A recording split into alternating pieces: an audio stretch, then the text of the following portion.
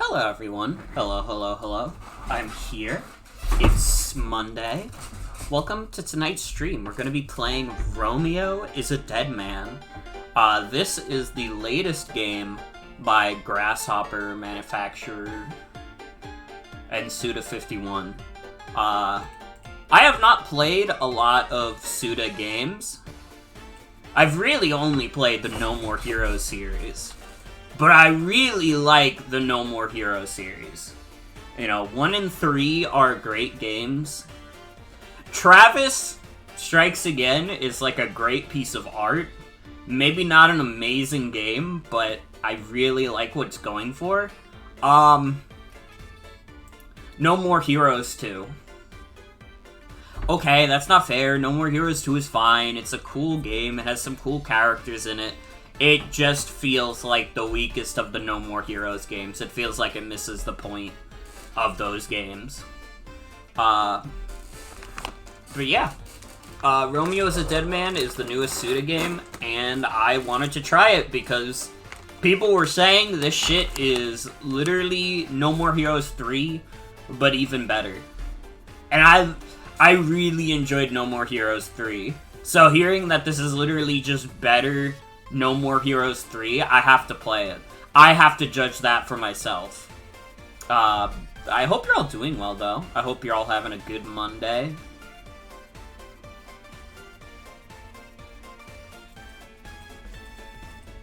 Let me open the game. Let me open the game.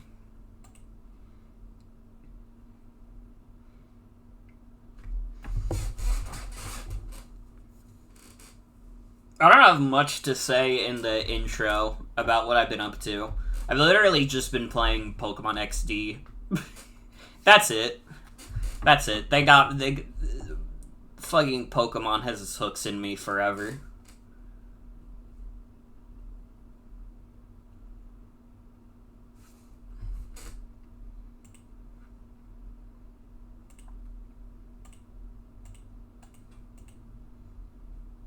Can you please adjust your screen brightness?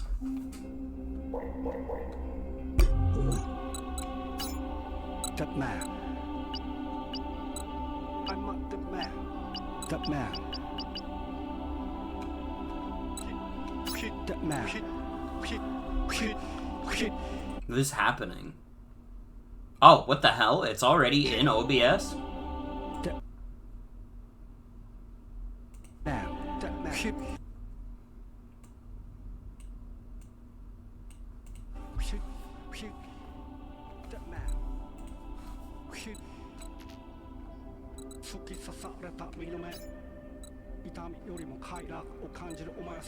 Nah, we want that. We want that frame rate to be 60. If I put it on unlimited, there might be some fuckery.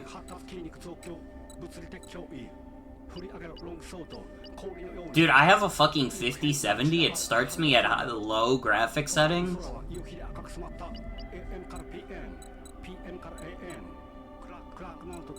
What is happening? What is this? What is this title screen song?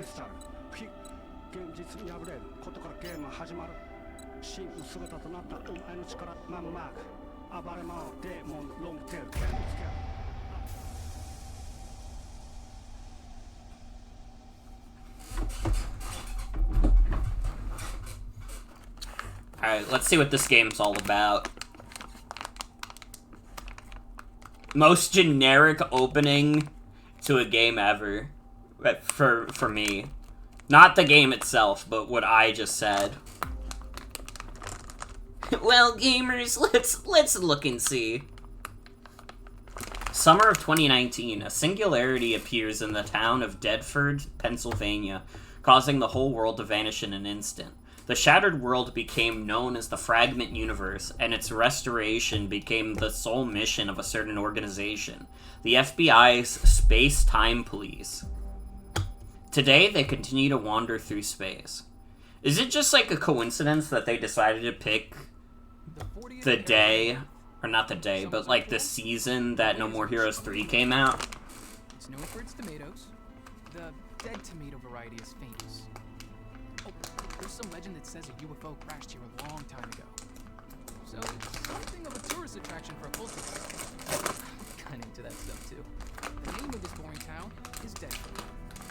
small town in Pennsylvania. It's right next to Lake True. Just think of it as the tomato and UFO town. Apart from those, there's nothing else here. Every day is the same. Swimming in the lake in summer, skiing down the mountains in winter. I used to think that was just fine. I can't tell if this is like real props or if they just like actually know how to do graphics insane style. I'm leaving this town. People usually Well, it's Rick and Morty time. Dude, it might be Rick and Morty time. They got Suda51 doing a sci-fi game. None of these three. That's so funny that Suda51 fucking loves Rick and Morty. It's a humble reminder that no matter how good you are at making art, you can still have shit taste.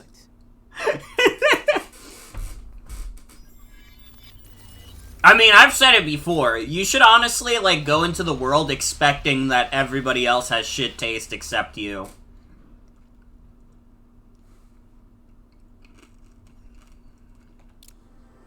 Life is a nightmare that prevents one from sleeping. I follow so many artists who make amazing work that are also big Has-Been Hotel fans. So it's fine. Or they love Digital Circus or whatever. Yeah, but this is seriously messed up. It's about the current president. My grave sin is probably that. Actually, I think the current president animated Mario movie is pretty good. implanted by the space. I don't think it's an amazing movie, but I enjoy watching it. What the hell is that? He has an AI chip in his brain. And I'm gonna go see the Mario Galaxy movie, and I'll probably like that one too. Sad person? Let's pull over. This is car number 4, I'll go check it out. I'm on Cassini Drive. We got someone down the road. We're checking it out. Hey, can you hear me? Uh-oh! The fuck are you? Dude, what the fuck is this analog horror monster? Dude, kinda is a Pibby glitch.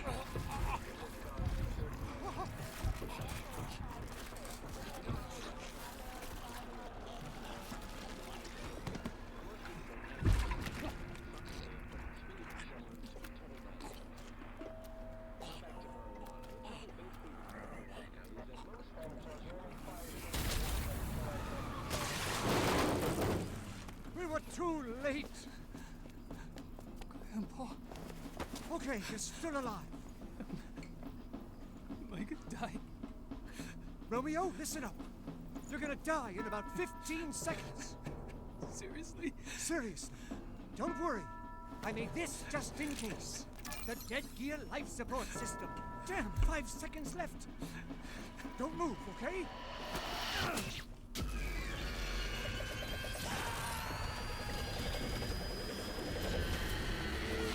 Dude, what is happening?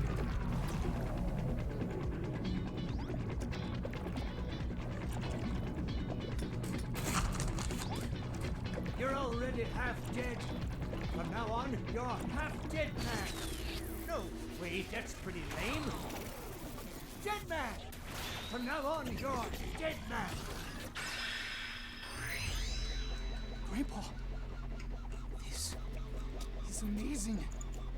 I can feel it flowing through me. I'll explain later. Follow that creature. This whole town is in trouble. Use this. You're really gonna feel it now. It can't literally be Rick and Morty because the grandpa isn't going like, Morty! Morty, we gotta stop. Morty, we gotta...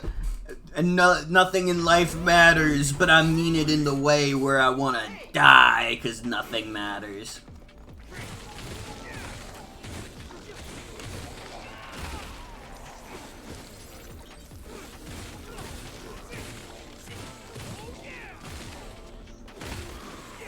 I don't know, I say liking Rick and Morty is shit taste, but it's like... I think Rick and Morty has some interesting stuff to it. I think, like... I don't know, I actually, like, from what I watched of the show, I did think the, like, world building was, like, genuinely interesting. Like, when they were focusing on having it be this, like, fucked up, weird sci-fi show, it was, like, kind of cool. But when they focus on, like, the comedy, like, it's not that funny. Rick and Morty is not a very funny show. IMO. IMO. This is due to the fact that Justin Roiland isn't a funny guy. White devil. Then I wake up. This nightmare is a part of me. The grandpa thing is funny. He didn't even look that old. He still had, like, golden blonde hair.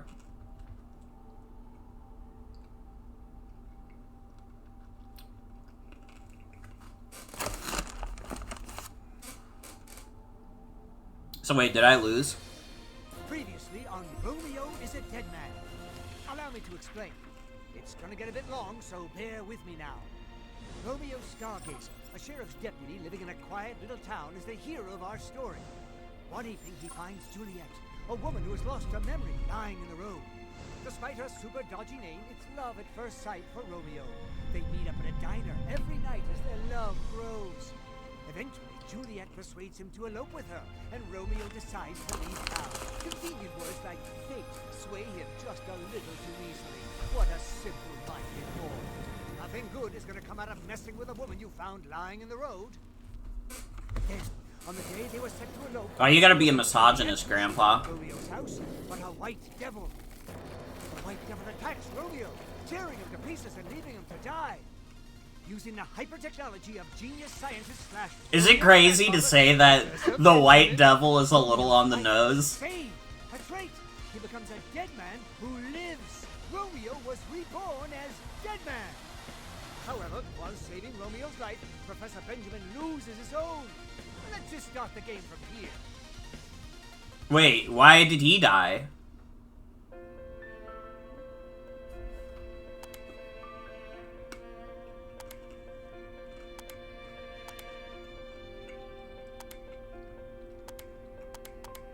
I guess these are the difficulties.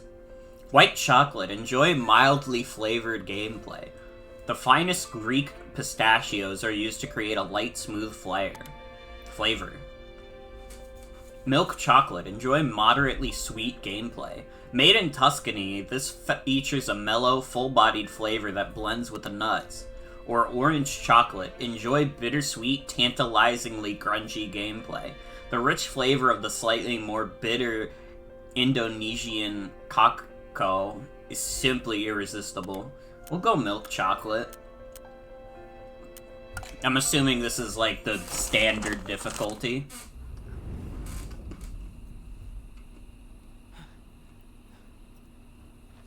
Grandpa's dead.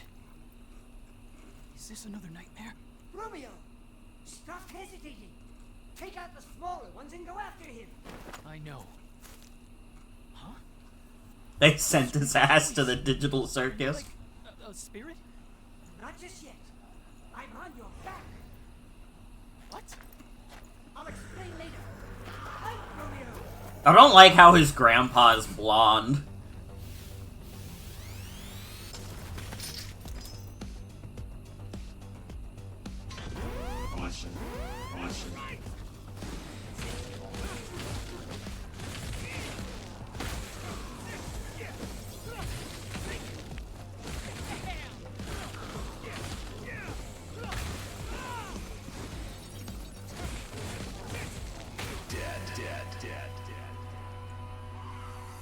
I did it.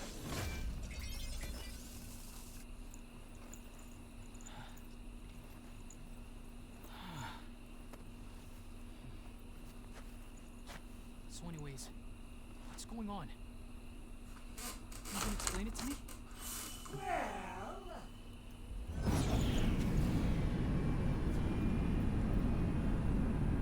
The mixed media look for this game already goes crazy. It is really cool looking. Romeo's a dead man. Okay. So I'm the one doing the narration here. Romeo's grandfather, the genius scientist Benjamin Stargazer. My body itself may have been devoured, but no worries. I've managed to install myself as a sort of guardian data pack on Romeo's back. I'm perfect for the role of navigator. And also, Romeo had his face chewed off by a white devil and had to have his life support system installed to stay alive. But this was all necessary to be able to fight. When Romeo destroyed that white devil, a really disturbed guy claiming to be from the... Dude, look at that guy on the right. According to this Kimberly fellow, Juliet is a space-time drifter and has popped in and out of all sorts of different eras. Is she a singularity? A variant? A clone? Or a visitor from another Earth? The towns in which she appears get space-time locked and end up splitting up and disappearing. So Juliet has been put on the space-time police's wanted list. Uh-oh. I was pretty upset about all this, but there's even more going on. Romeo, having been in close contact with Juliet, was assigned the role... It's still really funny that his grandpa dies, and they don't even show it. They don't care. It's not interesting to watch Romeo's grandpa die. That's where I, genius scientist Professor Benjamin Stargazer, come in. Romeo hopped onto this little space-time transfer bike I developed, flew through space and time, and was tasked with a commando mission to find Juliet.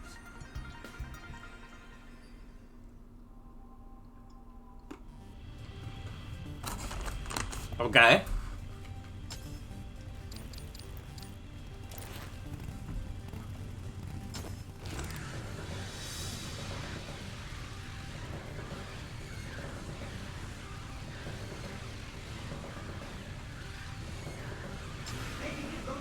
Ready, Grandpa. Hold on tight.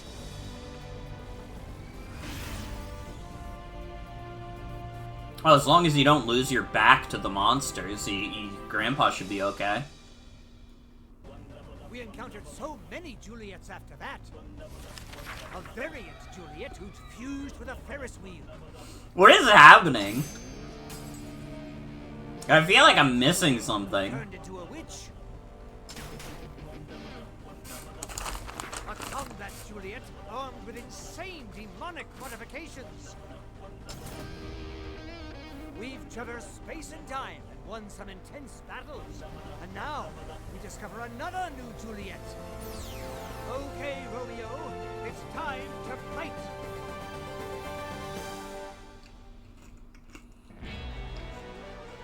Romeo!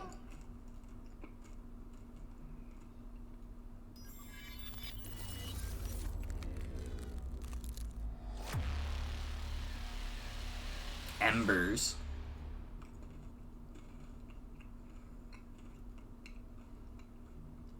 You know, I'm gonna be honest, I didn't even notice at first that these were, like, spelling out anything. Because I'm not, like, familiar enough with, like, written Japanese. So when they, like, showed the letters like this, it didn't even process to me that it was a word. There's always something infinitely mean about other people's tragedies. That's what I'm saying. Yeah. Wait, we're just back at the same area.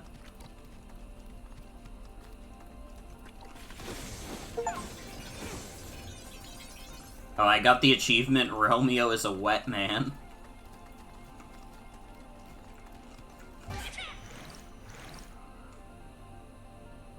The blood gauge is full. You can activate Bloody Summer. Okay.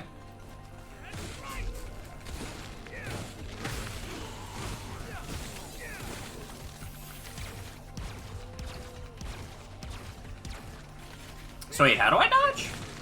Oh, B. Okay. I can work with that.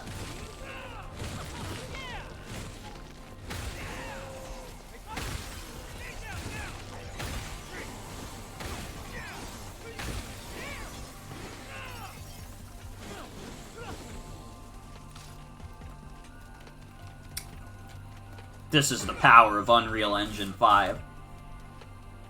Press up while out in the field to restore Romeo's health up to the number of regenitizers I have. Oh, whoops. Oh, I figured out how to do that. It wasn't working before. Yeah.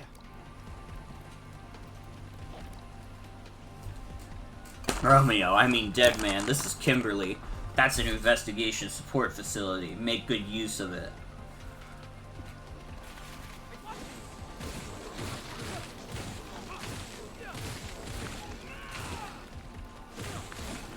Who is the voice actor for Romeo in this game? Because you know what his fucking voice, like, sounds like? It sounds like Pit from Kid Icarus Uprising.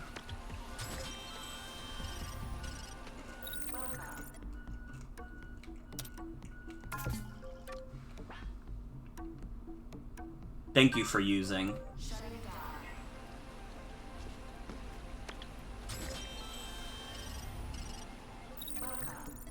Oh, she just says, same shit, different ass. Not even different ass, it's the same shit, same ass.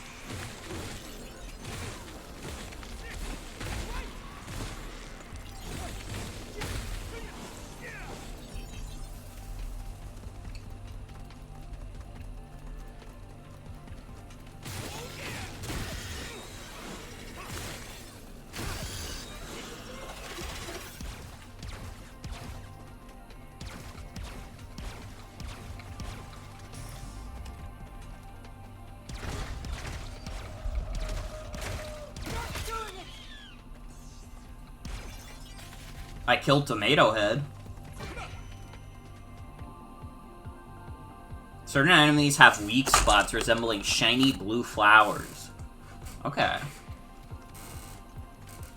That shouldn't be too hard to remember. I feel like a shiny blue flower on anything would be pretty obvious.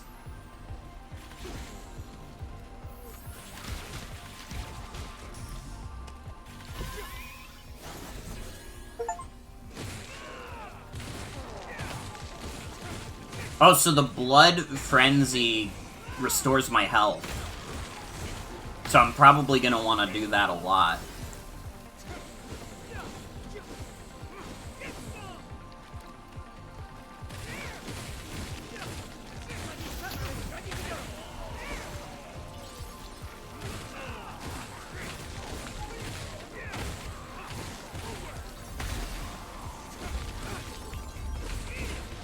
Yeah, so far, this plays, like, pretty similarly to how I remember No More Heroes playing.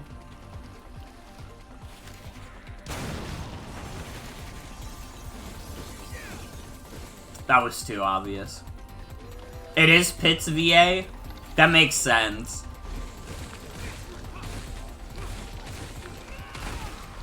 It was a little uncanny how similar they sounded. Now it makes sense. That means it'll only be 25 years until we get Romeo as a dead man, too.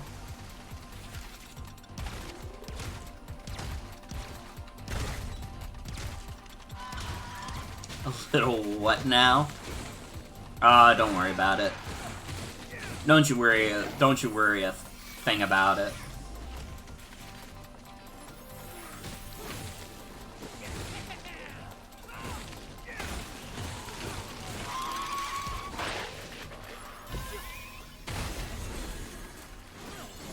Oh, wait.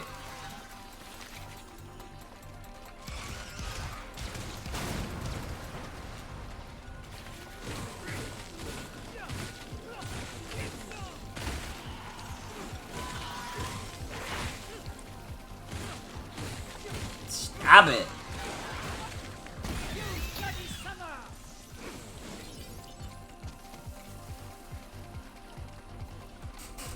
What do these cubes do? Oh. Wait, did I not go all the way with the other one? I guess not.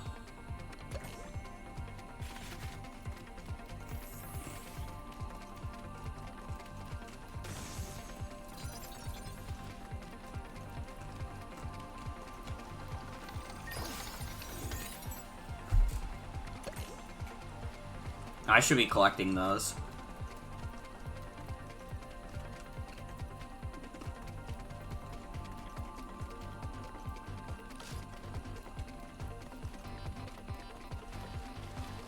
Romeo's running like He's gotta take the fattest shit, and there's only one bathroom left in the world.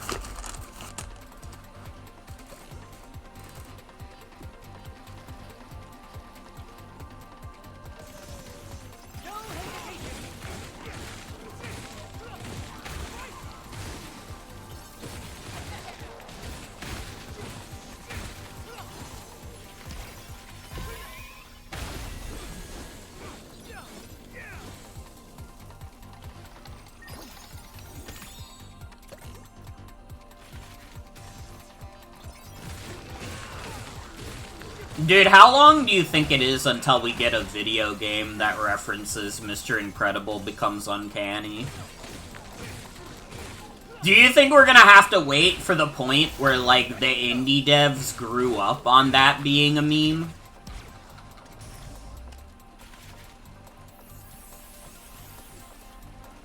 Because it feels like, I don't know, in general, like, whenever they try to put memes in a video game, they're always, like, behind the times. You get shit like Emma McMillan still putting in, like, over 9,000 references.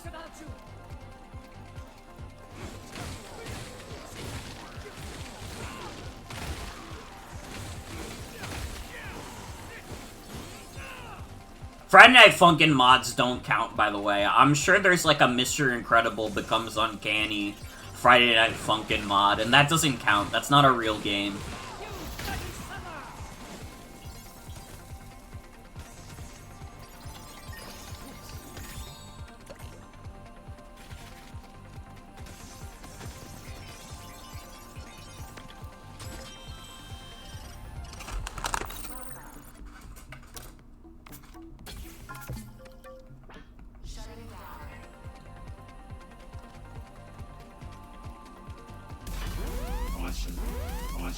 Uh-oh.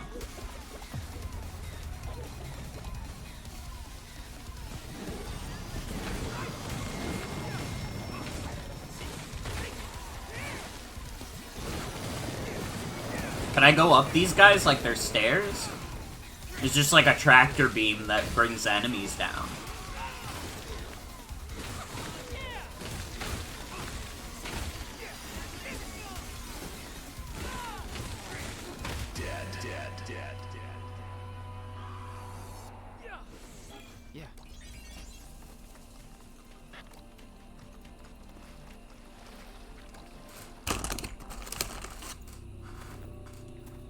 Be careful, it's the Minecraft eyeball.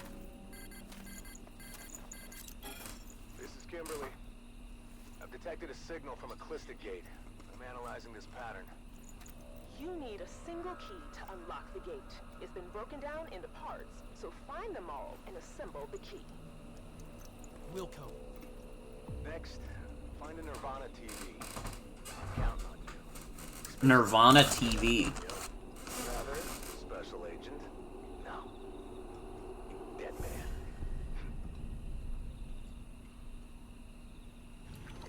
Hey!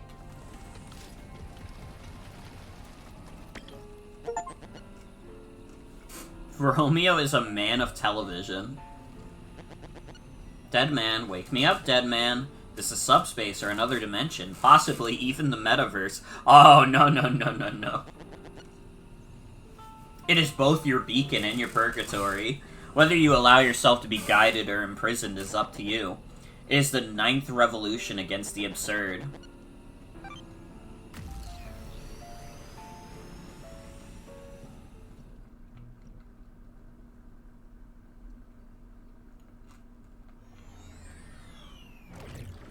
Yeah.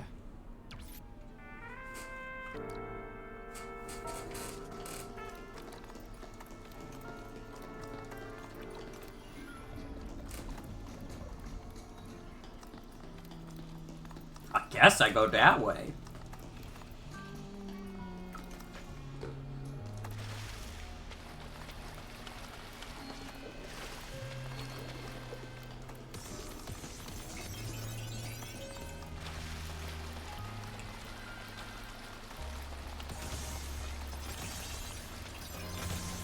I'm in the world of Tron.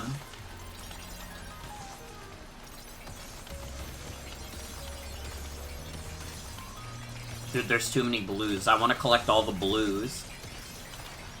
But I may never leave this level if I do.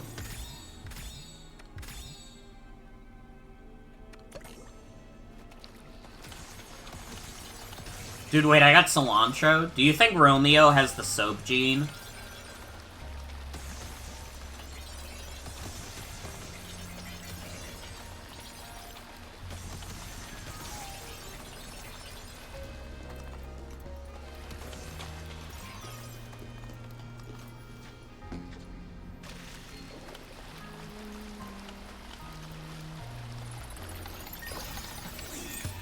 How many people out there do you think have the soap gene, but, like, really enjoy the taste anyways? Because everybody's, like, tastes are, like, different, right? Maybe cilantro is the gateway drug to eating soap.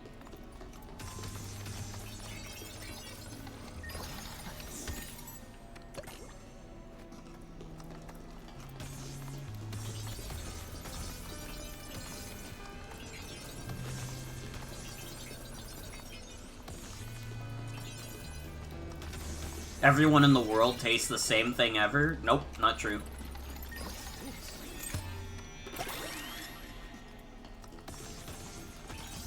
That is just, like, physically not possible. Don't even try to bullshit me.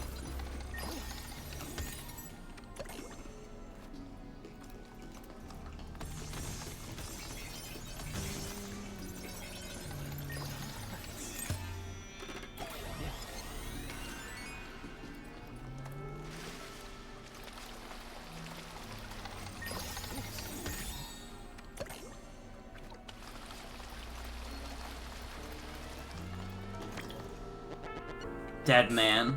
Listen closely, dead man. A poet once said, all roads lead to Rome.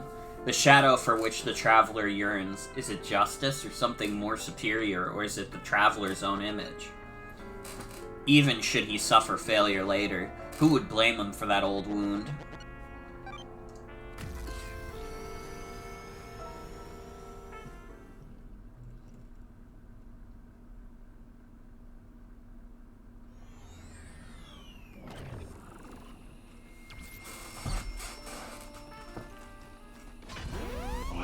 Uh-oh. Yeah.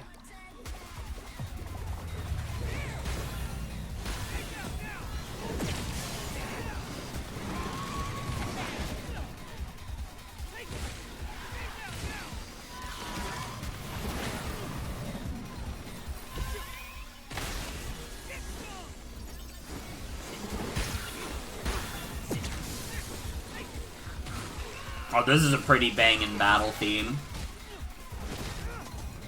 Oh, I'm losing a lot of health to the tomato guy.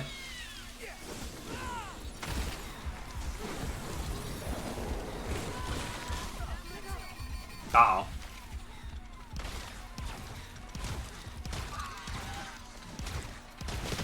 Dude, can I fucking hit? Oh my god. FPS, or not even FPS, like third-person shooter controls with a controller are impossible. But controlling an action game character with the keyboard seems even worse.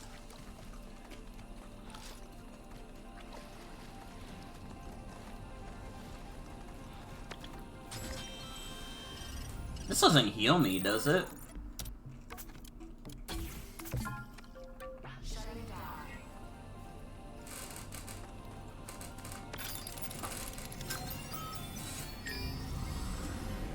It does heal me. That's good to know.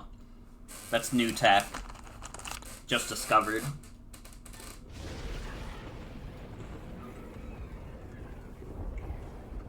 This place just kind of screams out end of the line, huh? Definitely.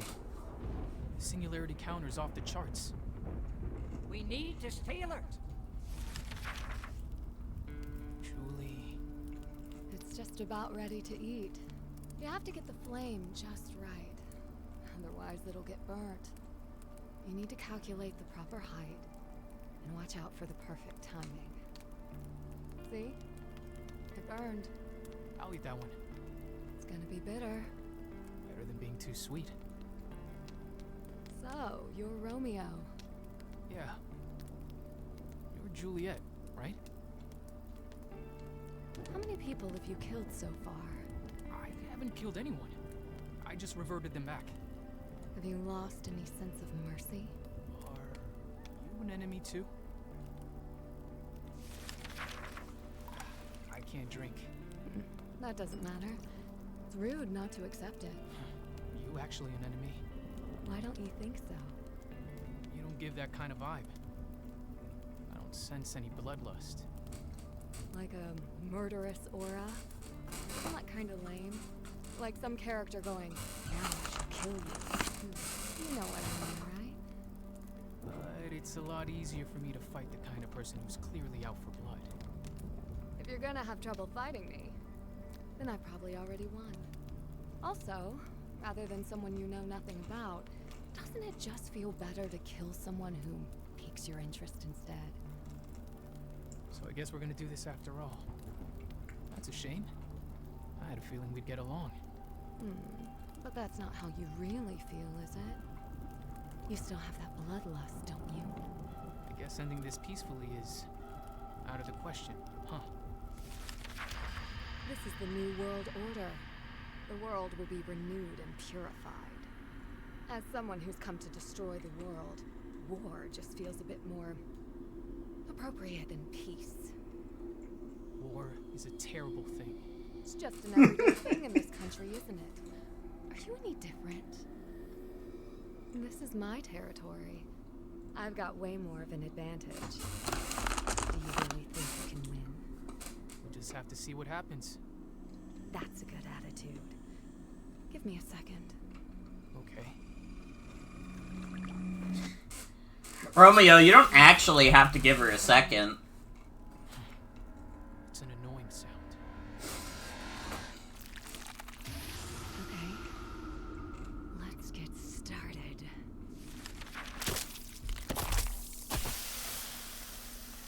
Okay.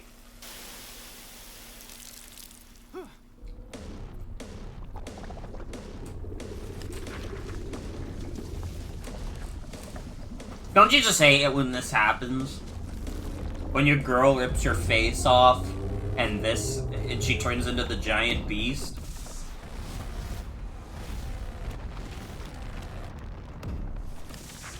But if you freaky like that, she still has boobs.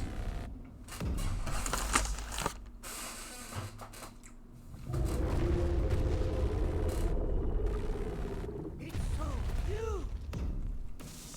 So, this is Juliet too, right? Don't think of it like that. It's just some sort of mutant. In that case, it's going down. Take its ass out. This monster. I don't care how big you are. You're going down.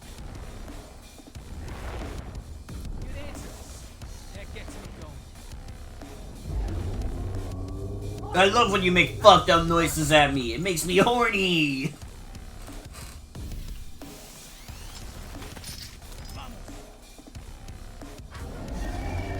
Every day is like Monday. Dude, don't say that to Garfield. He'll be pissed off.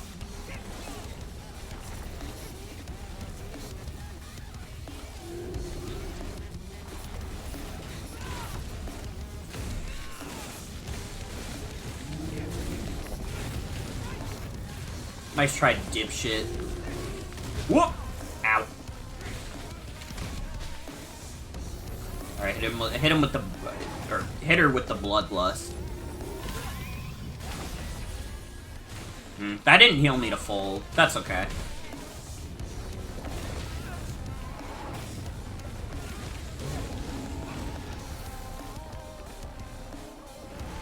Ah!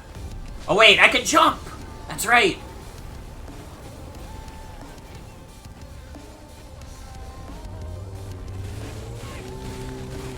Oh, I gotta be hitting the flower. Oh, nice.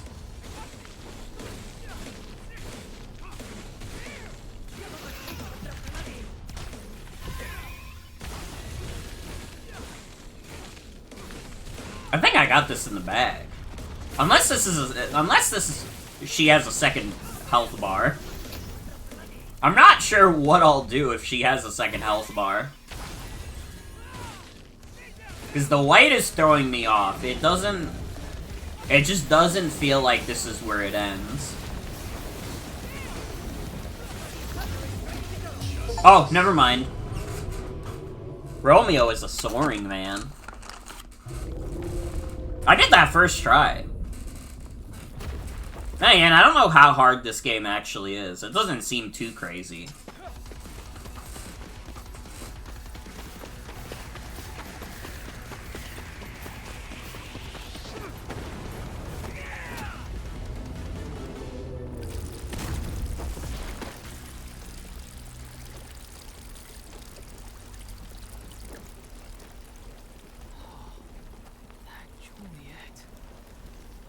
Fell in love. You're a sucker for pretty girls. It's in your blood? Hey, Grandpa? Romeo, wet slop is in your blood. What the hell is going on? This is probably some kind of fake. So it transformed? Or it could be a failed clone. We'll look into it back on the ship. This is Kimberly. Singularity disappearance confirmed. Begin recovery operations. Wilco.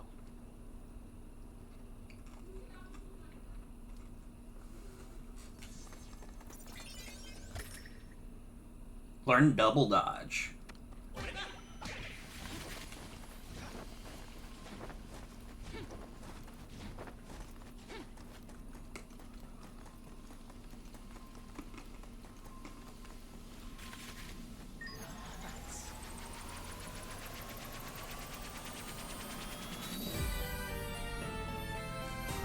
Mysterious, brightly glowing substance left behind by every day is like Monday. Dude, what if the next boss is called Every Day is like Tuesday? Special agent, board the ship immediately. We're taking off. You have to defeat my seven evil days.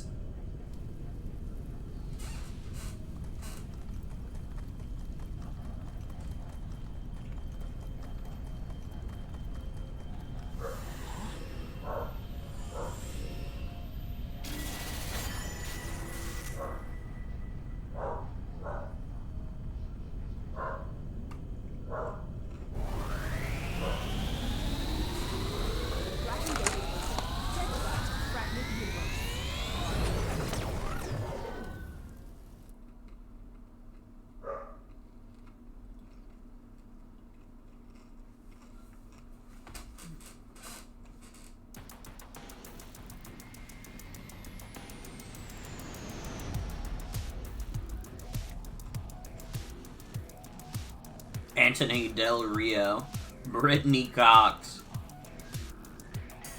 Larry Cedar, Daisy Brookshire, Andrew Russell, and Chris Pratt. Just kidding, it's Jeremy Rowley, you fucking idiot. You think we'd get Mario on this shit? Piss off. This is Romeo is a dead man. I didn't even process at first that these were just the names of the voice actors.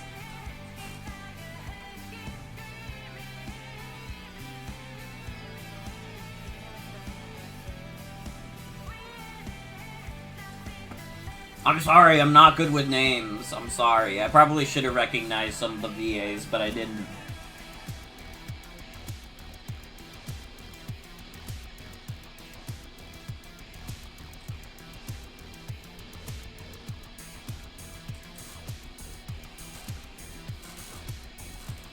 Shooter 51, I know that guy. Not like personally, but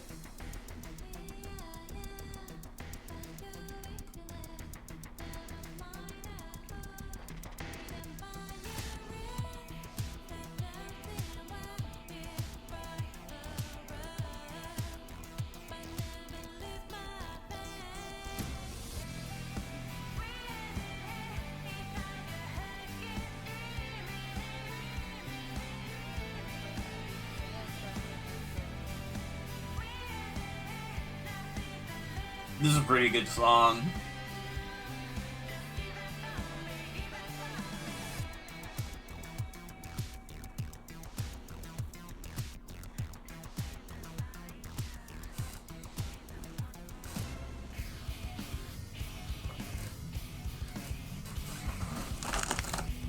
This game was actually just created so they could make cool graphics and nothing else. They didn't care about anything else.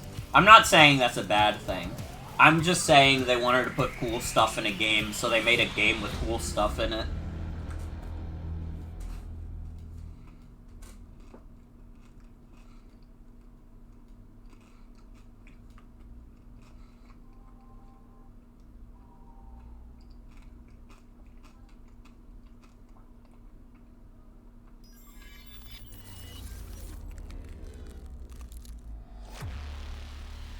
Hubris. There's only one thing worse than injustice. That is justice without her sword in her hand. Yeah, I guess I can agree with that.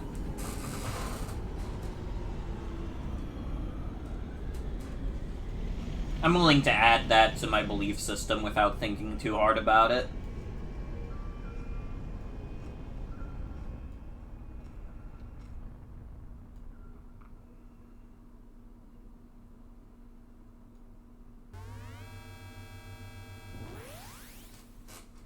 Dude, it's so retro. Holy. I can't get in there. I'm not allowed to enter any room. Dude, they hate me. They don't want me to explore the ship. Oh, here we go.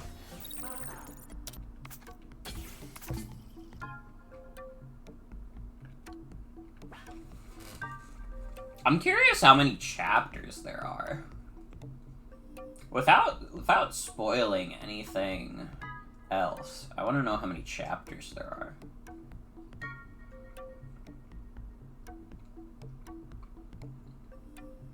There are 8 chapters. Okay. That's not too bad.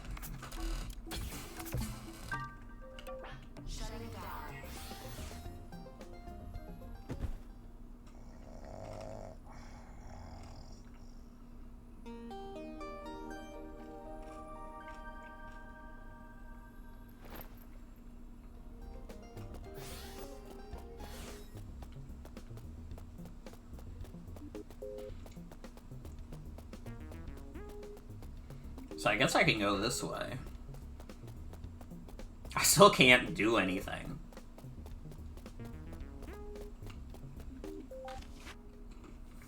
Violent and chaotic. The Virgo cluster is located near the Great Attractor, the central gravitational point of the vast Laniakea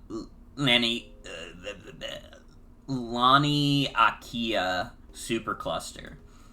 The local group of galaxies, including the Milky Way, is located around this galaxy cluster. Our sun is located near the inner edge of the Orion...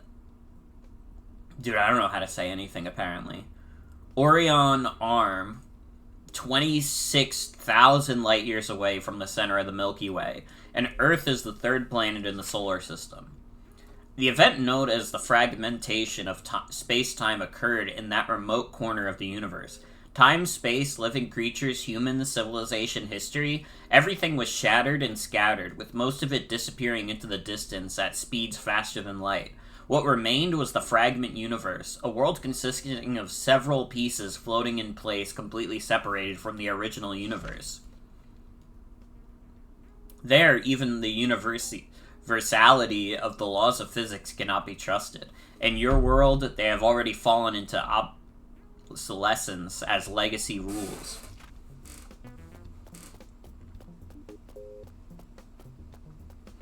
Hello, my name is Ringo Starr Manifesto, and I'm here to join your quest, dead man.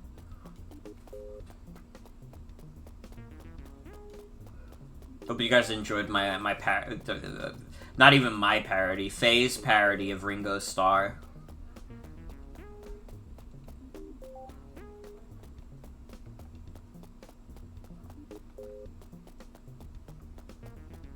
I still can't go in any door. Got a second? I can go here. Thanks for coming, Romeo. I mean, dead man. There's a meeting I want you to join that we're still setting up. In the meantime, take a tour around the ship. If there's a door you can't open, they're probably busy. Try checking again later. Okay. Now I can go in. Welcome, this is the training room. You can power yourself up, develop new weapons, and create new sentry here, too. What's sentry, you ask? How about taking a look around and reading the tutorials? Besides, I've set it up so you can't leave this room until you check each machine at least once. Okay. Enhanced Romeo himself. Huh, that's interesting.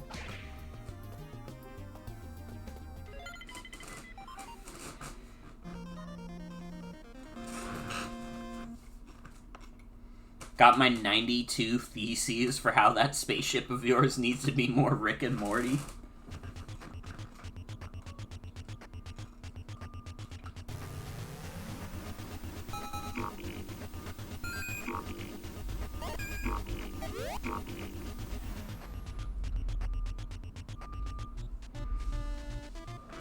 Okay. I think that's good.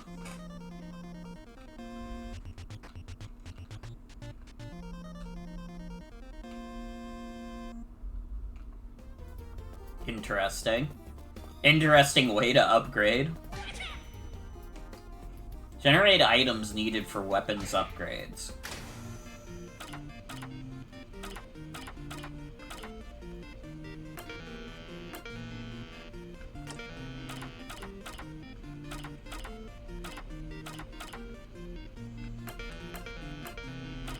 I don't have any space debris.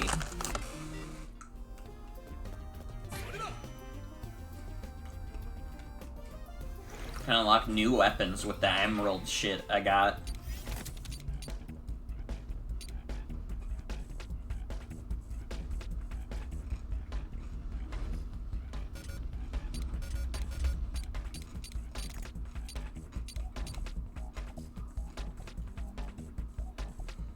Did the Drissel gun? I gotta unlock that. Dude, it has the TT eyes. Let's go. My crying emoticon.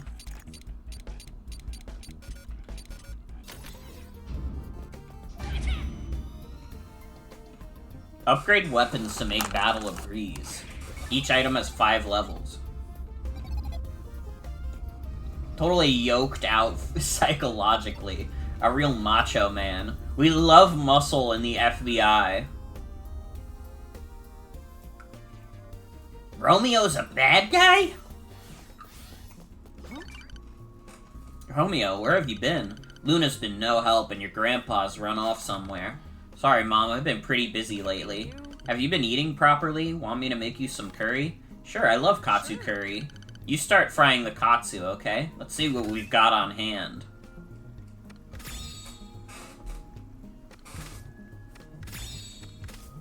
Hey, Romeo. Do you remember how it's done?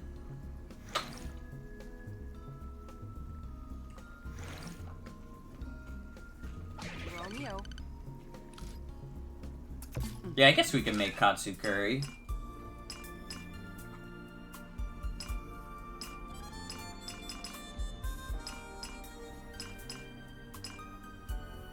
Dude, there's so many beautiful graphics in this game. Anybody else think Romeo's mom is kinda... You know what? Forget I said anything.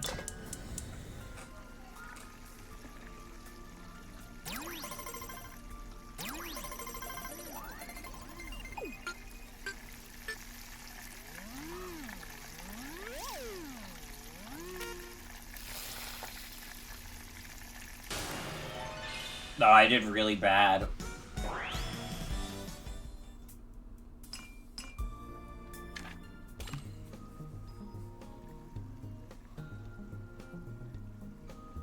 Just looked up what Shimanagashi is.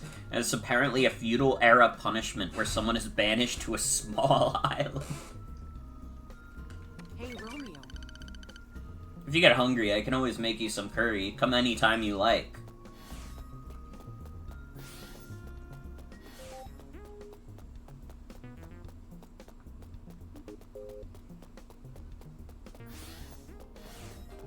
This is my room.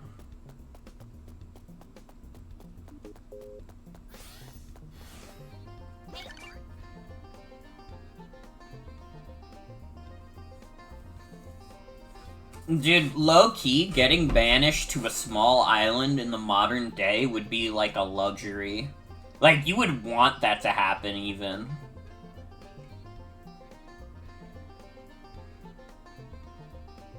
Because literally all punishment nowadays is like, you get executed, or you get sent to like a fucked up like concentration camp.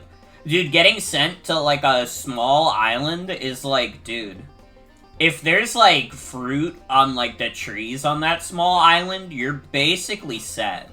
And you could say, oh, what if it doesn't? Well, then you lost the luck of the draw, what can you say? But if there is, if you have a sustainable food source, it's pretty good.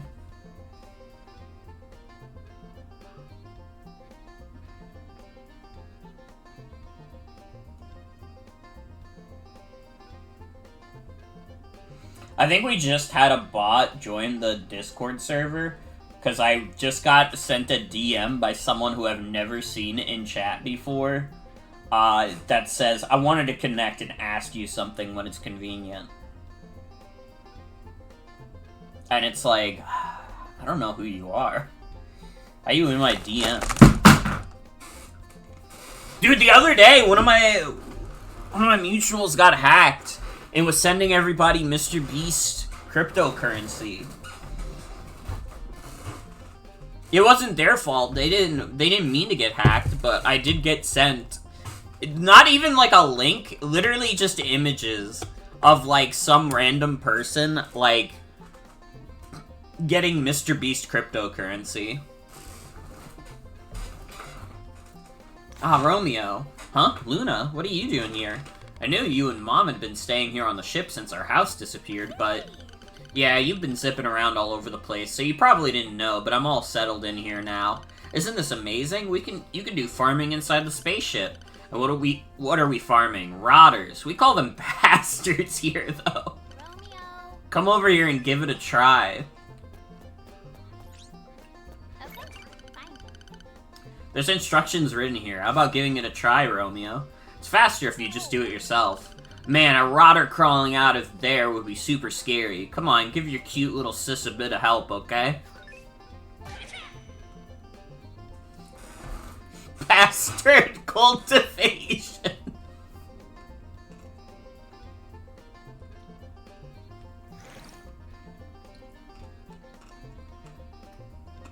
Bastards can be harvested by planting bastard seeds. However, in order to plant a bastard seed, you must have Luna appraise it. There are 3 ranks of bastard seeds: common, rare, and epic. The rarity and strength of the bastard harvested varies depending on its rank.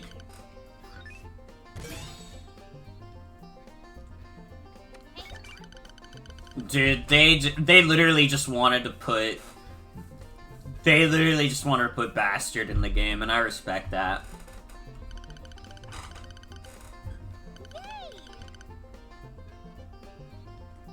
If you got any emerald Flocian for it, you can shorten the time it takes for a bastard to fully ripen.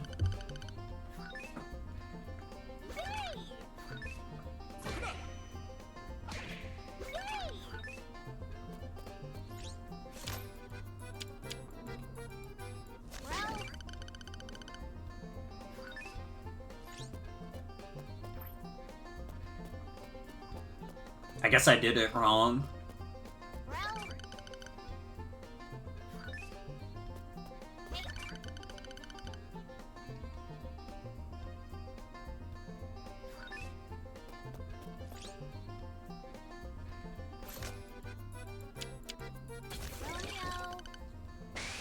Hey, you did it. Keep it up. Plant, grow, and pole.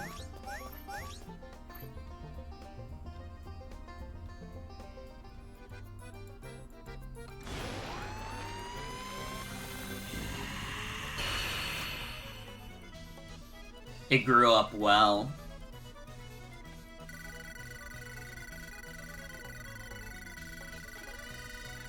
Oh, I get a random choice of its name plus a trait of its.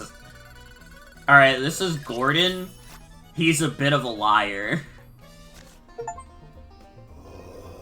Romeo is a harvest man.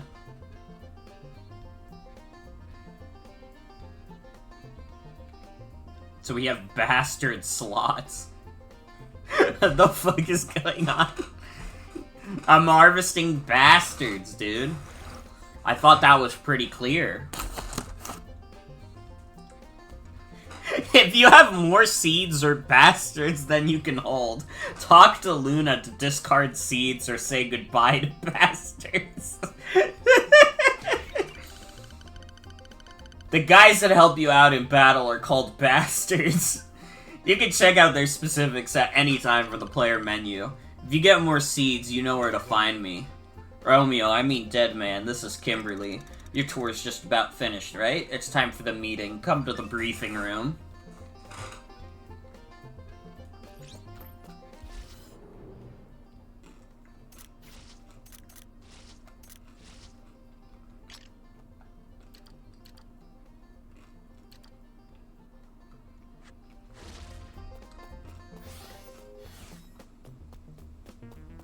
Stop live naming him Kimberly. It's kind of fucked up. That's a cat. Everyone's here. Let's begin our strategy meeting. Special Agent Romeo, or maybe you prefer Dead Man now? Allow me to explain our mission and the surrounding circumstances. This is a good opportunity for you veterans too. A chance to take a fresh look at just who and what we are. Romeo, I mean Dead Man. Your grandfather is apparently a genius scientist of the highest sort. He is? You know what's up, Cranberry. But due to missteps of said genius, the universe has been thrown into chaos and space-time has become physically fractured. I mean, these things happen. The correction of these disturbances in space-time and the capture and elimination of criminals running rampant through space-time, space-time fugitives, per se, is our mission as space-time police. So I'm an apprentice or special agent then, right? Yes, depending on your results, we may consider formal recruitment. There are many space-time fugitives out there, but we currently have our eye on Juliet, a suspect with whom you have a deep relationship. Agent Blue Mountain. Details, please. Sorting through the activities of the space-time fugitives and connecting time and space shows that they all have some form of connection to Juliet. We must consider the possibility that she acts as some kind of trigger. It's possible that somewhere out there is a hideout where these space-time fugitives gather. We gather information on, seek out... Oh, fuck. I skipped. Sorry. Will the same go for Juliet? If she really is evil, yes. I want you as the person closest to her to confirm what's true and what is not. I see. Allow me to introduce the space-time police members who will be assisting you in this investigation. You know Agent Blue Mountain. He's the one who just provided information on Juliet. My job is data management and assisting Deputy Director Kimberly. Agent Red Brown here is in charge of ship operations and machinery maintenance. Don't fuck this up. Dude, what is this haircut on the cat?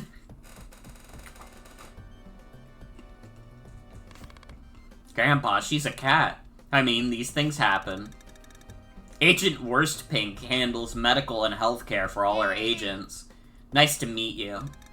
Agent Silver Socks is in charge of reconnaissance and training new agents.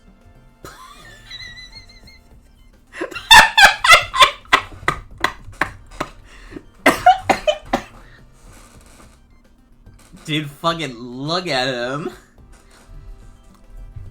Please just try not to hold us back.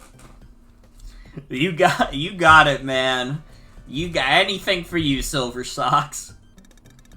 Next on the monitor is Agent Shiruyabu. Hey there, I manage equipment and supplies. Dude, this is like anime Hitman.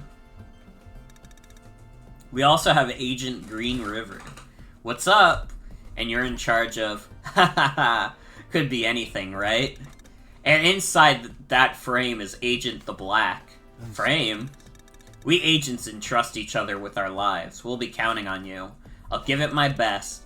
And finally, myself, Kimberly. I'm Deputy Director of the Space-Time Police, as well as Captain of the Space-Time ship last night. I oversee operational planning and other practical matters. Deputy Director? So there's a Director too? The Director. You'll have the pleasure someday. Anyway, let's wrap up the introductions. You'll get to know everyone as you work together.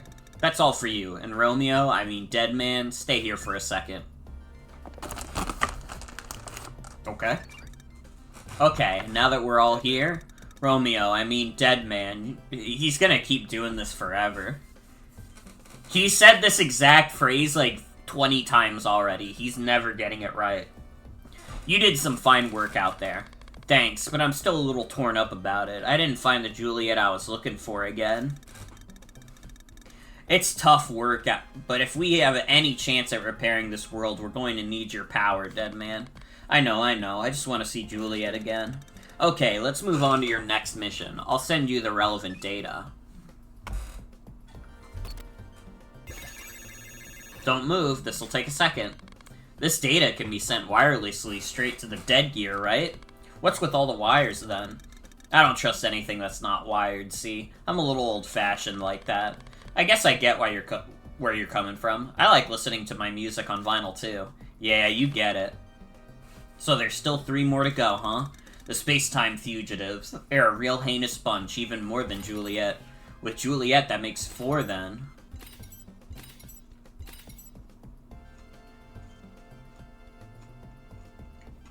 Juliet is like the only conventionally attractive one. One of them's like grilled. One of them's got like animal eyes, and the other is a mean old witch. Good work today. Rest up in your personal quarters. Thanks a lot. Ah, Deadman. Before you head back, I'd have something I'd like to ask of you, if that's okay. Nah, I'm good. Too sleepy. I'm not asking.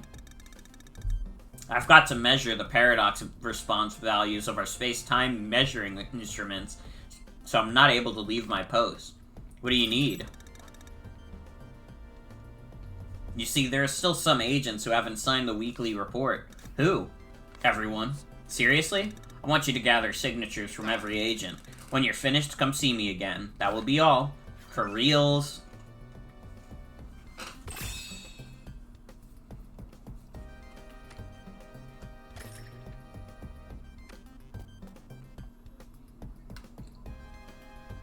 Huh?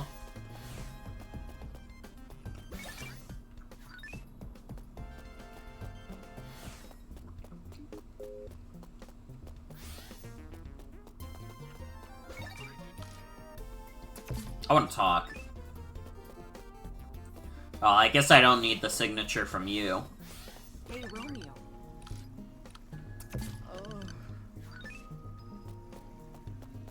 Young man.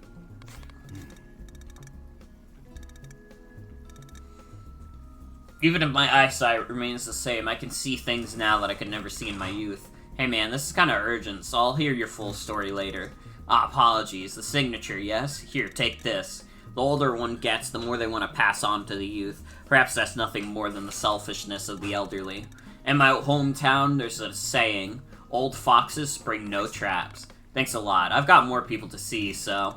Of course, I remember quite well how long old people could go on when I was young, too. Before you know it, I'm just prattling on. I try my best not to, though. Sorry, I'll hear you out another time. Am I the crazy-ass or the BIM teacher in the GRED group? What is the GRED group? First page of the memo I am leaving for you to begin with that. unprecedented metaphysical event. At 1:15 p.m. on July 4th, 2019, a silent, invisible shock occurred in Deadford and spread across the entire globe. Immediately afterward, both the world and time itself were torn apart. The explanation of a singularity collision occurring upon the first attempt at time travel in human history is inaccurate. It would be closer to the truth, and a better way to explain the event, that the collapse of space-time was caused by the simultaneous appearance of multiple singularities that should not exist in the same space-time. Something that should not exist suddenly appeared. As a result, most of the world collapsed into another dimension. This included the present, past, and future of the space-time continuum.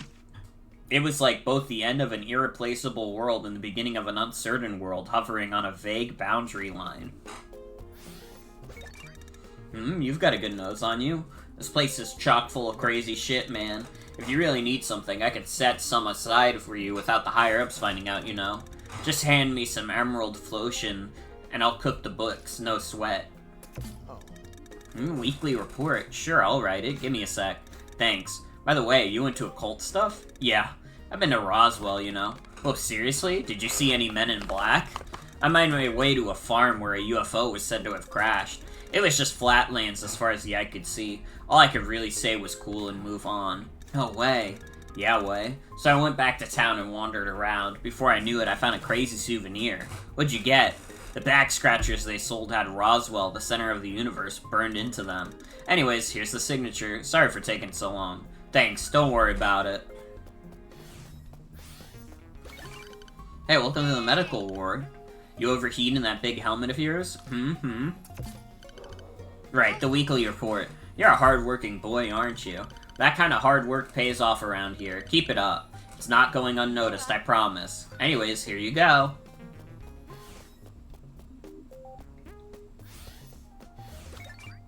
Yes. I'm here to get the weekly report signed. From me? From you. Fine. Here you are.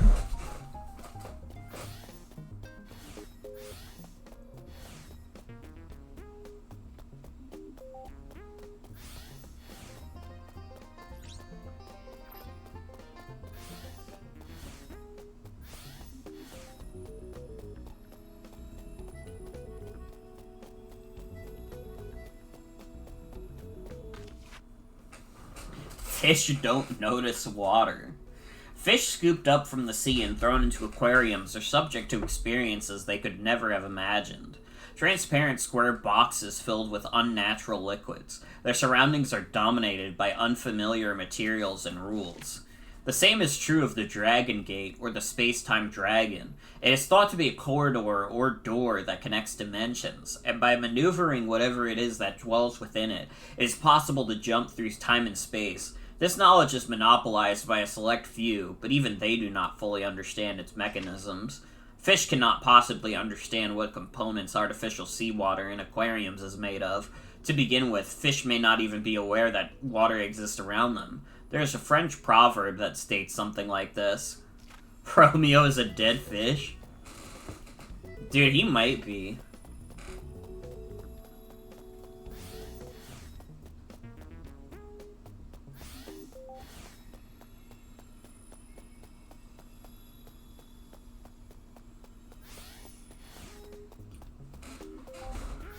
Dude, the balcony's kind of awesome. Is this just one of those games where the people can just breathe space air without dying? Is that why they have the space balcony?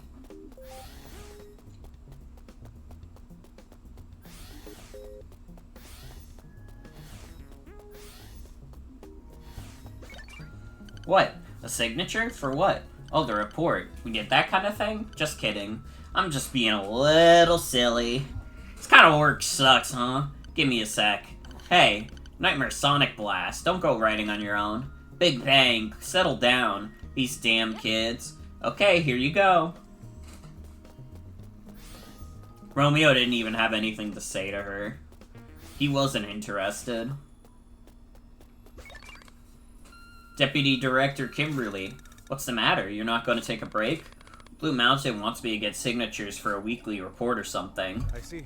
Ah, right. Sorry about that. Everyone's a little odd, so you might have some trouble here and there. Guess they've got me doing the grunt work. Agent Red Brown, dead man needs your signature on the weekly report, otherwise he'll get in trouble. Sounds like his problem. Come on, play nice. I've got more important things to do. Here, go, take it and go. Thanks a lot. I'm always around, but try not to get in my way. I won't. That's the kindest thing I've heard you say in a while, Red. There's too much to be annoyed over. Romeo is a friendly man. Is this the gay stream? It's always been the gay stream. It never stopped being the gay stream. What the hell, man? Oh, Miss Red Brown? This ship, last night, right? It's capable of all kinds of stuff, right?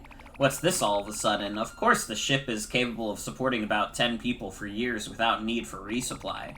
Or at least that's what they say. I guess you were an independent contractor until now. Yeah, I've even got my own room, thankfully. Does anyone else get rooms? Save your thanks for Kimberly. I just watch the dials here. The other agents have their own rooms in a different zone. In respect for everyone else's privacy, you can't go in. Wilco.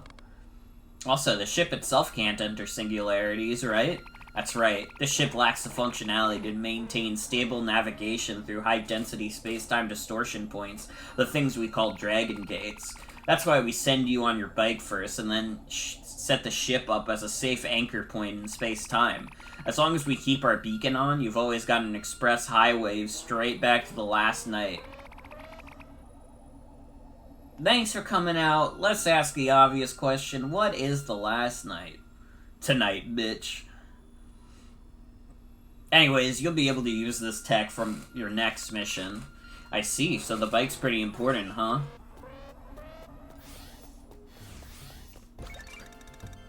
Deadman, have you gathered everyone's signatures? Yeah, it was rough, but I did it.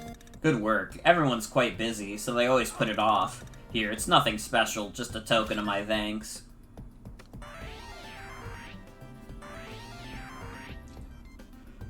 Agent Romeo.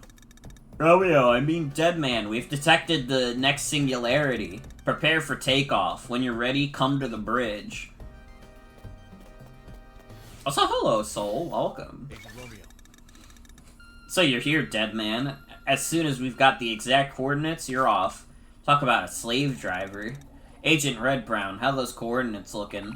I told you I'm on it. This is harder than it looks. It's a feisty one, kind of hard to pin down. Hey, Deputy Director, is Red Brown a human or a cat? Dude, you can't just ask that. I can hear you, you know. I'm a cat, if that matters. There are all sorts of members in our ranks. You'll be amazed at what you'll find. So you're a cat? Look, you're getting in my way. If you don't buzz off, I'll bite. Okay, got the coordinates. This is Christian Phantasm? Special Agent Red Brown. Gather all agents in the briefing room immediately. Wilco. Deadman, go with her. A lot of chatting in this game. The target is Christian Phantasm in Sector Lachius in 1983. He's a space-time fugitive discovered in 1862. It appears he has emerged and settled around 1983 due to a dimensional disturbances caused by the Great Loss. An excellent chance to get rid of him. What kind of person is he? The evil... Yeah! Yeah, man! Using time travel, he set up criminal organizations in several time periods. He's a truly evil man. Just the organizations about which we're aware of number more than 20. They're into human trafficking, organ trafficking, and much worse too. We've managed to take out 15 of those organizations. We're currently searching for the rest. Opening coordinates. I've confirmed a singularity signal in Area M34 of the Clotho Great Eagle Nebula. We'll need a scan to detect it visually. Just as I thought. All hands, take dead drive positions.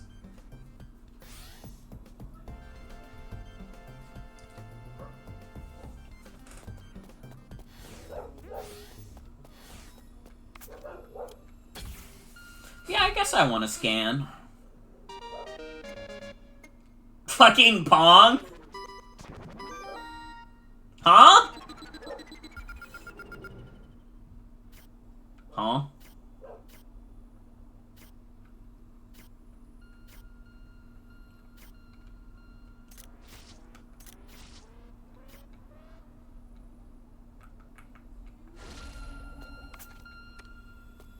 Dead man. That was the first time we've entered a singularity on this ship. Scan and shoot the dimensional seer that appears from close range. You'll need to get on the motorcycle and enter the singularity via the dragon gate that appears. Agent Romeo. Okay.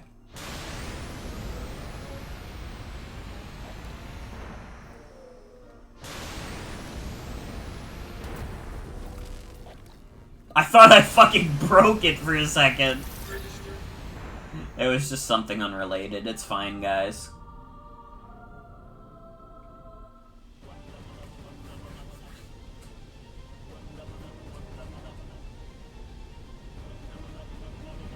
I've got a visual on the dimensional seer.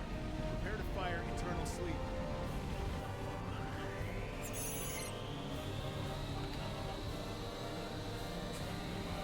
Was that the cat's voice?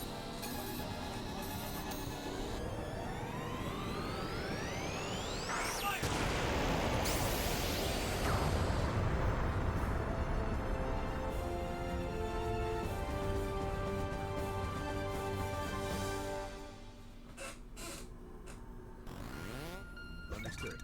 All done, dead man. Enter mission standby. Wilco, is there anything else you could tell me about our target? You learn everything you need to know through combat. This is the way of the space-time police. That's kind of simple. Hurry up and get ready. Your bike's waiting for you in the hangar.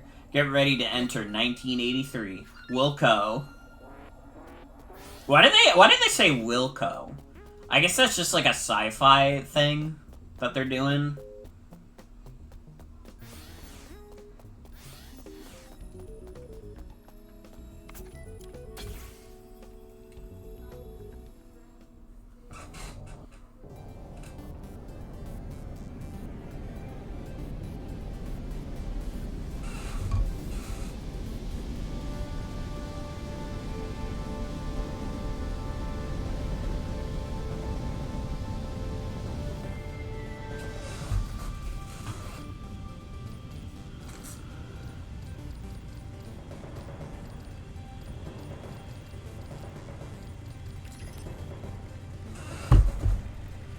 Short for will comply, primarily used in aviation and military communications. It confirms both reception and intent to follow instructions.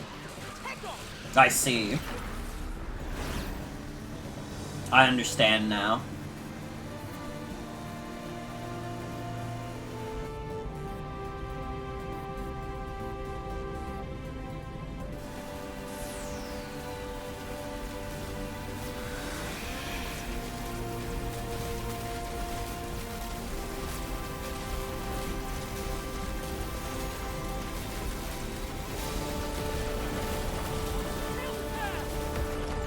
He said it!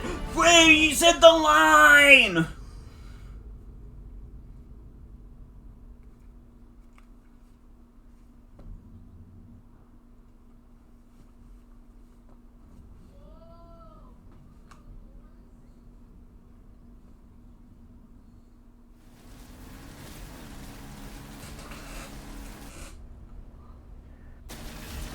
No, we're at like an old shitty mall.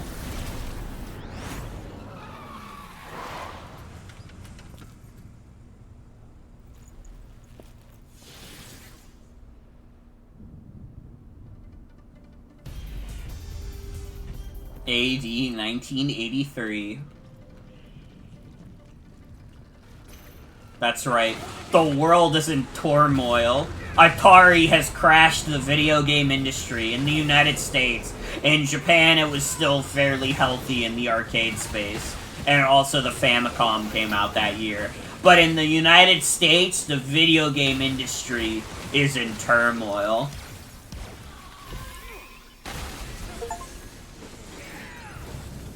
Romeo is a storm, man.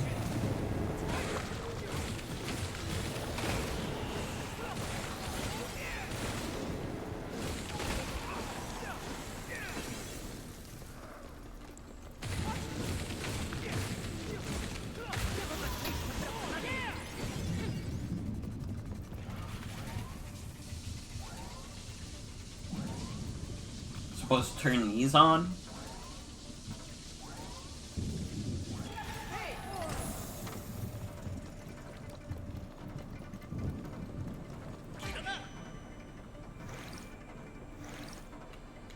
I don't want to go to the ship in the middle of the level.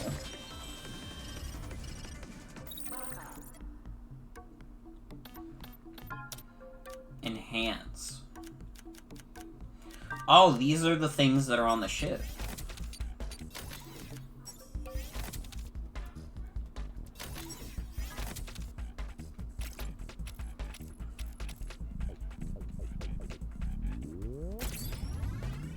Okay. About cannonball. Oh, this one's the fake Pac-Man.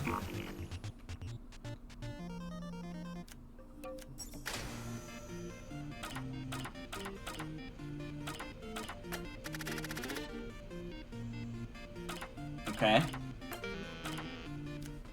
Breakability and not breakability. Dude, wait, saying it out loud, there's not even a way to say those differently. Like, breakability or breakability. I guess it's just you have to space it out.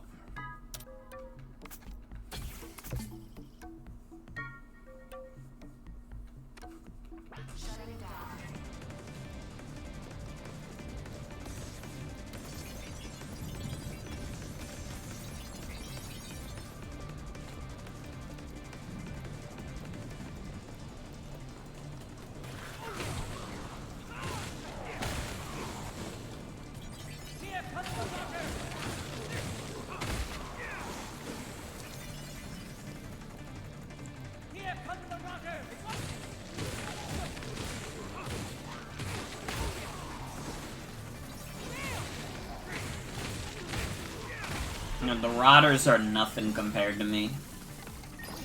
I'm not scared of anything. Dude, did you guys see that P-Jack is gone? Like, P-Jack's blog on Tumblr has just been, like, completely removed.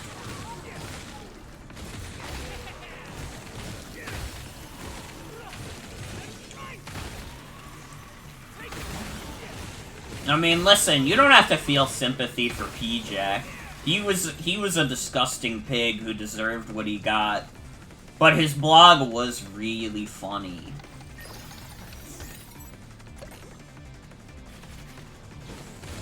We must pay our respects by doing the P-Jack challenge. Dude. Just setting up my webcam just so I can show everybody that I'm doing the P-Jack challenge.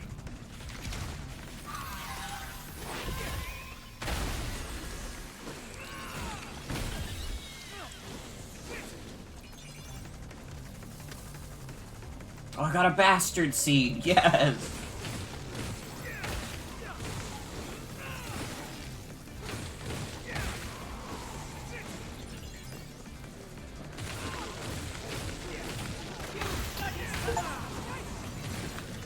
Romeo is a novice man. Sorry, I really like these achievement names, so I just keep reading them out as they show up.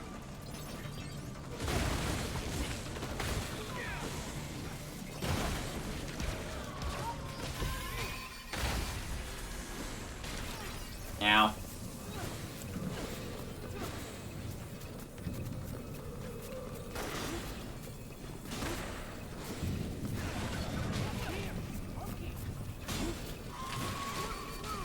Ow. Oh, I'm gonna die.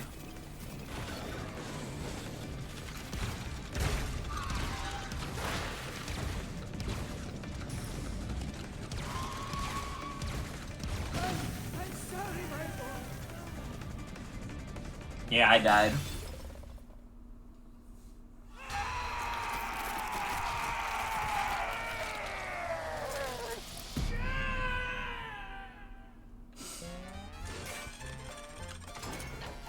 Wait, what's this?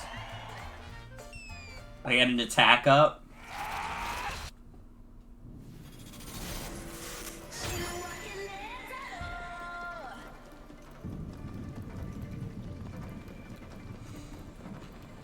This is a funny game.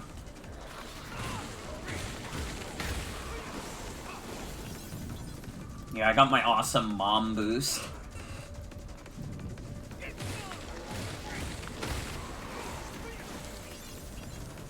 Yeah, I think I gotta use my gun. I think that's the problem, is I wasn't using my gun and I let myself take a lot of damage from that, like, turret.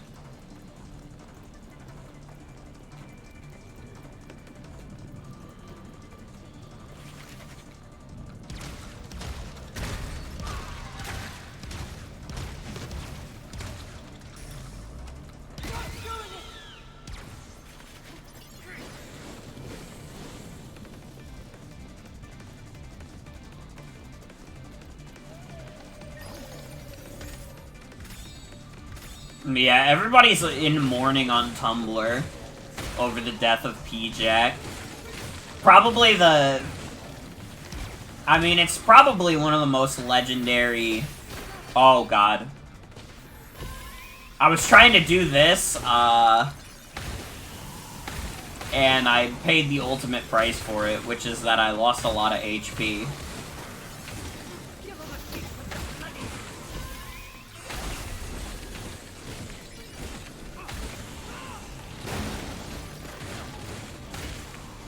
P-Jack is a dead blog.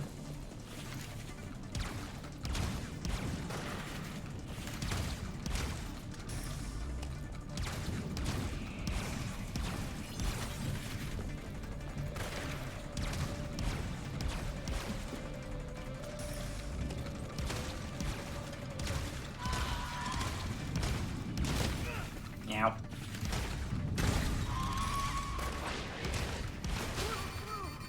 Fuck. I'm trying so hard to hit the flower, dude. You have no idea.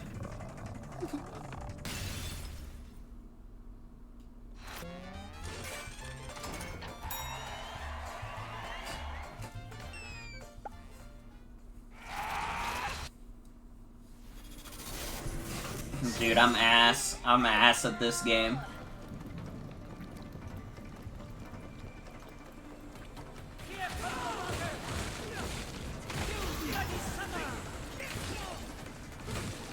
Dude, I got my ass kicked because I let myself get surrounded by zombies. I don't think any equipment would have helped me with that. Dude, I hate the tomato guys.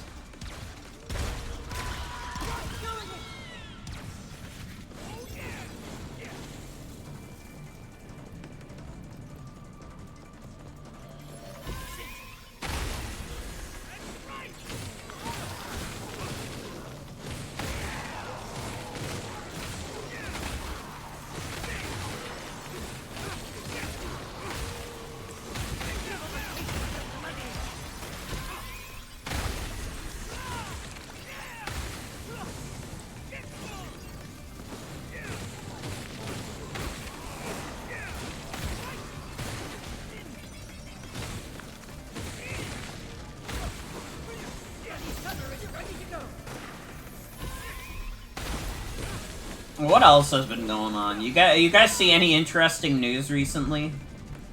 Anything exciting going on in your lives? Because I'm trying to think of what has even happened over the weekend that's interesting. And not, like, depressing to talk about. Because we could talk about the airport situation. But I don't really think that would benefit anybody. I don't think that it would probably end with me saying something that would get me arrested.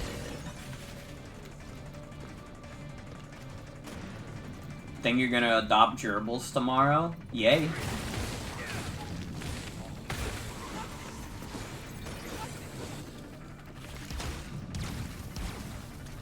I have work tomorrow, and then I'm gonna stream the rest of Rubato, which is gonna be fun. That's about all I got going on tomorrow. Well, I do have work.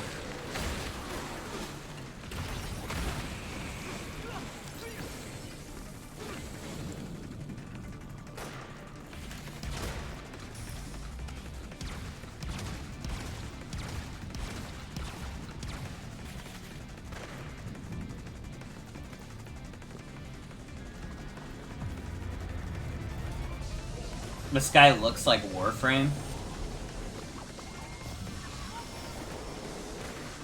Say Rubato, but is it not Rubato? I don't know. I thought someone said it was Rubato.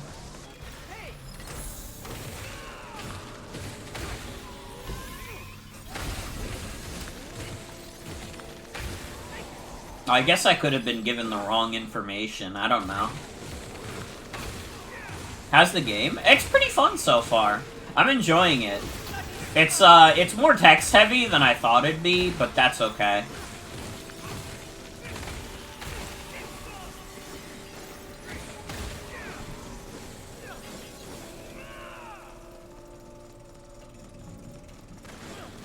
I mostly only even bring up that it's text heavy because I gotta talk for so long without any breaks to, like, breathe.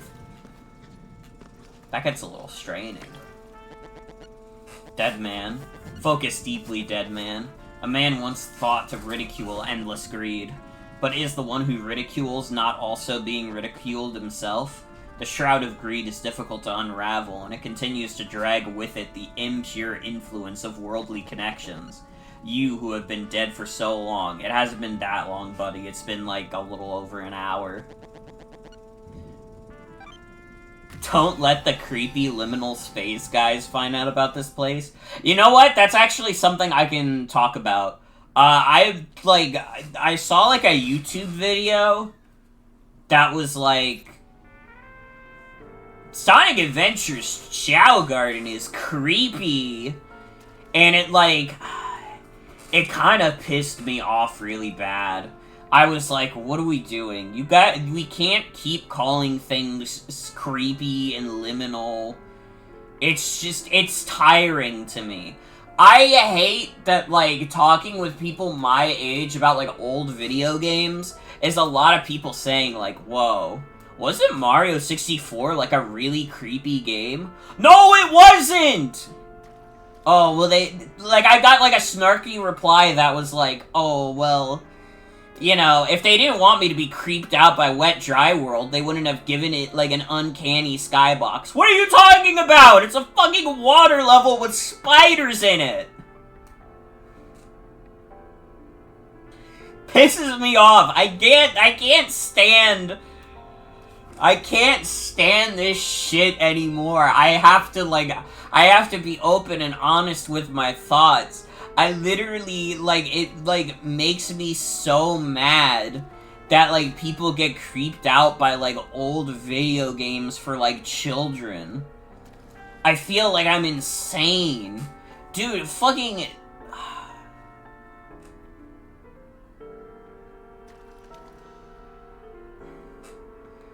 I don't know, it's just like... Do people not engage with, like, horror for adults? Is everybody's idea of horror still, like, creepypasta? It's not even that I'm, like, 100% against, like, creepypasta stuff. That's not true. I found, like, a ROM hack the other day that's, like, coming out soon of Pokemon, where it's literally, like a post-apocalyptic future where all the Pokemon are ghosts now. And, like, that, like, caught my interest. It looked interesting to me. Is it still kind of in that kind of vein? Sure, but... I don't know. There's something to be built off of there. You know? Pokemon, Pokemon Generation 1 invites it a little bit, even. I mean, they put a lot of emphasis on, like, Lavender Town and Pokemon Tower. So there's definitely, like, you could build off of that. And I think making a whole hack based on that is, like, cool. You know, I don't really care about the original Creepy Black. That's, like, a pretty bad story, but... I don't know. I, like, understand fundamentally why those exist. When I see shit about how, like, Mario 64 is, like, personalized, or it's, like, this scary-ass video game, I literally feel like I'm in a fucking alternate dimension, dude. Did you all play the version of Mario 64 where it's a scary video game? Mario 64 is literally a game made of kindness. That shit is sugary sweet. The creepiest part of that game is literally the level called Big Boo's Haunt. And it's like trying to be creepy a little bit. There's literally boos in there that are saying shit like ghosts don't die. But everybody attached themselves to, like, Princess Peach's castle as this crazy liminal space, and it's like, what are we doing? I don't understand it. I don't understand you people. Yeah, Big Boo's Haunt also has the piano.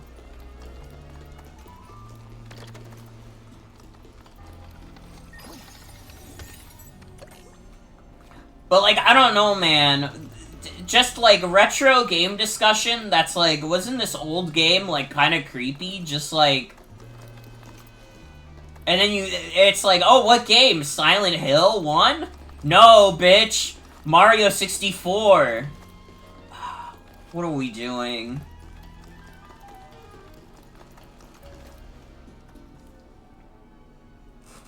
Toads when they get lost in Peach's castle at night and don't have their night lights.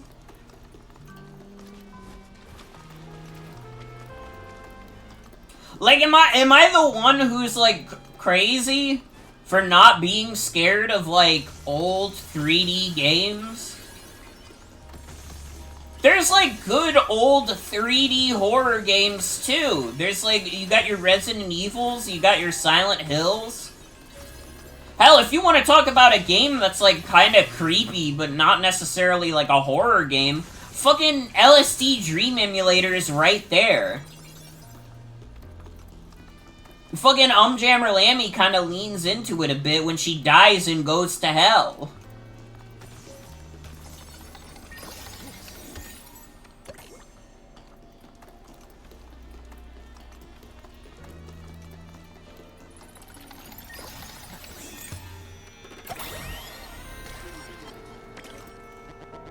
Dead Man. Have you seen the light, Dead Man? When forced by hunger, even the fiercest bear will descend the steepest mountain. A dead end calls for a clever plan. If you travel 100 miles, think of 90 miles as the halfway point. That is what I mean.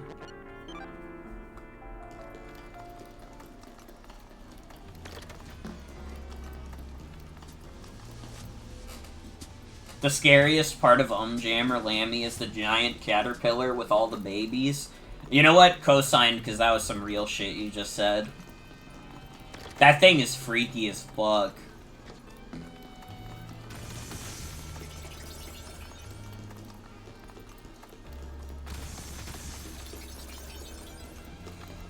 I don't know. Like, listen, I grew up on creepypasta too.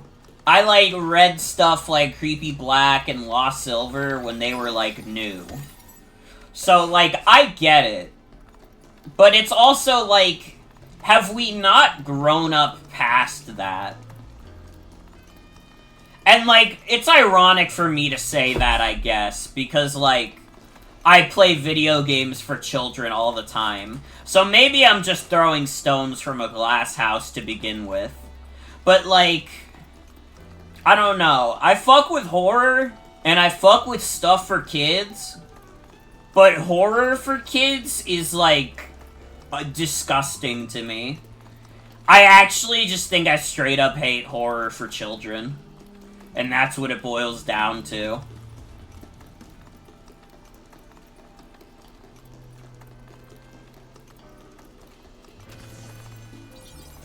Like, I never fucked with Five Nights at Freddy's. I don't give a fuck about Garden of Banban or Poppy's Playtime or whatever. And it's even weirder because I like when, like, games aimed at a younger audience delve into, like, some horror stuff. Dude, Earthbound is, like, such a memorable game, and part of that is because, like, Gygas is the final boss and he's scary as fuck.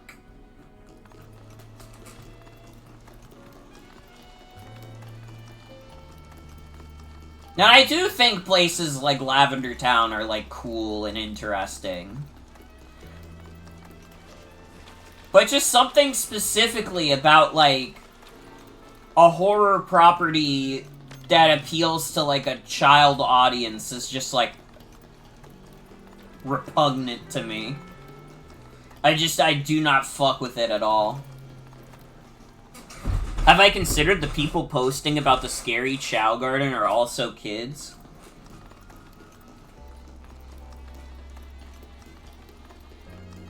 I would have to check how old the person is who made that video essay that I even got the screenshot of. I don't even know if there would be any hint towards this person's, like, age.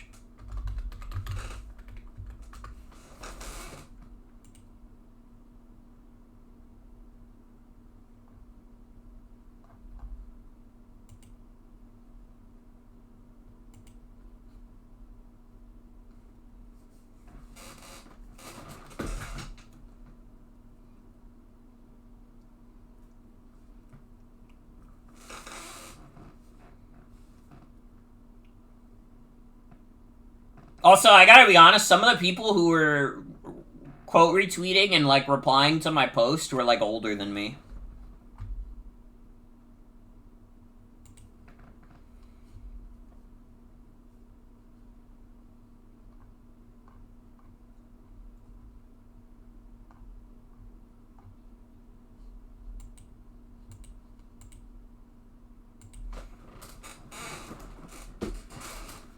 Romeo becomes an uncanny man? Fuck. Fuck.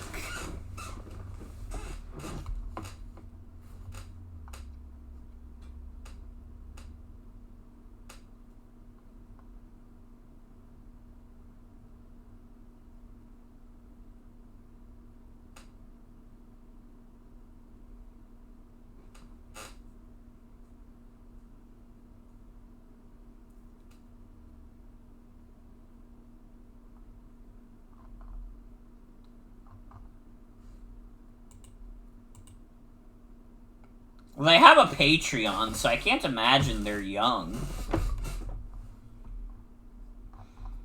Don't you have to be an adult to run a Patreon?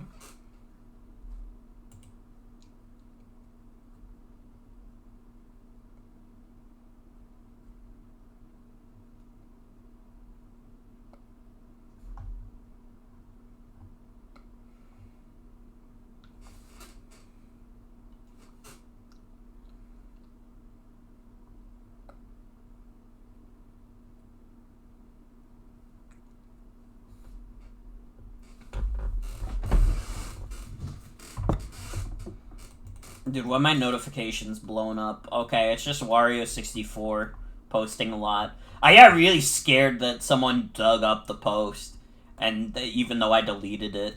I deleted the post because I literally, I could not stand. I could not fucking stand to deal with any more comments like, oh, well, horror is subjective. Oh, maybe it's not creepy to you, but it's creepy to me. Oh, there's a vibe. There's a vibe, though. Yeah, the vibe is that it's cute and whimsical.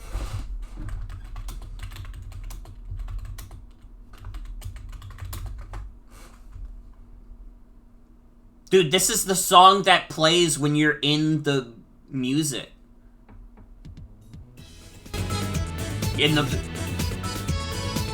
This is the song that plays when you're in the Chow Garden! This scared you? This is creepy to you? This is fucking Kindness World! It doesn't make any sense to me. I'm like fundamentally, like, I don't understand the world anymore. I don't understand the world anymore. Everything doesn't make sense to me anymore.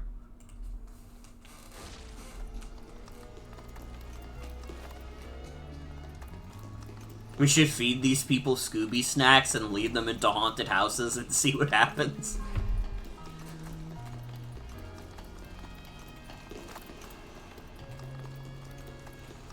Scooby-Doo low-key horror for children, but it's acceptable because it's camp. Scooby-Doo is able to get away with it because it's literally camp. Maybe I don't hate horror for children, maybe I just hate mascot horror. And creepypasta is just kind of an extension of mascot horror.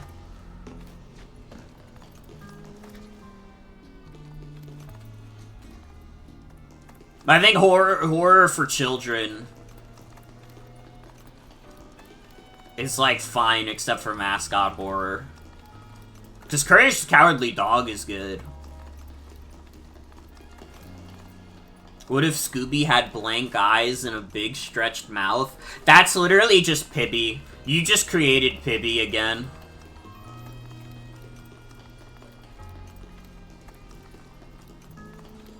Dude, I'm so glad Pibby did not get made. It would have actually been one of the worst shows ever.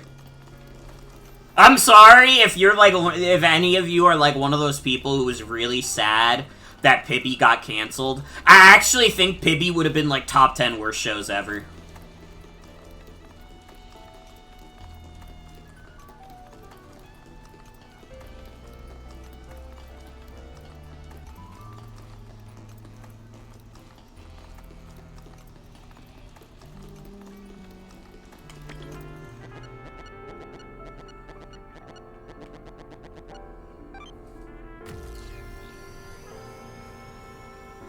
Maybe I don't need to get all the key pieces right away. Maybe there's more TVs.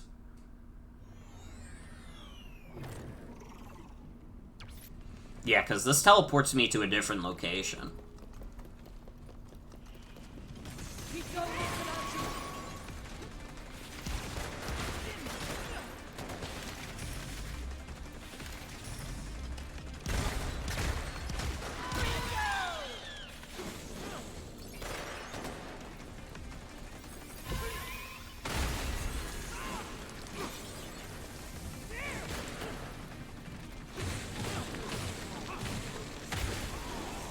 Dude, Pibby honestly probably was the, like, first time I felt truly disconnected from what people consider scary.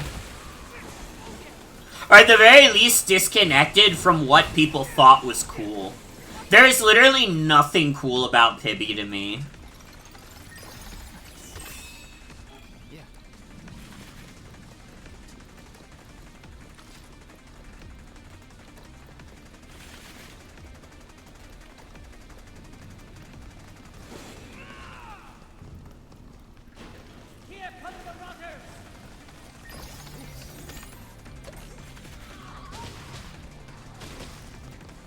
Oh, wait, I didn't have enough blood. I was trying to hit them with my blood blast. I didn't have enough blood.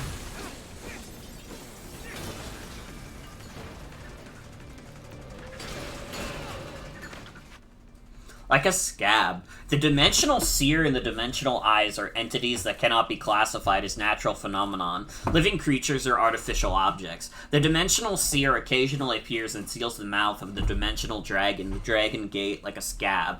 The dimensional eyes pulsate in worm-like movements and continue to spit out rotters over and over. These are the gatekeepers that dwell in the gaps of the space-time barrier separating the two worlds, and they also resemble organs designed to spit out attackers. Dragons and eyes both mimic things from our world.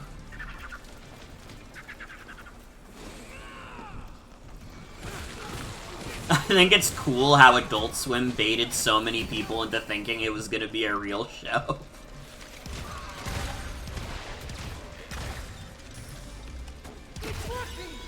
It was so effective, they had the people who made it thinking they were gonna get a real show out of it. That's not just any bait, that's master bait.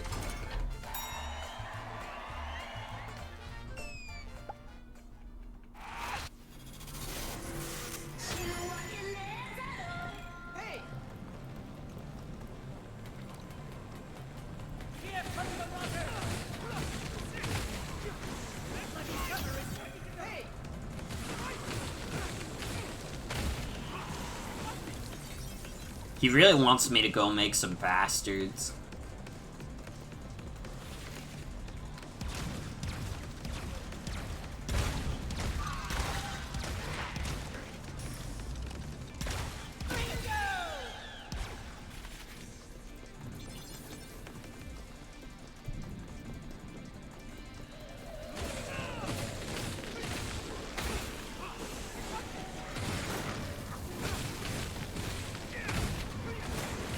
guess they could be like your illegitimate children.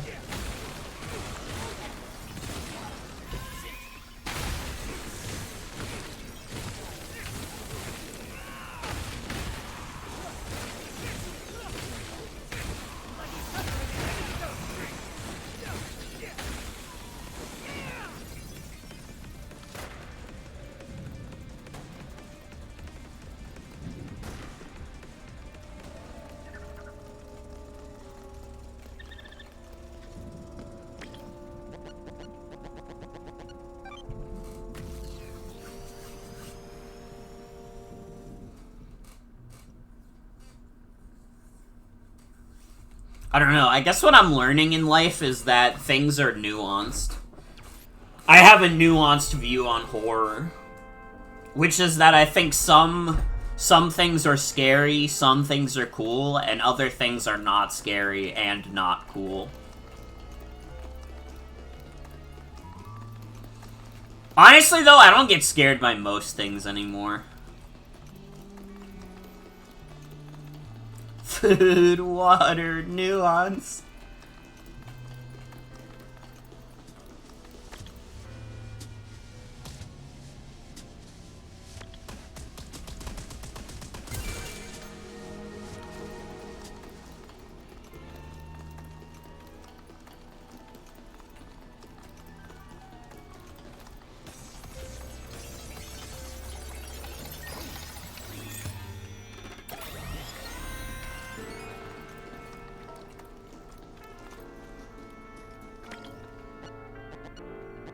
Embrace the chaos, dead man. Your path shall not be in vain. Take the long route and become a fool. Meaning is nowhere, and there is nothing without meaning. The utility of futility, the beauty of utility. The path shall be revealed before your beautiful visage.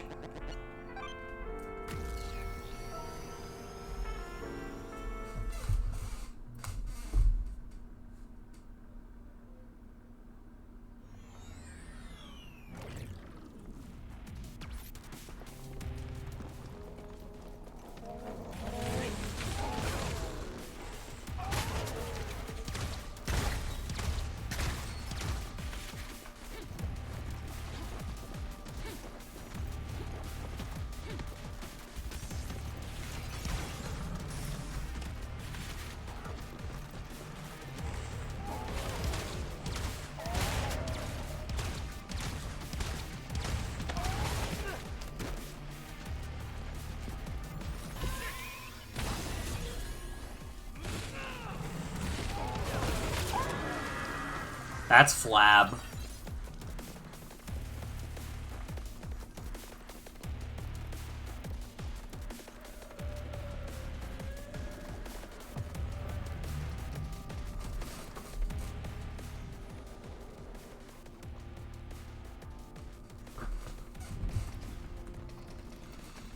Yeah, that post blowing up and getting a bunch of responses is the most I've ever felt like, damn, this really left my circle, huh? Because I really didn't want to hear people's hot takes on what they think is scary or not.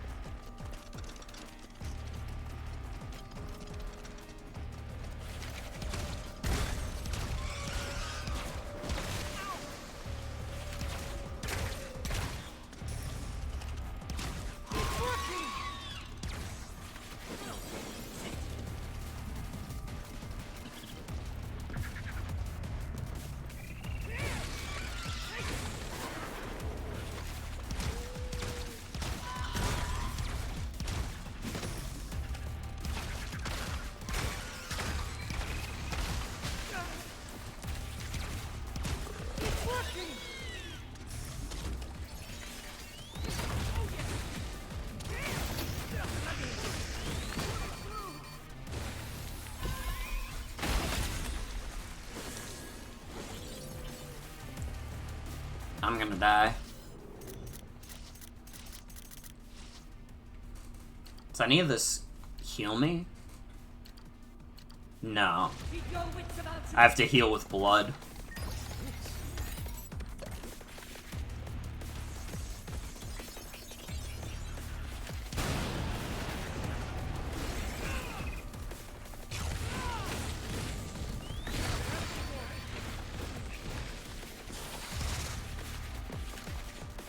Dude, it's pooping! Dude, it's shitting!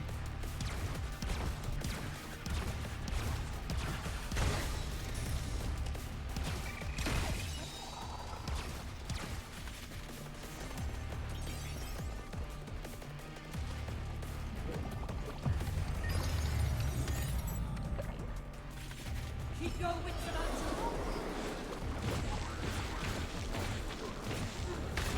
you. You bloody summer!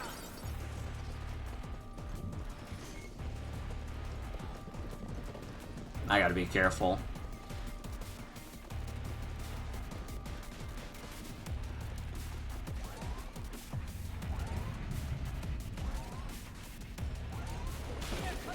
Oh, fuck.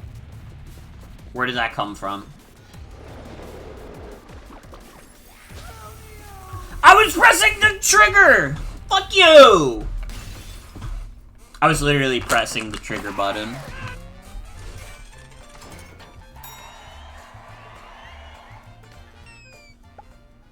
Wait, it's fine.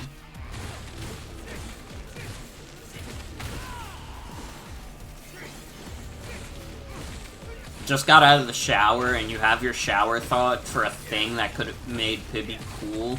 That would have made it ungreen lightable. Okay, I'll bite.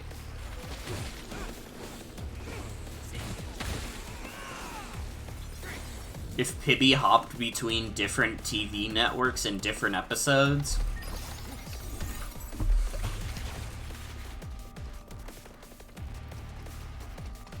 If Pibby was just the Fairly Odd Parents episode, where he's going to all the TV channels because he doesn't believe his parents love him anymore.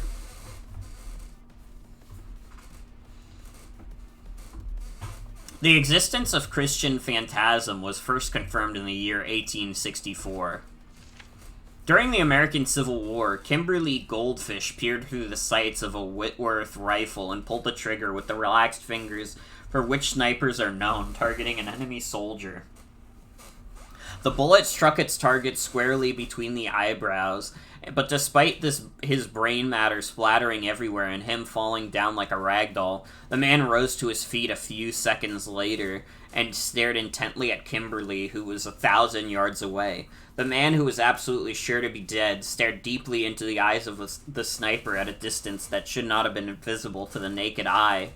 After that, Phantasm began to appear in multiple different time periods, committing countless crimes, atrocities, and acts of cruelty. He went on to establish more than 20 various criminal organizations. Problem is that even if Phantasm is killed, he casually reappears in a different time period and place. This will likely be no different from Deadford in 1983 at the shopping mall before its grand opening. However, no matter what, this space-time disrupting aberration must be dealt with.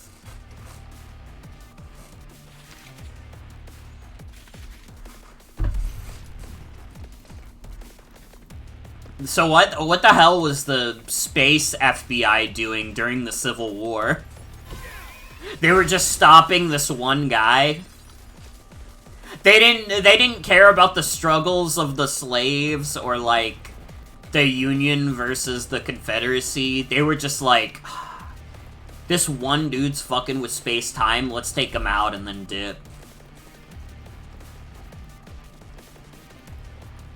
MTV confirms the new Pibby x Kendrick Lamar collab.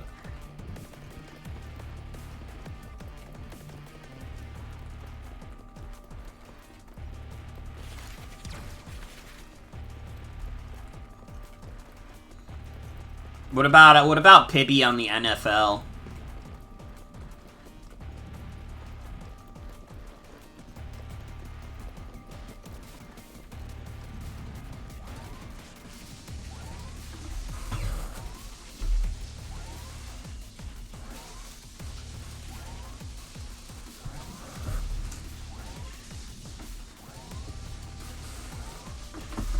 Grandpa looking back and forth.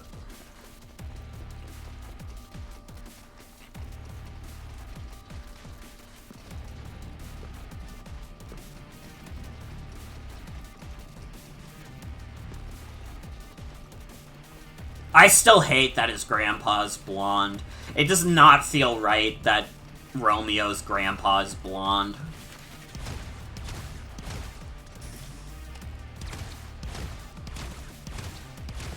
Is this zombie stupid?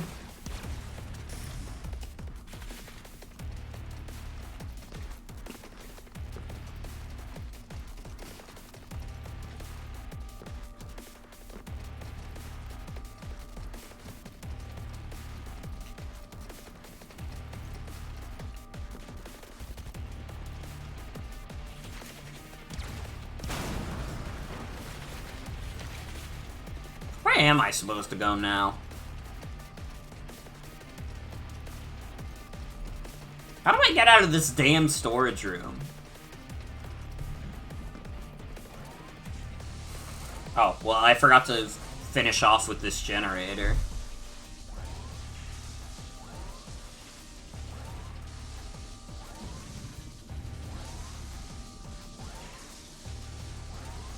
Hey, it's been eradicated.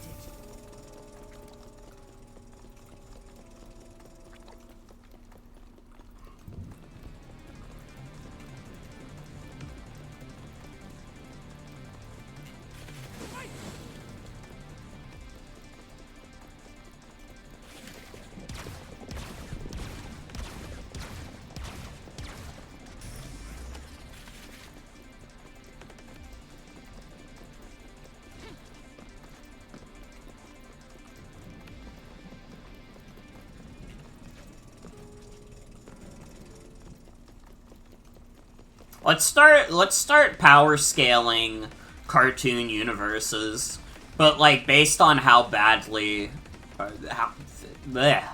how bad they would be to live in. What cartoon would be worse to be in, Pibby or Rick and Morty? Everybody start discussing now, otherwise, like, something really bad will happen.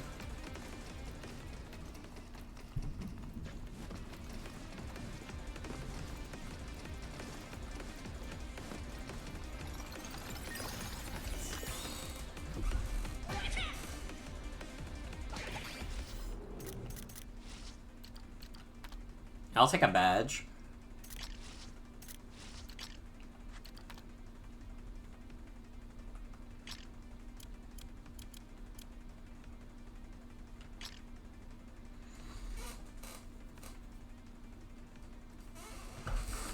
Pibby would force you to face all the bads of multiple worlds on top of the Pibby glitch.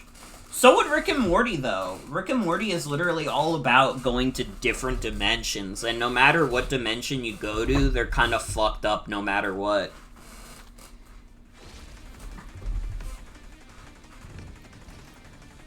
So, like, I feel like if you're, like, rating between the two, it's not, like, that aspect is not different, really.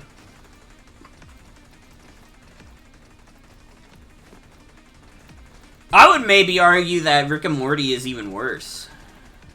Well, no, Pibby's probably worse to live in still. Because theoretically, if you were in the Rick and Morty world, you could be in one of the dimensions that fucking Rick and Morty haven't ruined with their presence yet. But I know there's multiple episodes of Rick and Morty where they, like, have to abandon the dimension they're in because they fucked it up too bad, and they have to kill themselves in another dimension so that they can live there.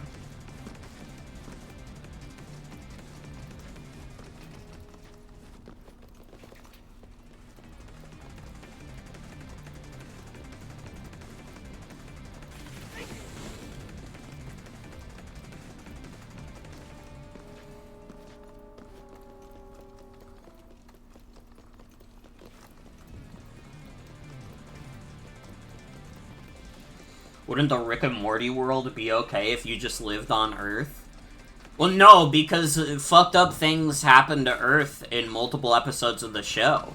I remember there's, like, one episode where, like, humanity basically, like, gets enslaved by, like, an alien species. But that's also one dimension. There's a lot of parallel dimensions in Rick and Morty.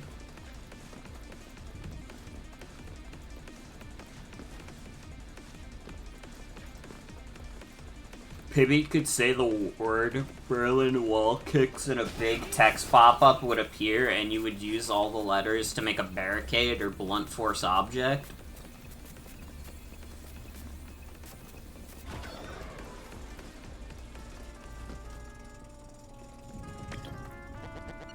Dead man. Have you lost your way, dead man? Reading a book 100 times, its meaning will become clear. The same is true for the path. If you lose your way in the mountains, you must not go down the stream. You must not sleep before me. You must also not awaken after me. None of it means anything.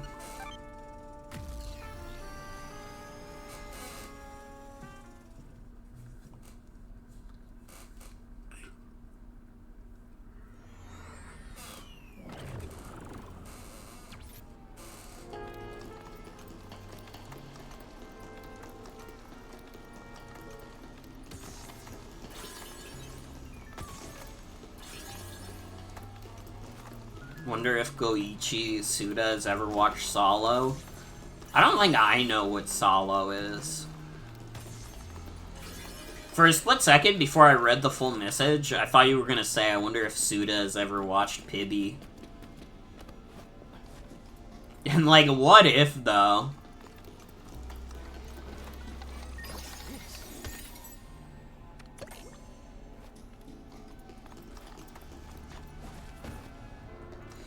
"120 Days of Sodom."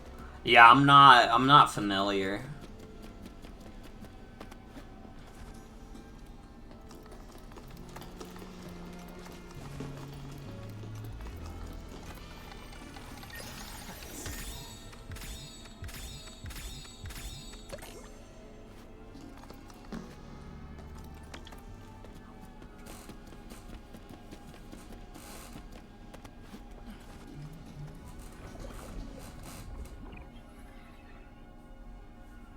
Oh, I just got an email like 5 days into the spring sale. Steam spring sale is going on! Now you can buy Eldo Ring for $40.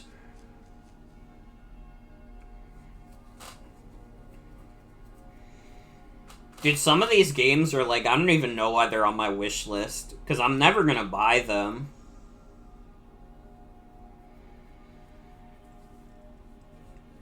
Like, why the hell I got Civilization 7 on my wish list? I don't play Civilization.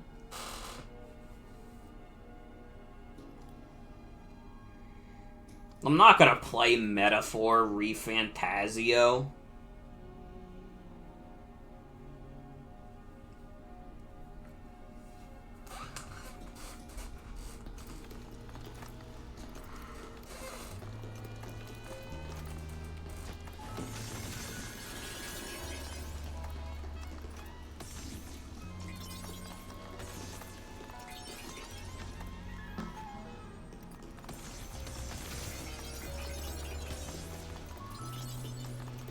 Not yet.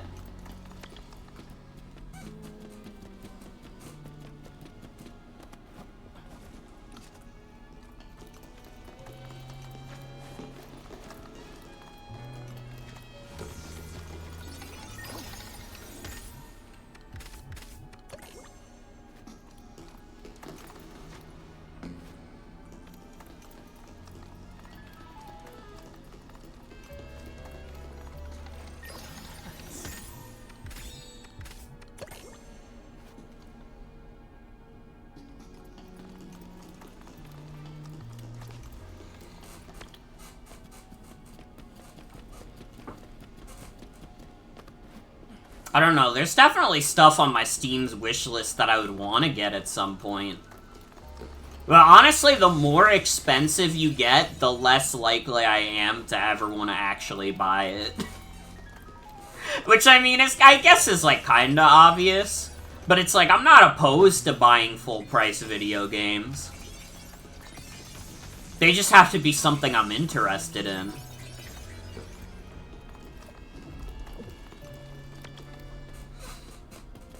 And unfortunately, Claire Obscura is not one of them. I don't know why it's on my wish list.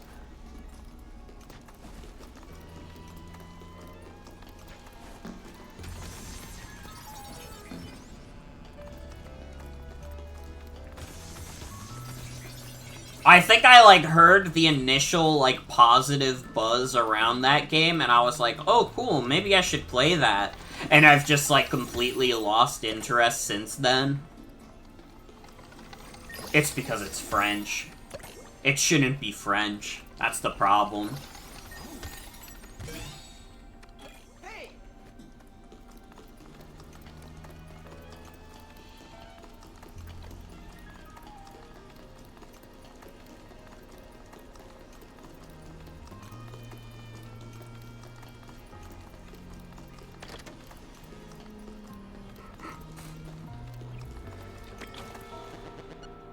Dead man, you innocent young man. Bad habits, shackles, constraints, and karma, though bound by restraints, remain true to thyself.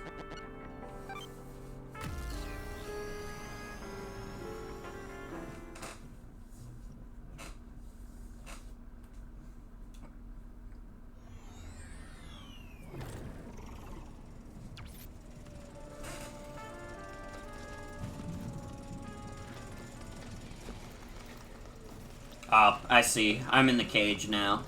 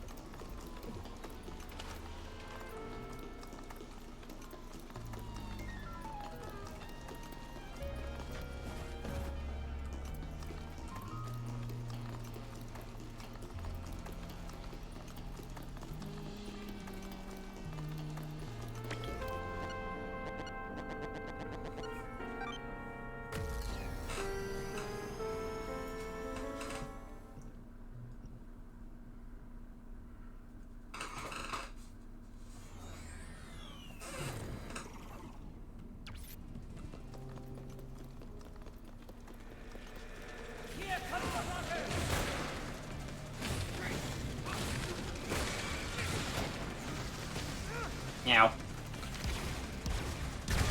This is a bad position to be in.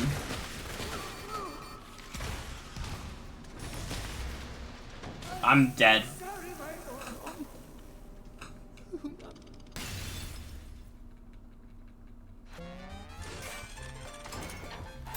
Oh, come on, that definitely rolled on revive.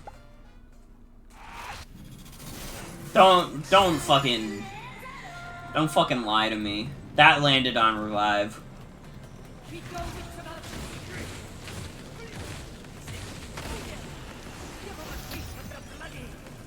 Maybe I do need to go back to the ship. You know, the first like 10 times I died, that's on me. That's just me playing bad. The 11th time I die, maybe I need to enhance my abilities.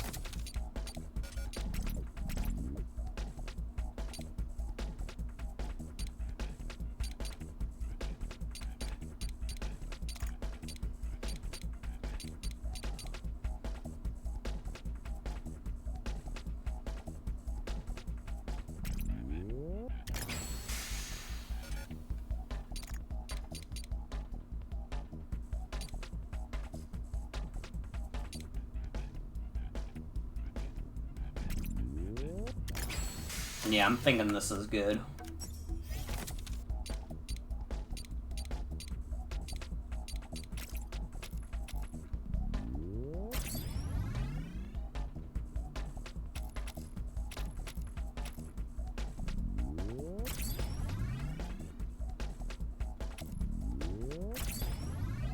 Wait, I'm literally upgrading the weapon that I'm not gonna use anymore. Whoops. Well, I guess I'm using them for a bit longer.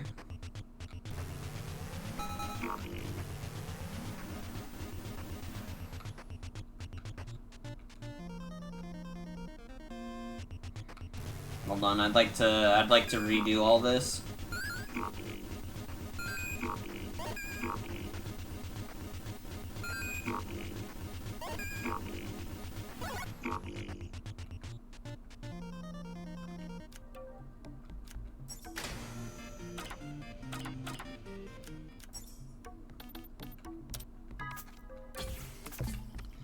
That should be good enough.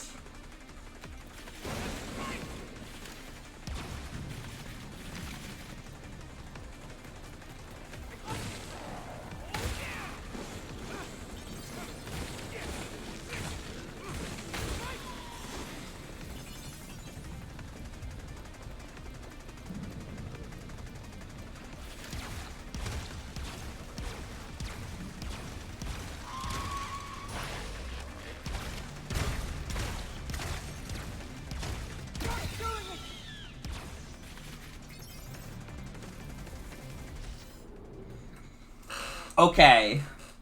Wait, I just thought of a prompt. Would you rather live in Bikini Bottom, but all the fish don't fuck with you? Or would you rather live in Jimmy Neutron and, like, you're forced to hang out with Jimmy Neutron? And you have to, like, go along with him when he's doing crazy science shit that makes everybody's lives worse.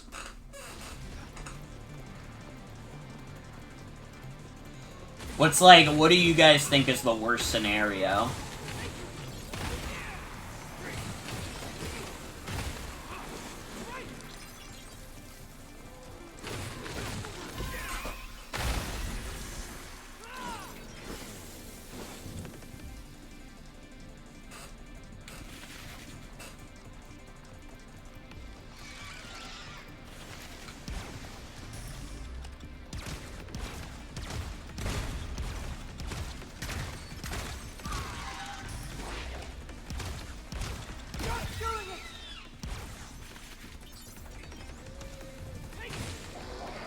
Jimmy Neutron.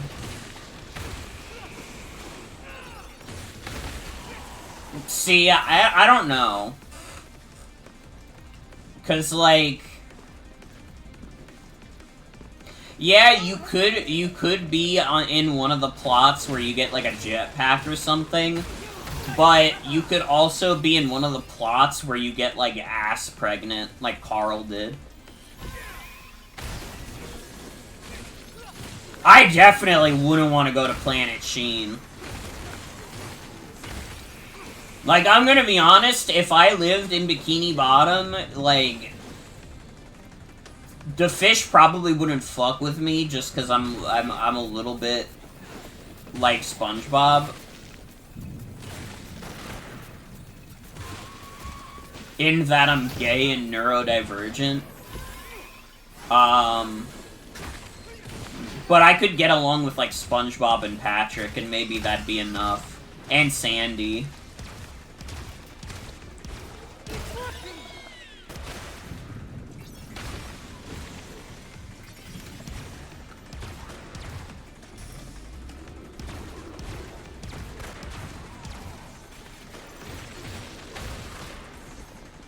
Who's shooting me?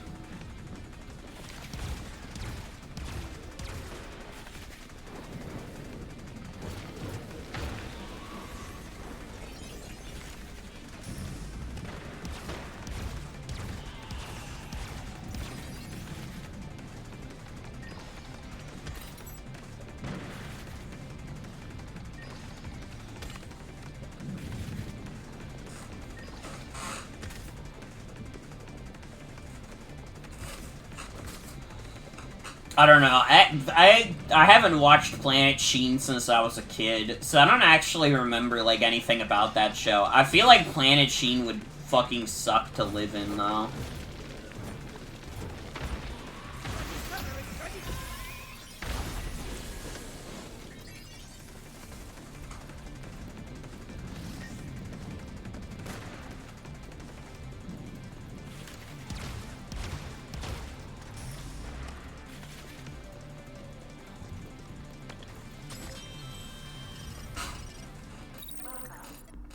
You are watching Planet Sheensies.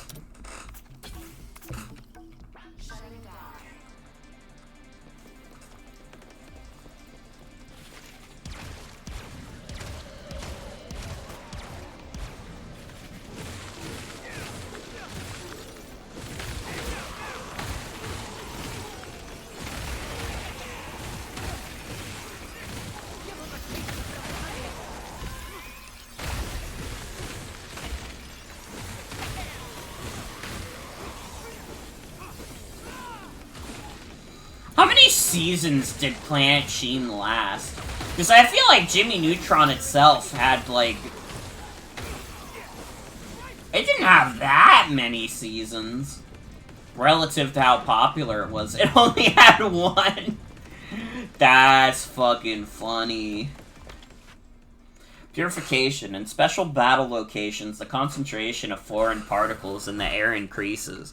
The material world and the spiritual world intermingle and life and death merge. Sometimes they even reverse.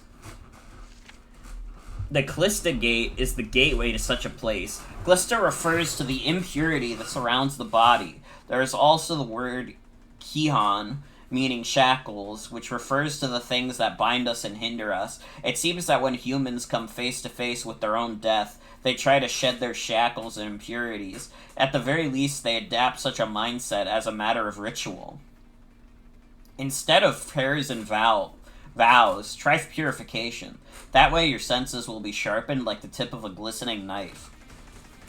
Jimmy Neutron having 3 seasons feels pretty standard for a kid's show. I don't know, it just feels like relative to how popular Jimmy Neutron was, 3 seasons really isn't a lot. Like, I don't know, I feel like people, like... Fairly Odd Parents was probably the more popular show, but at the same time, I feel like people generally like Fairly Odd Parents less. But Fairly Odd Parents had like 1 million fucking seasons. That shit lasted, like, way, way beyond its prime. It was kind of insane. Jimmy Neutron, though, they did their 3 seasons, and then they just kind of fucked off. I guess they did Planet Sheen, but... Who the fuck watched Planet Sheen? Except me. I remember watching the first episode when it premiered. And I thought it was funny when I was a kid, because I was a kid.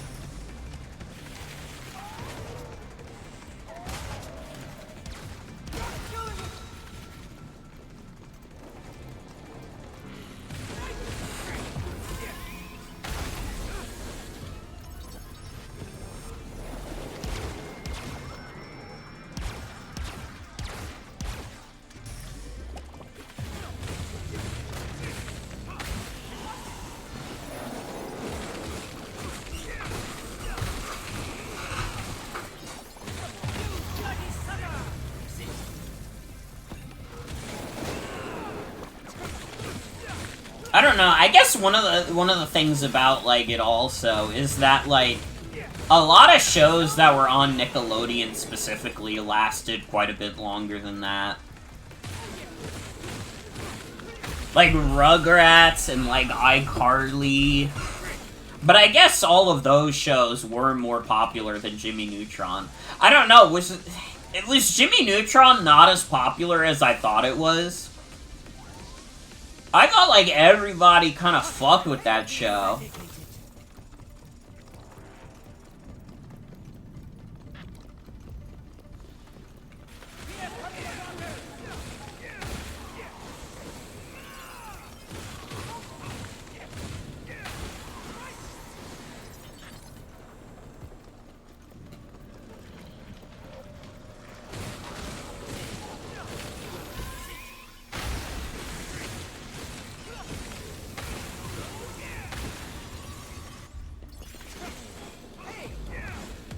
Wait, what is going on?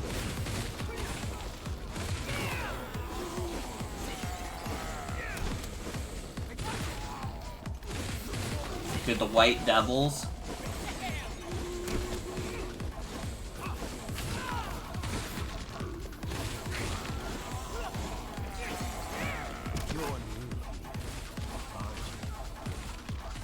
I understand. breathing of a human barely hanging on alive.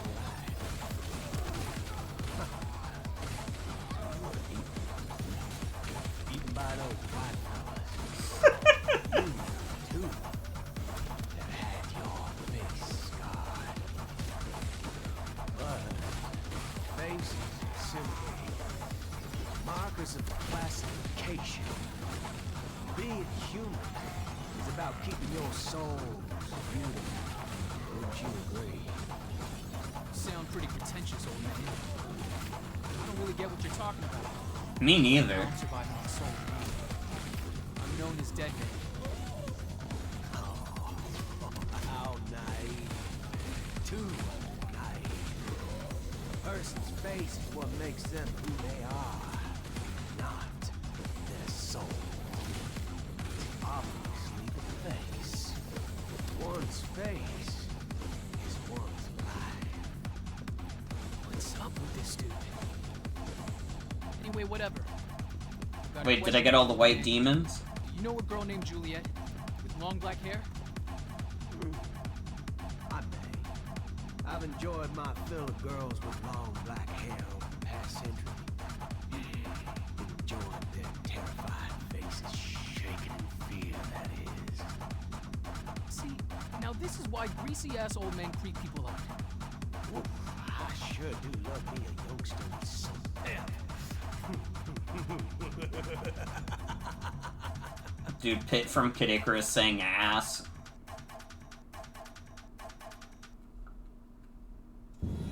Yeah. What was that? He's a real show-off, apparently.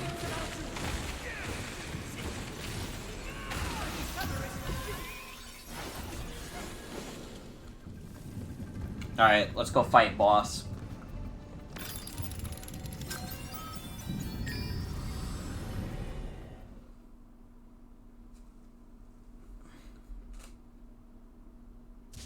Stay alert, Romeo.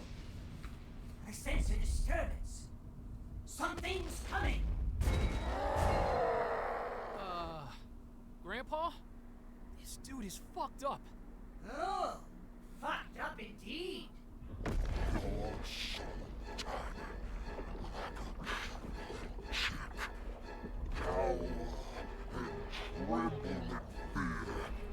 You're the one trembling.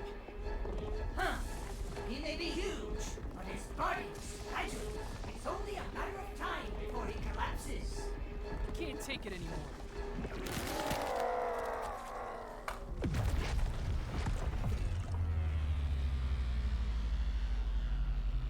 My giant evil baby head.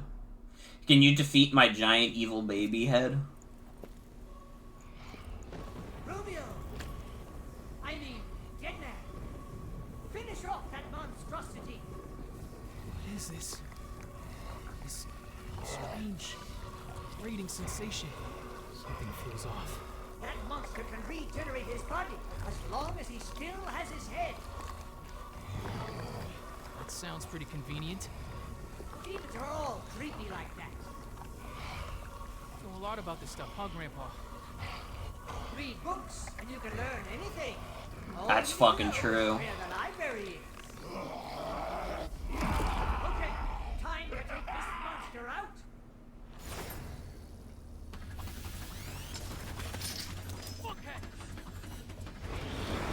Dude, he's his fuckhead too! He's like the other guy. I can't remember his name though. I'm just kidding. I know Travis touchdown, silly.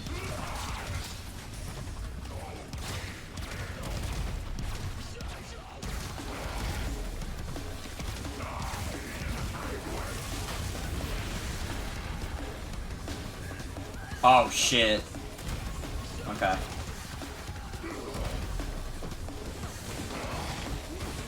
I'm gonna get up nice and personal with him. Okay.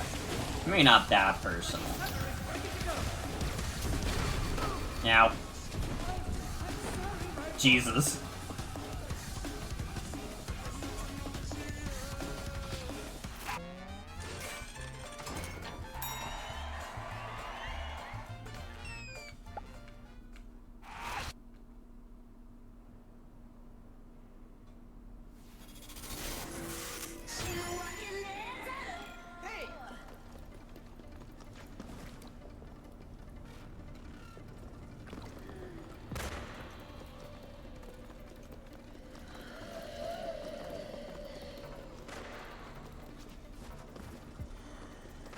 Is there a space-time pharmacy closer by? Yes, there is.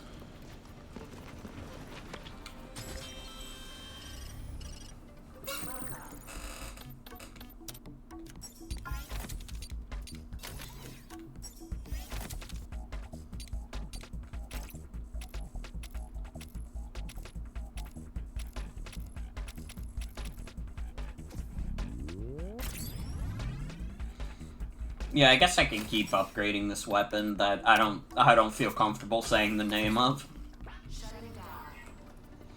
Not unless I want to get recalled in European territories.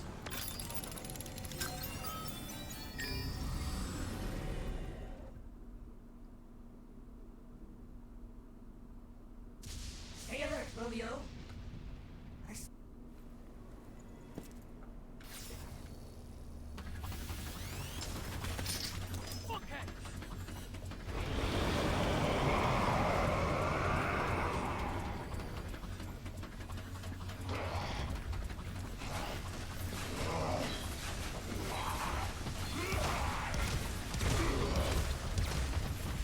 Oh, fuck. Oh, fuck. Oh, fuck. Oh, it went as bad as it possibly could have. I actually got hit by every single possible move there. I mean, I'll take the revive, but I haven't made much headway in this fight to begin with, so it's a pretty meaningless gesture.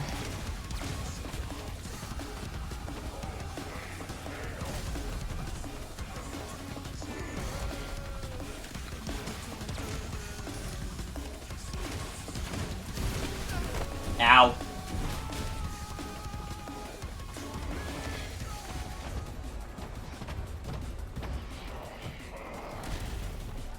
Yeah, keep doing that.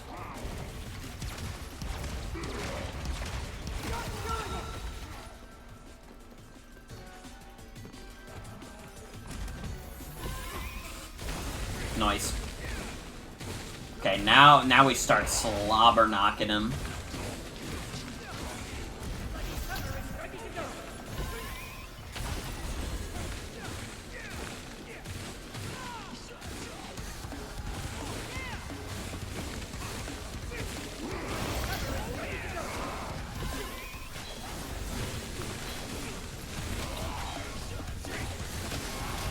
Oh, fuck, not the fucking triangles, dude.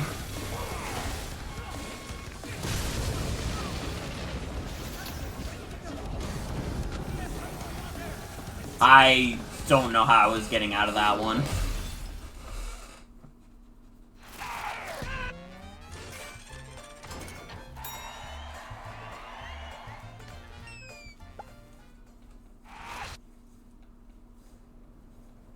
Damn, I could have used a revive there. That would have been good.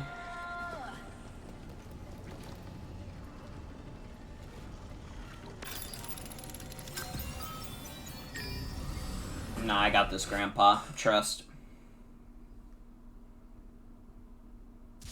Stay alert, Romeo. I sense a disturbance. Something's coming.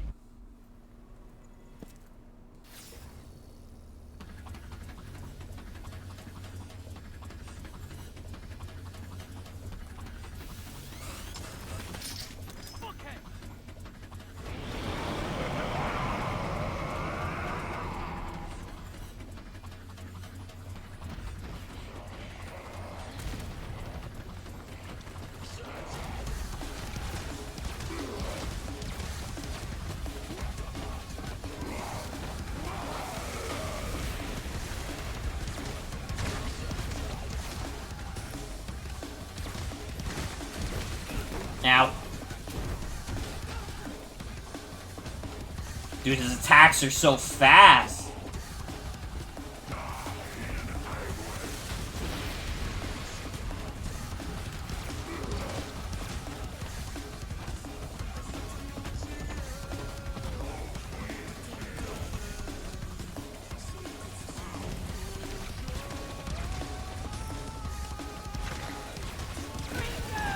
Nice. Ow. Fucking bitch.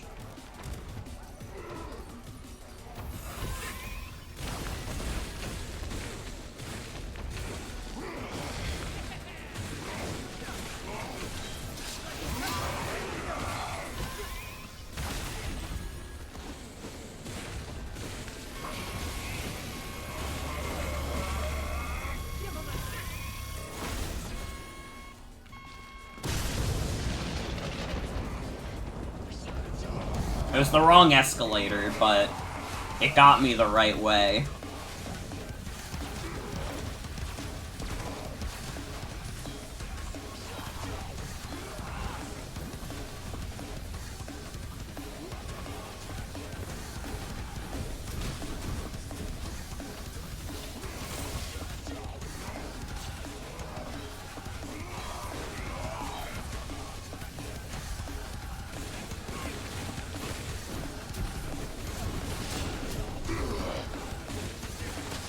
Out.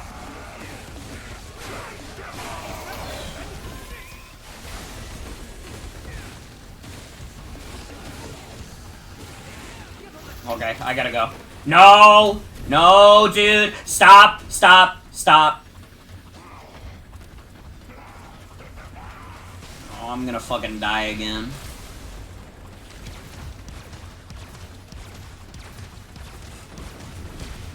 Oh, shit. Ooh. Wait.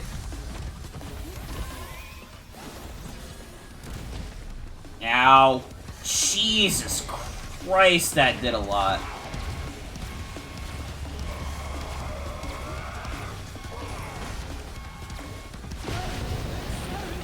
Oh, no, he did the electric floor! Oh, shit, I wasn't even paying attention to the floor. Revive me. Fuck you. I don't need that. I needed a revive. Oh, I was doing so good. I got, like, more than halfway through his health bar.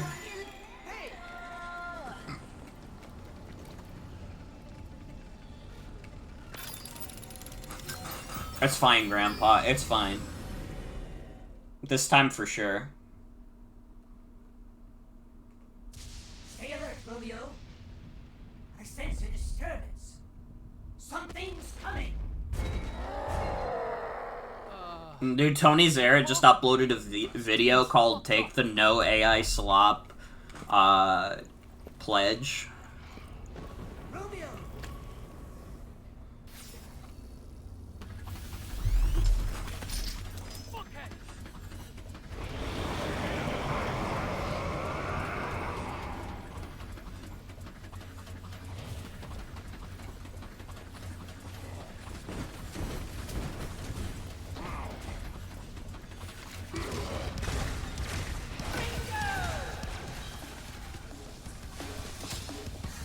Okay.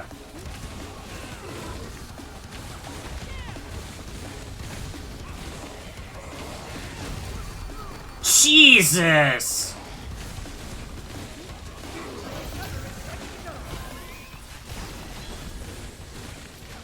Hi, my name is Romeo. I love taking 1 million damage.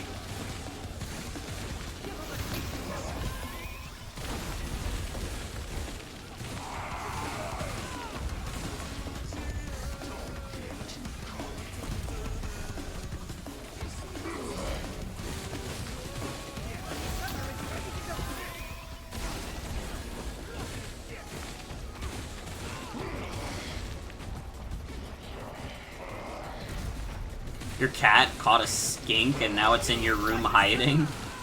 The skink or the cat?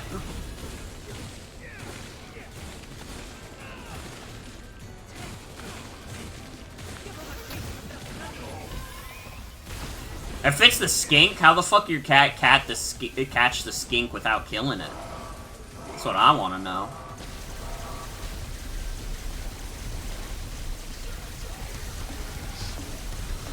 I don't know what the fuck's happening. I don't know what this move is.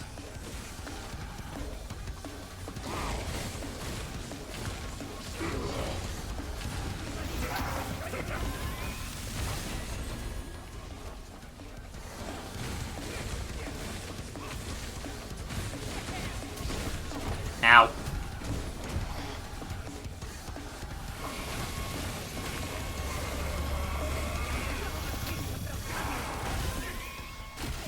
Oh! I did it right before he would have killed me with the electric floor. Hey, old man. Looks like we've got a winner. Not just yet. Okay, fine. You're looking pretty badass crawling towards me like that. I sure do love me a feisty bad guy. But I'm gonna have to finish you off now. We need to cut this space-time infection off at the root.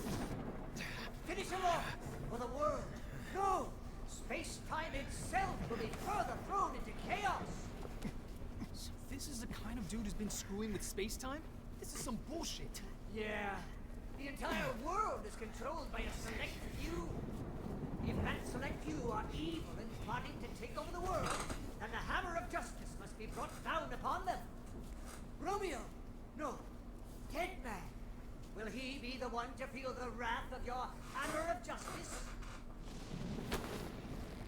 It's not up to me to decide whether or not this is justice. There's one thing I'm sure of. It's that this guy is evil. I don't know just how evil you are. Just how much you've bounced around through time. Committing evil acts and generally being bad. And honestly, I don't care.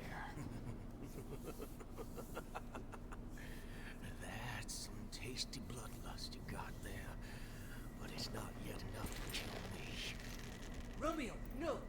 Dead man! Don't waste too much time talking with this guy. You're gonna screw up the tempo. Yeah, just kill him already. Grandfather seems careful and meticulous. I can see right through your wickedness. When you get to this age, you see things you don't even want to see. Do it, Romeo! The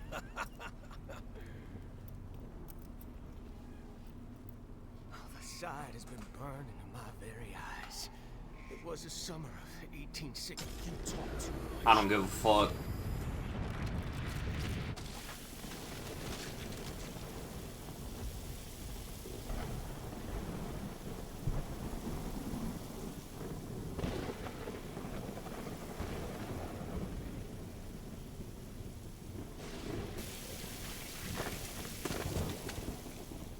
I don't think his body could possibly have that much blood in it. Let's go.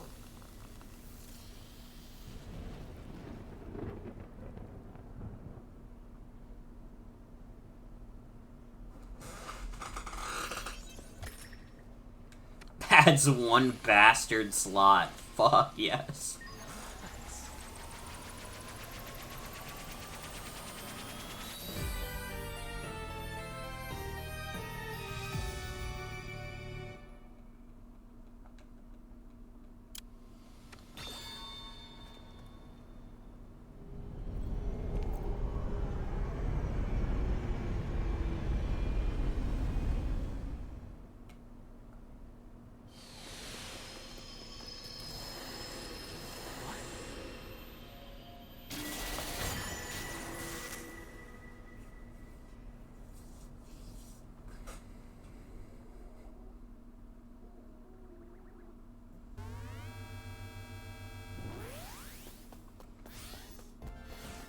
Hey, what's up?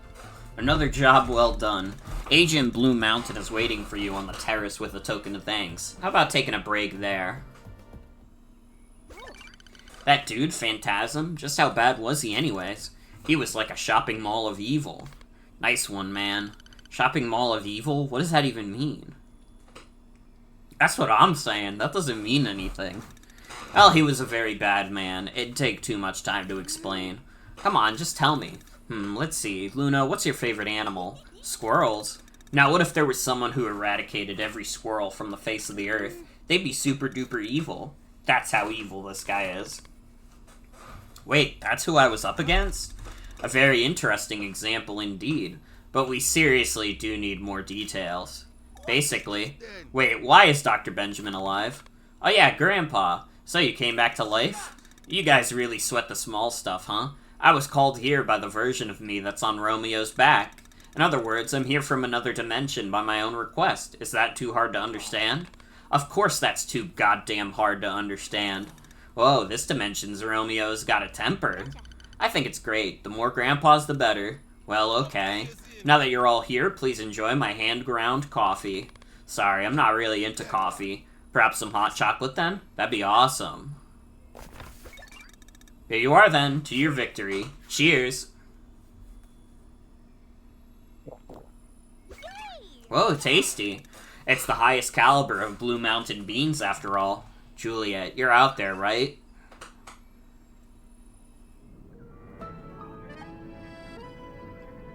Huh?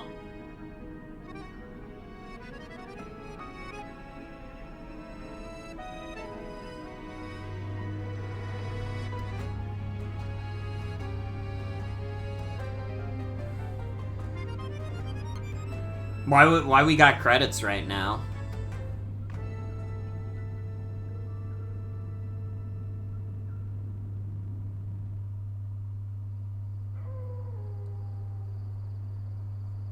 "28 weeks ago."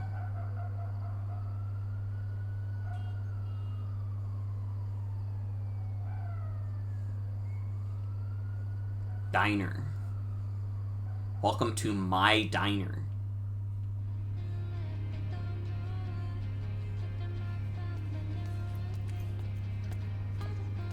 What can I get you, bro?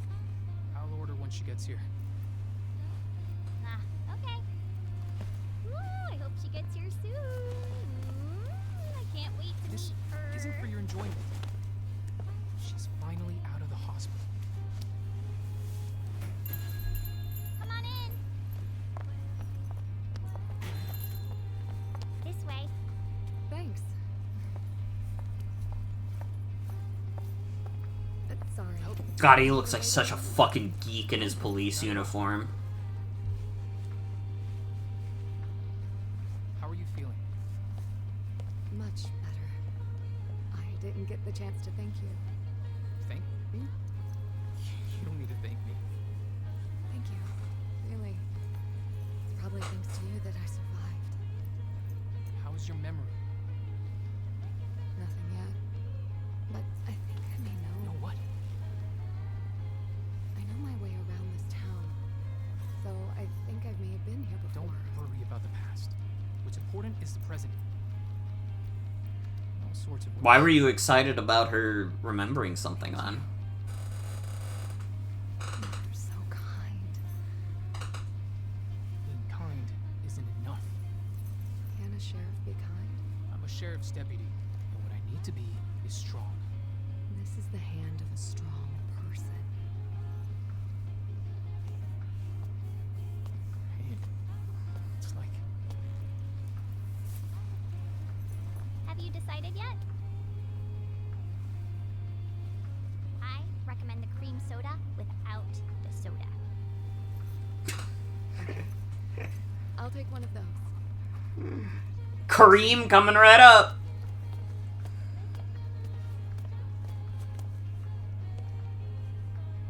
What is this? Something's off.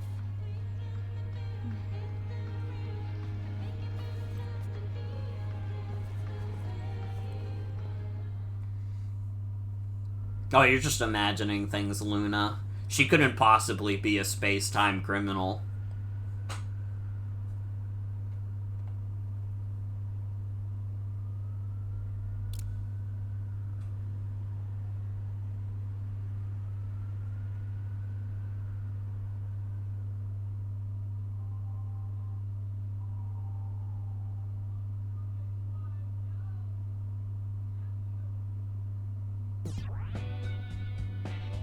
Mayor calling.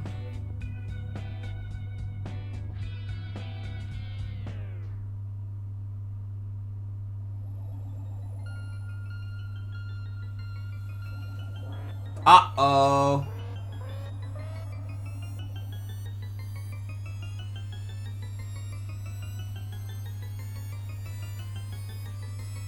Alright, who died? You can be honest.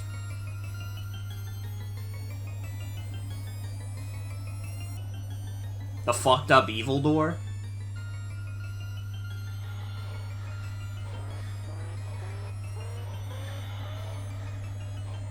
Oh wait, I died because I'm Romeo, and Romeo is a dead man.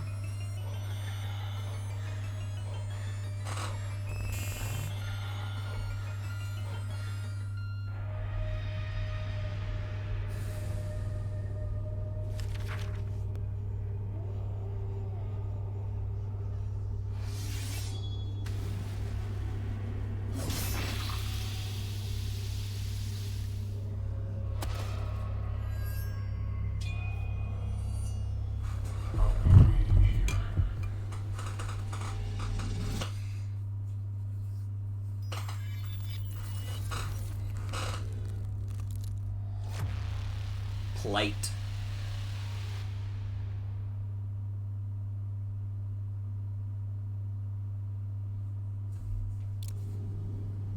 I like persons better than principles, and I like persons with no principles better than anything else in the world. Okay. Man, whatever.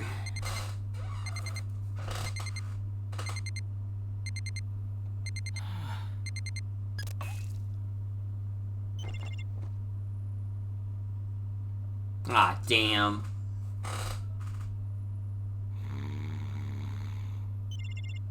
Grandpa, it's time to wake up.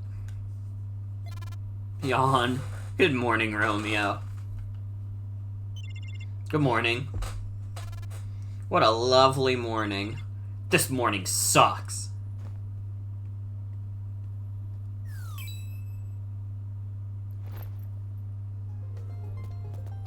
Oh, I guess it cleaned up itself.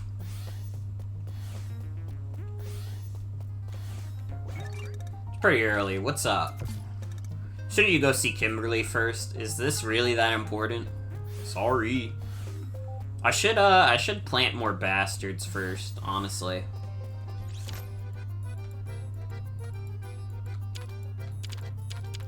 Yeah, like suicide attack. Is it the only one I have?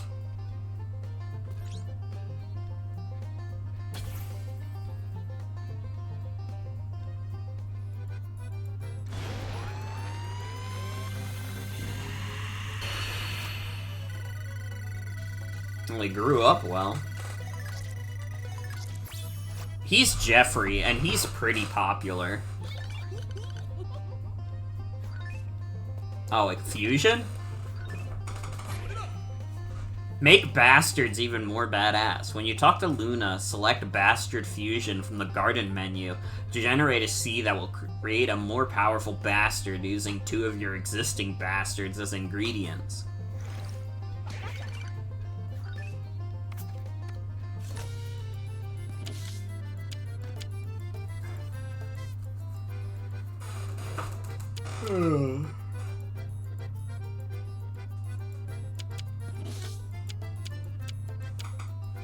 I guess I could mix you with,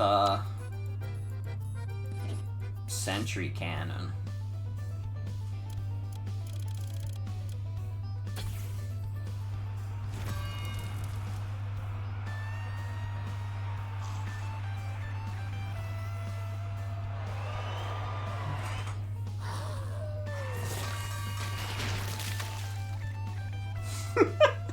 Okay.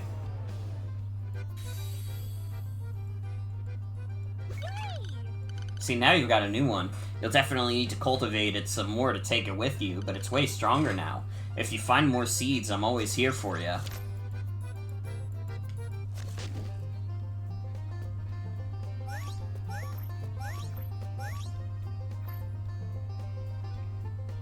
Oh, that was fast.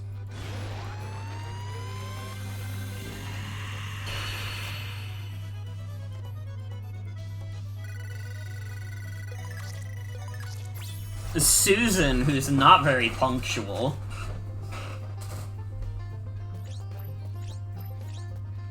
I don't have any more seeds. Fuck. My bastards. My wonderful, glorious bastards.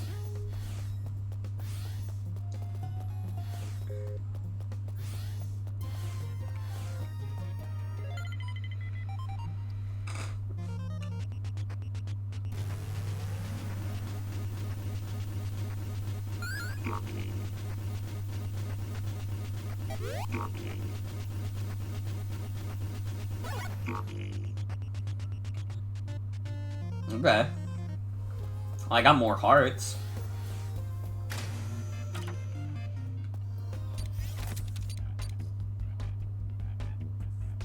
Dude, I love the song here. This fucking funky beat.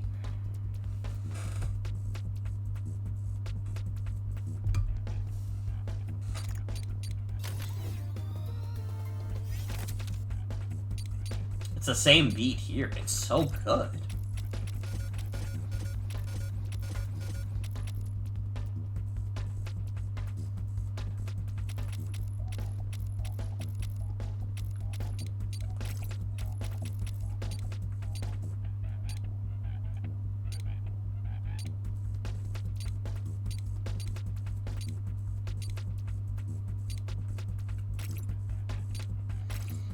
Dude, how do I change my weapon to the new ones? Because I kind of feel like the Star Destroyer is literally my other gun, but cooler. I guess equipment. Oh, thank God I have more bastard slots.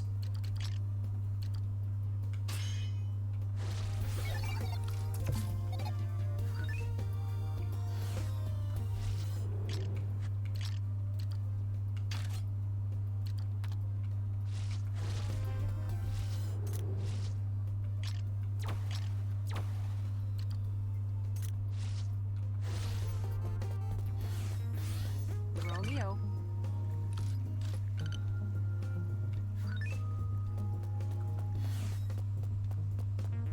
Okay, what's up, Kimberly? Good morning, Space-Time Police Cadet Romeo. Perhaps I should call you Deadman. I'm fine with either. From today on, we are officially hiring you as a member of the FBI Wanted Space-Time Criminal Special Investigative Task Force. Any questions? So, like, does this make me an FBI special agent for real? Yes. So I'm like Mulder then? Okay, Romeo. Exactly. So no longer a cadet? So what are my benefits like? Do I get insurance? There's a lot to consider here. That all comes after we reunify space-time. In the meantime, I'll talk to management. So, then, when do I get to go to the academy at Quantico? That's a good question. You're going to head to training right away. But how do I get to Quantico from here? We're all the way out in space. We have our own special space-time training to undergo. I'm sorry to say that's not handled at Quantico. So where are we going? She'll take you where you're headed. Agent Red Brown, I leave the rest to you. Come with me. Okay.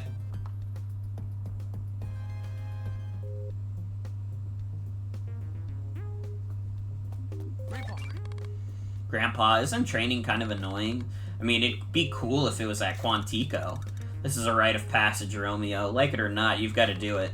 Sure, but I'm not gonna like it if they do personality correction stuff. If they come at me with stuff like that, I might end up beating the crap out of the guy.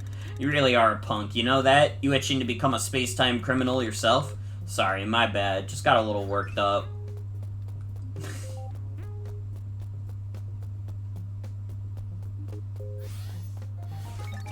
Hi, sit down. This is the training room? I said sit. Okay. Okay, so I'm going to be your training instructor. The name's Silver Socks. Before we start the training program, there are some things I have to confirm. I want you to start by telling me your name. I'm Special Agent Romeo Stargazer. Most people call me Deadman.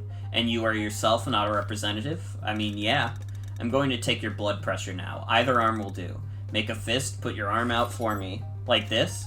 That's fine. I'm going to measure the oxygen content of your blood now. Don't move. Okay. Your blood pressure is 89 to 110. Blood oxygen level 98. I don't know if that's good or not. I don't know if Jen's in chat right now. They might be able to tell me if that's good or not. The figures are nominal. Let's start your training. All clear? Let's get to it. Your training starts now. Sorry, do you mind if I ask a question? Go ahead.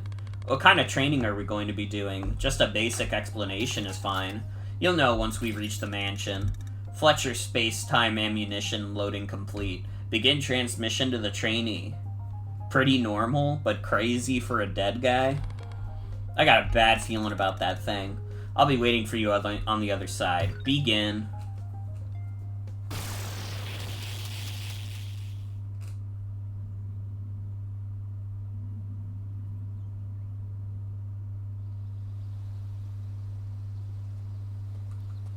Yeah.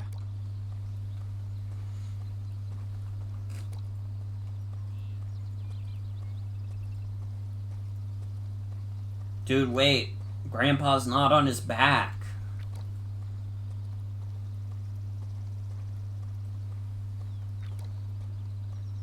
Maybe he's asleep. Romeo, you can, like... Well, no, I guess it's not that easy to look behind your back.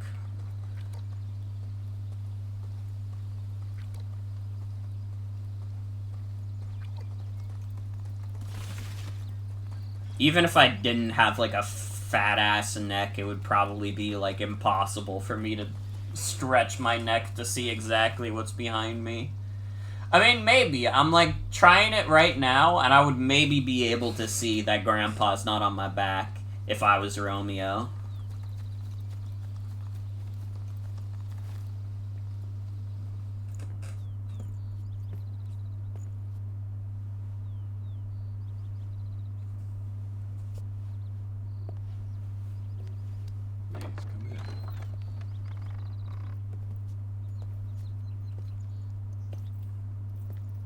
A seat on the sofa in the back.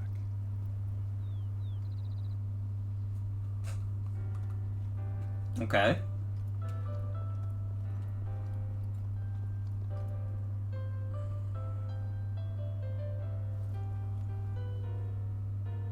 Grandpa, I got a really bad feeling about this. Make yourself at home here. I'll break some tea.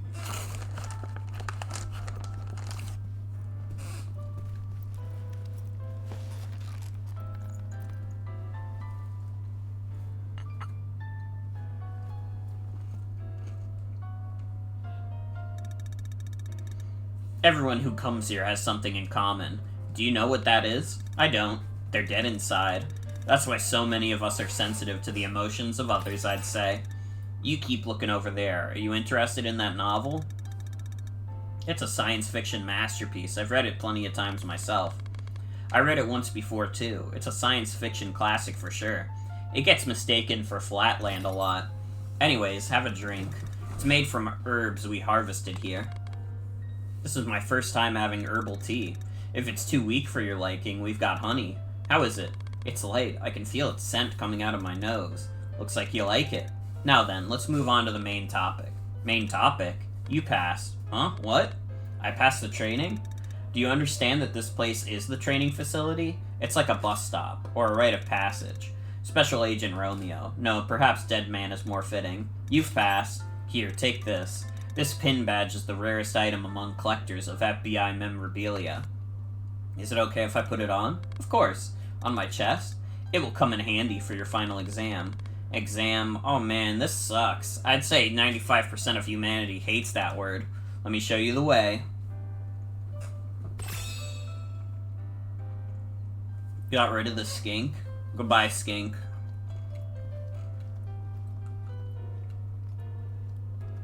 Hopefully the skink will come back to watch motherfucking Morgan streams soon. Yeah.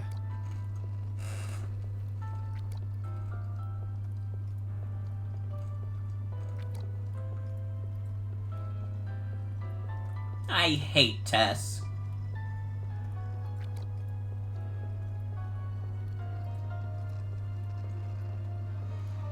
I hate my voice.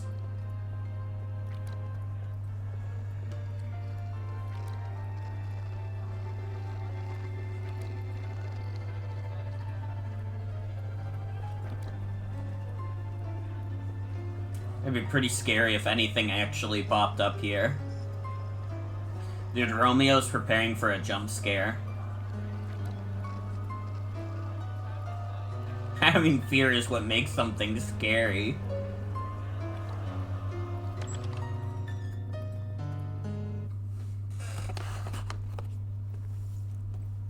This is the final program. Please try to survive the examination. If you can survive, you can leave this place.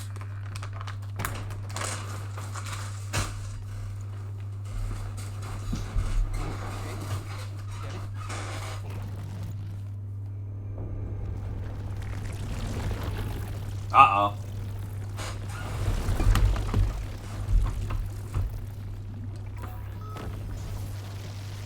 Supposed to fight this? So I take down the bony giant and finish the test. Romeo, you have to kill the skeleton. I'm gonna smash you to bits. Warning. Warning. Ow. Okay, so that I gotta jump over.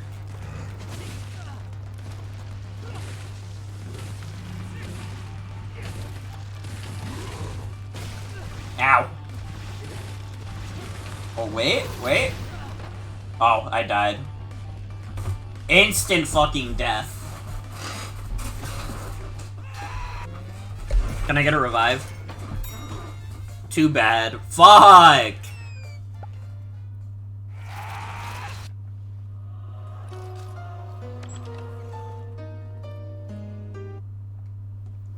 Giant, finish the test.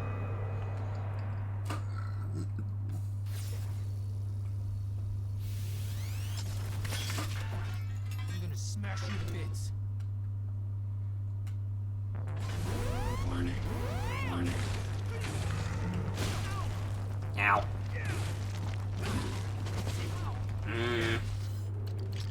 I don't know if I like this as much as my other weapon.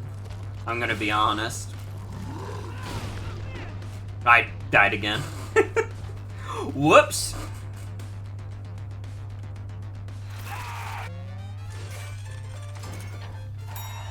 I got my blood gain up. Get your blood up, get your money up.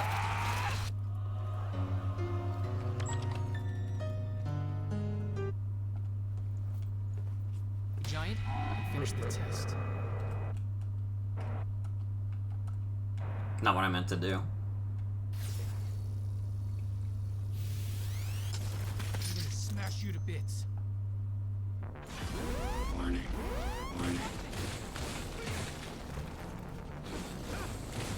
It's much easier to dodge when my attacks aren't as heavy.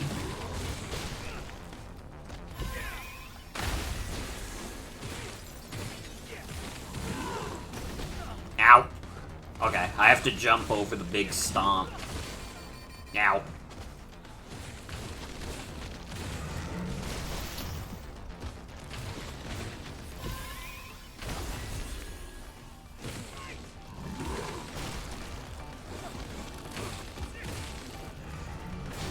Ow. Dude, I'm fucking it up. Somehow I'm still alive.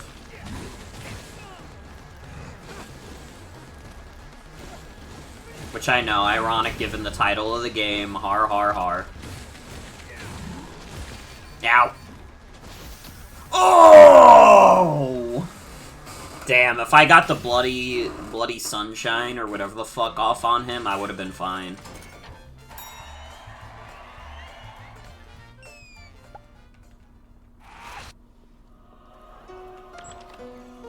Okay, I got a good feeling about this attempt. We made it pretty far that last attempt.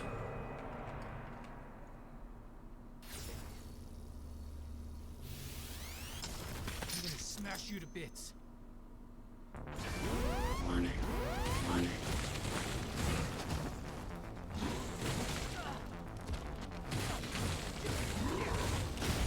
I guess my main problem that I'm having is that there's no lock-on. Ow.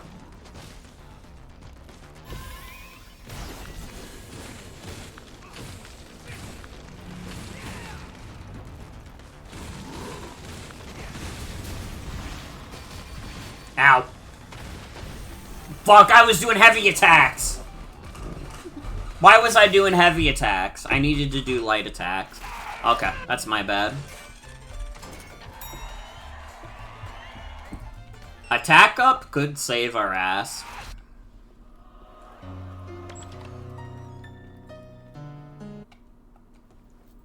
Giant, finish the test.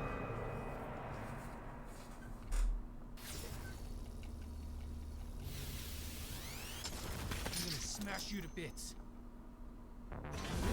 Warning.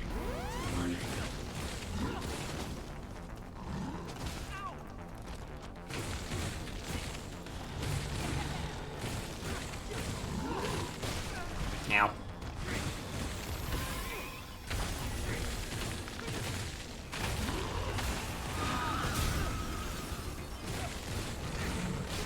Ow.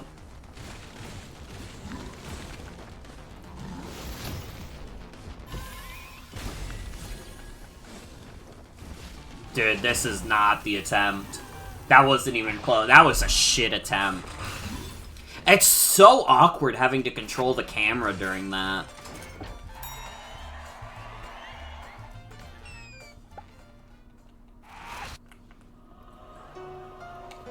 I don't think there's a lock-on, though. I feel like I would have discovered by now if there was a lock-on. Finish the test. Unless I was just, like, absent-mindedly skipping text that mentioned it. I'm gonna smash you to bits. Warning. Warning. Oh my god, there is a lock-on. Whoops!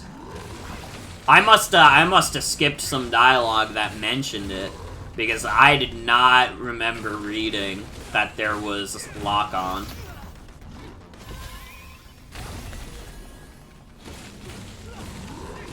Well, this should make this fight, like, 10 times easier. Holy shit. Okay, maybe not 10 times. I'm still getting my ass kicked.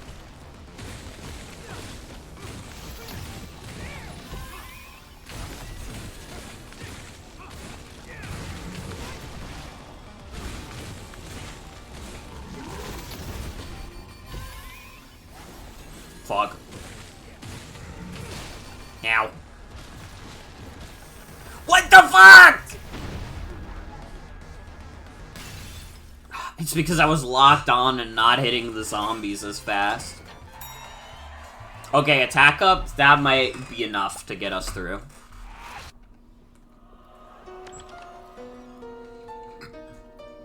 Hopefully. Giant, finish the test.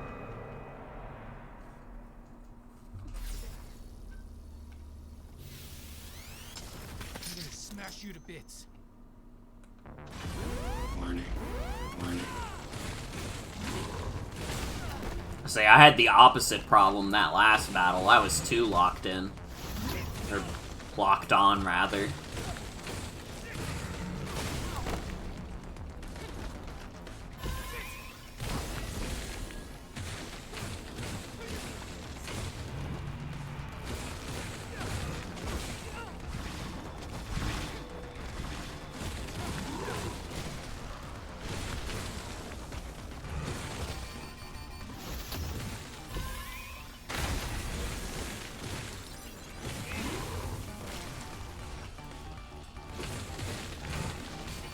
Ow.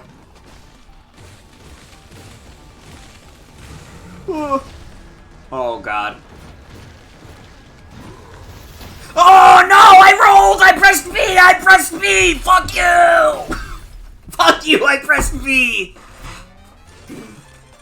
I was about to roll out of there. Oh, brother. I keep getting close, but no cigar.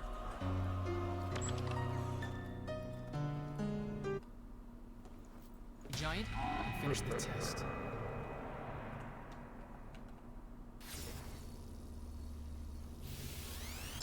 I'm gonna smash you to bits. Warning. Warning.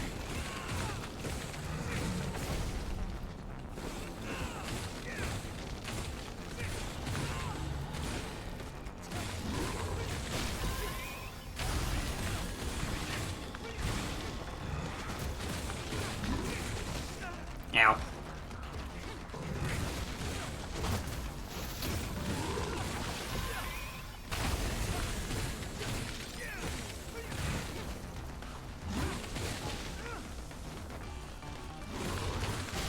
Fuck.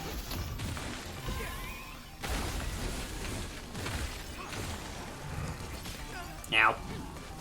Ow. Fuck.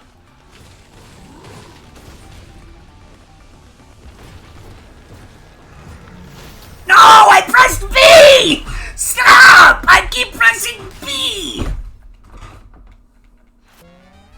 Give me a revive. No. Okay.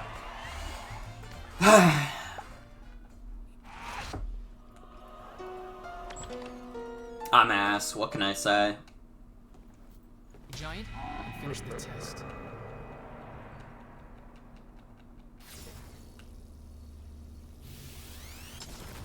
I swear to God, though. I swear to God. I promise you I'm pressing B. I guess I'm just not doing it fast enough, though.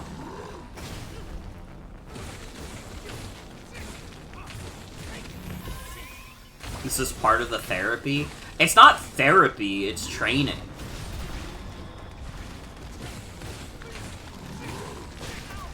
We're training to be able to defeat giant skeletons.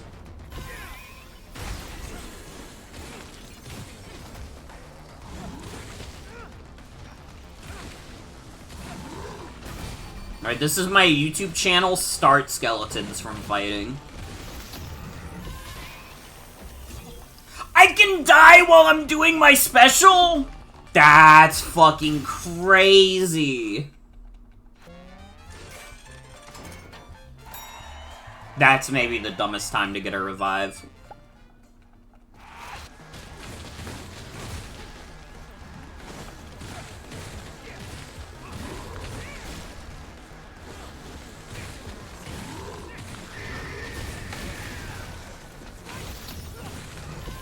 What is Psychonauts about the giant skeleton? Is it just that we went through a creepy room to get here?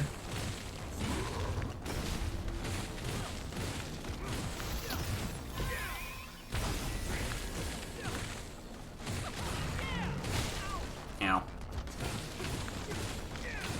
Wait, I'm gonna win. Oh, that was just a regular enemy. Yeah.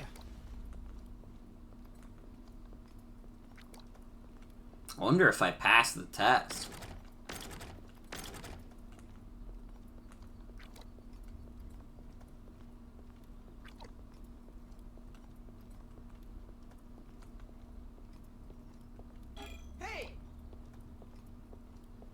Oh, hey, Grandpa.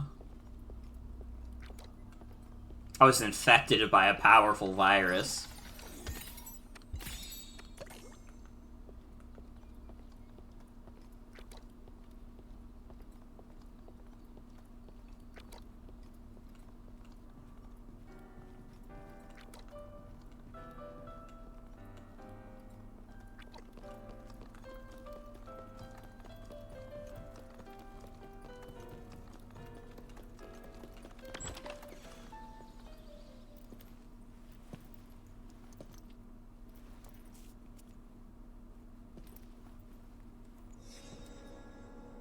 Uh-oh.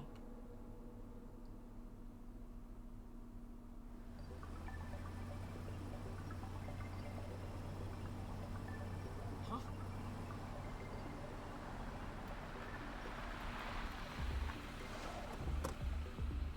Apparently your training was a success. Please, get in. Let's return to the ship. Grandpa? Go ahead. Get on in. All right, then.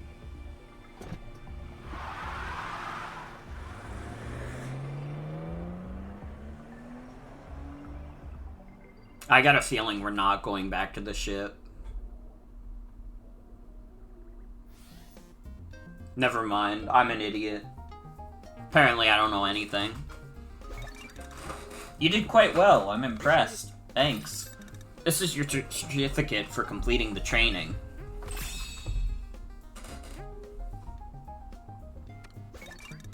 Take this to the social worker in the lounge. You're going to need to verify it with your social security number. Any questions? What a hassle. What was that? Nothing. The lounge, right? Okay, there's the door. Alright, I almost forgot. You can continue to undergo trials in the training facility. Come back at any time. Thanks.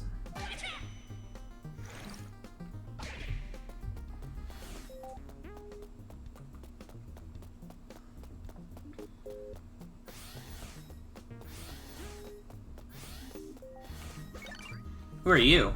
I'm Romeo. People call me Dead Man. Oh, so Romy then. It's so cute that you call yourself a dead man. It's lame, but that's what makes it cool. Like, you cross over the lame barrier back to cool. You want to be a hero or something? Not really, no.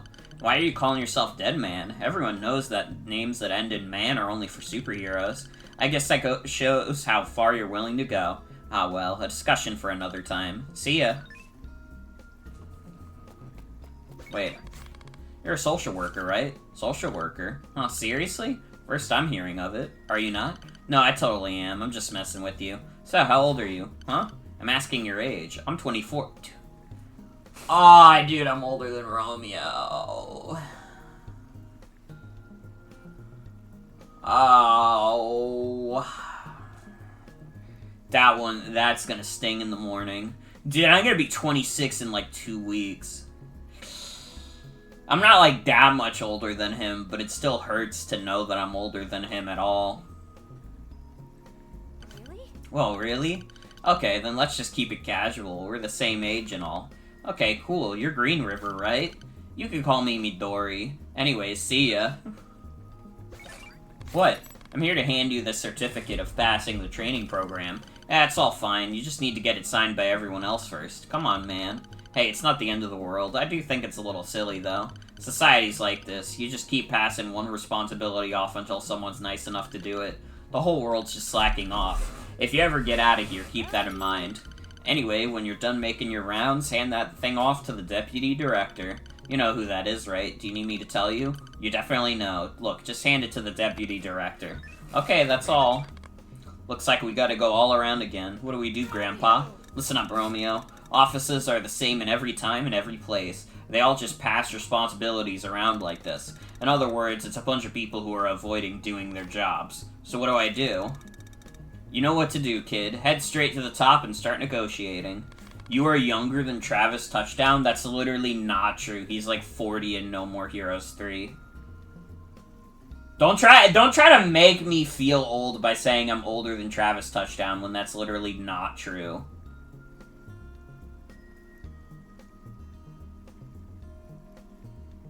Oh, wait, you said younger. Wait, I misread. Wait, I'm an idiot. Wait, I can't read apparently. I thought I was getting like accusations placed at me. Okay, I apologize. I can't read. You know what? That's my bad. That's my bad. Yeah, head for the briefing room.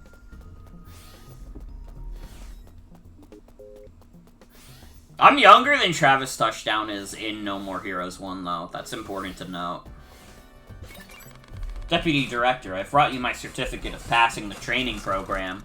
I've heard, Dead Man, but not everyone has signed it yet. Well, it's only a formality. Let's just call it a day here. Thanks a lot. Grandpa, you were right. How was the training? It felt kind of weird.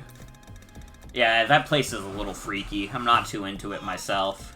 You cleared that final exam in record time. The previous record holder was the Deputy Director himself. As expected of the one they called Dead Man, we're counting on you. Whoa, seriously? Are you actually praising me? You did some good work today. Go ahead and take a rest. Yeah, I will. Can't stop farting today? I mean, I do have days like that, but I usually don't talk about it on Twitch.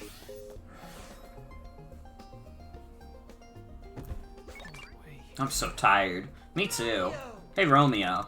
I can feel the will of somebody at work in this strange situation we found ourselves in. I wonder, could it be? Good night, Romeo. Sweet dreams, kid. Romeo!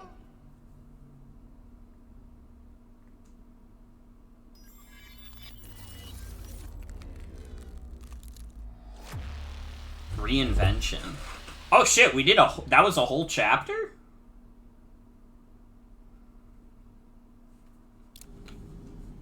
Only the shallow know themselves. It's okay. Sometimes bullshit is important. So we're probably just I'm gonna try and beat this chapter tonight, and then we'll be at about the halfway point in terms of how many chapters there are. Romeo, you fucking idiot. Ah, damn, I did it again. Yawn. What's up, Romeo? Grandpa, it's morning. Did you sleep well? Nope, I had another nightmare.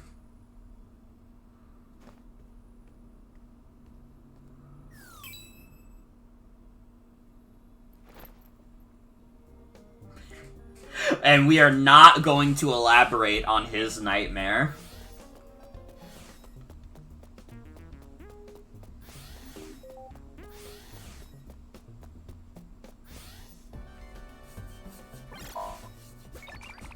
I've secured the next coordinates.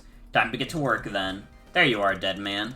The next target is located in the year 1968 in Sector Clotho. It's the mayor of Deadford, Julietta. Dude, this is some Mario movie shit. What's your name? Mario. What's your last name? Mario. Juliet. Let's hope this one's the right one. What's she like, this Juliet? She made a deal with God! She can control humans and brings death. She pays the Reaper off with death instead, itself. She's causing a surplus of deaths while jumping around space-time. What does she want? Probably something like a bloodshed. I don't know why this exchange is, like, hysterical to me. It just is. Sounds like just some psychopath, not the Juliet I know. Yes, I certainly hope it isn't the Juliet you know.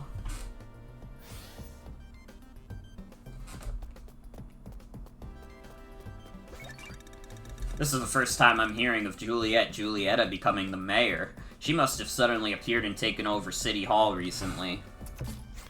What are you doing? You've come right on time, dead man. Why's that? I was just in the middle of reading your most recent report. You need to work on your analysis skills. You've got good intuition, but your lack of forensic ability is nothing more than a gamble. Remember, the slightest mistake here could end up warping the universe. What's with the bad mood? Yeah, I'll try and be more careful. This data, could it be?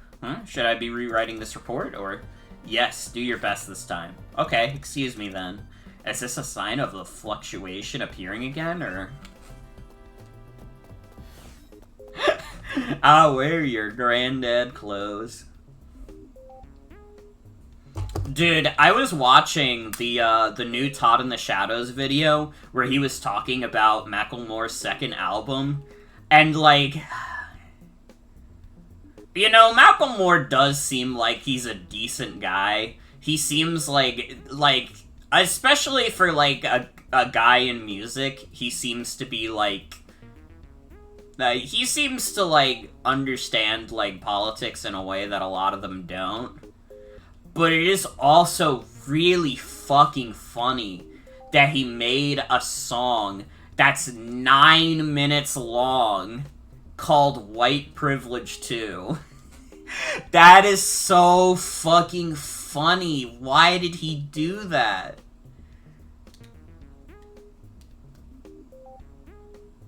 It's... And if you're wondering, White Privilege 1 is from before he took on the Mackle. Before he became the Macklemore. Or at least I think so.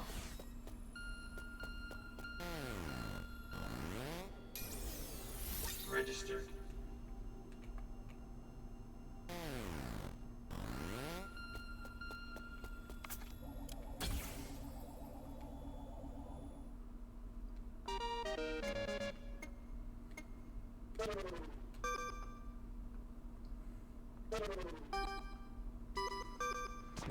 Dude, that one is so hard to see.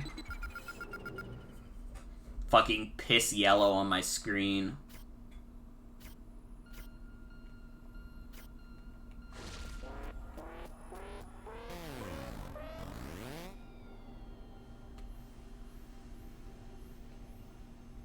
It's literally mucus yellow. It was a fucking eyesore, dude. Registered. Registered.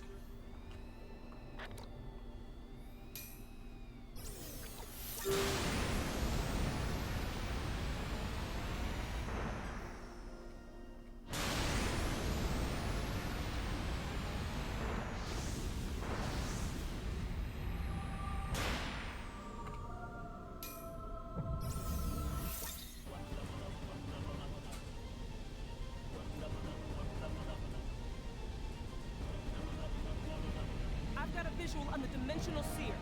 Prepare to fire Eternal Sleep.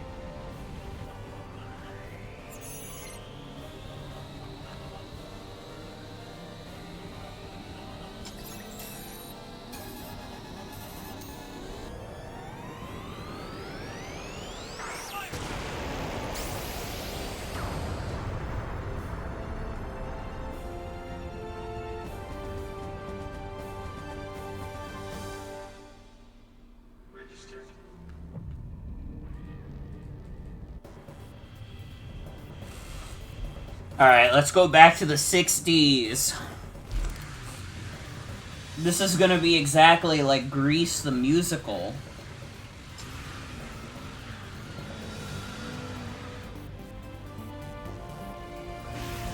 Dude, I'm realizing how hard this is gonna be to upload to the stream archive. For the only reason being, I don't know what the fuck I'm gonna make the thumbnail. There's so much crazy shit and crazy visuals in this game.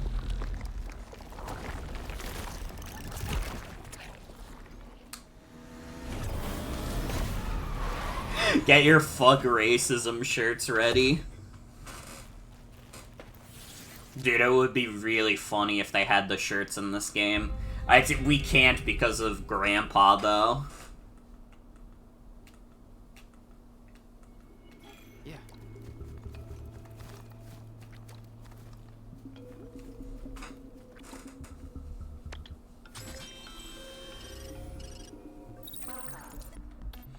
Can I do any enhancements? Can you make Morgue Beast wear fuck racism? Jen, can we do that? Do you think that'd be too corny? Or do you think it'd be cool? Skin that gives Grandpa the fuck racism shirt.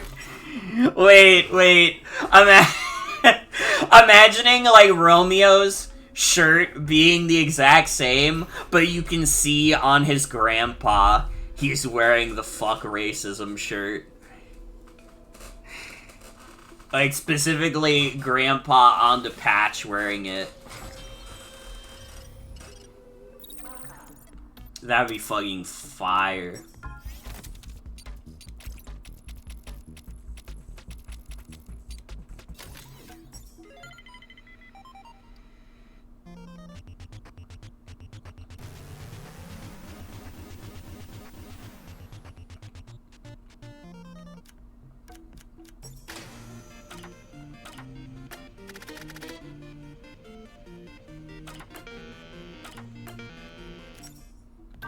Dude, how do I get space debris? I have, like, no space debris.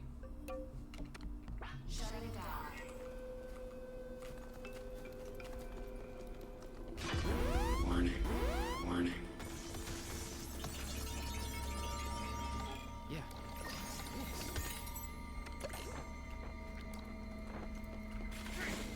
This is the work of the Reaper. This is some serious shit.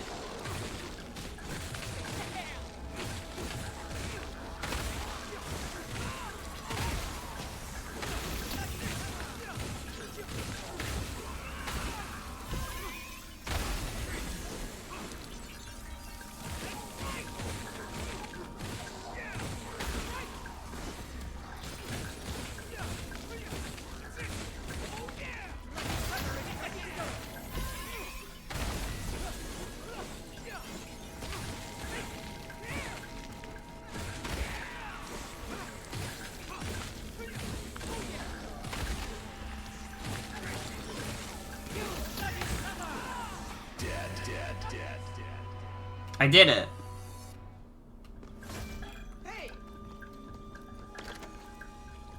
Okay, Romeo, we're going in. Atrocious. This is horrible. I hope at least their souls are saved. Dude, she made all of them hang themselves? Or I guess she could have hung them herself. I'm here to see the mayor, Juliet. Do you have an appointment? No, not really. Well then, please follow me to the world of the Reaper. Uh-oh!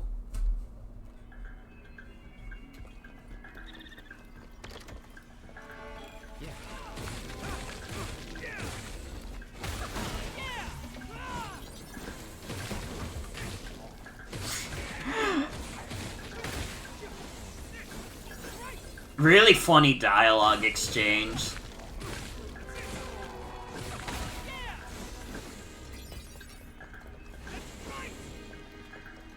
You're really smart, Grandpa. You know where the mayor is, in the mayor's office.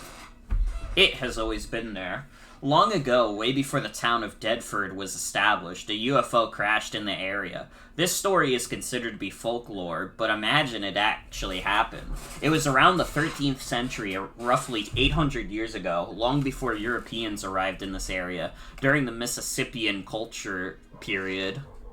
UFOs are not necessarily alien spacecraft. They could be piloted by robots or even operated by people from the future. There have even been movies where UFOs themselves were living creatures. It's also highly possible that they did not crash, but rather landed intentionally.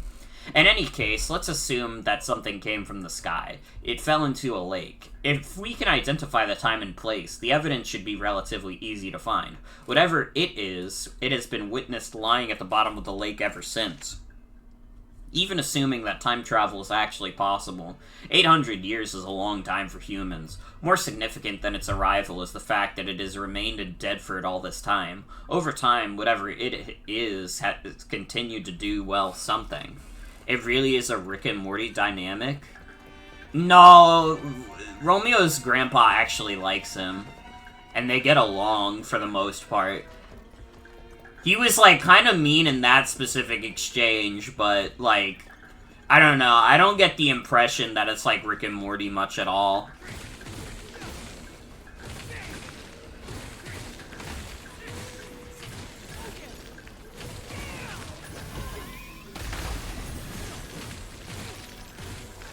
I don't know. I guess the dynamic itself of, like, a young guy and his grandpa is, like, Rick and Morty coded. And, like, it's very reasonable to assume Suda would have been inspired by that because he fucking loves Rick and Morty. But I don't think on its own it's just, like, the same thing. I don't think they just ripped the Rick and Morty dynamic. IMO. IMO.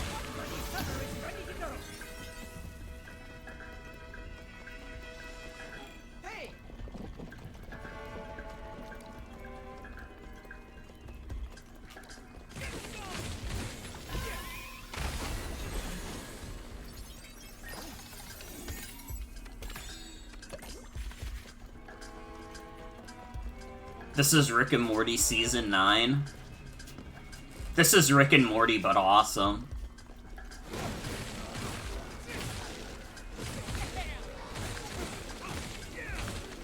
By Rick and Morty Season 9, the characters have become so flanderized that they actually like each other. That would be the flanderization of Rick and Morty, is that all the characters like each other. This is Rick and Morty in the Obama years. Faye, Rick and Morty literally started in the Obama years. That's like the first couple seasons of the show.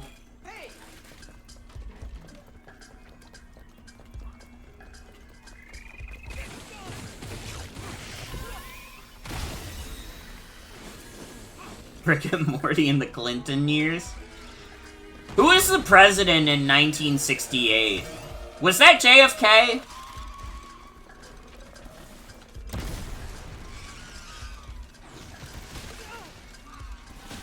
Ow. Oh. Oh no.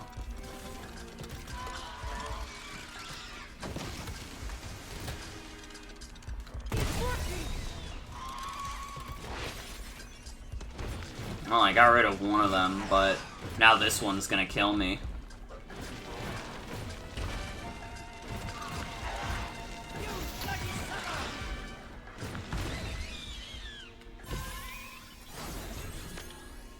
Getting sick of Rick and Morty yet?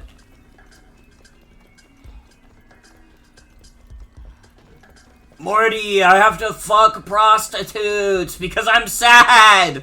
But sex makes me less sad, Morty. Aw, jeez, Rick, that's really inappropriate. You shouldn't be talking about that kind of crap to a 15-year-old. Shut up, Morty. You're gonna have to grow up one of these days.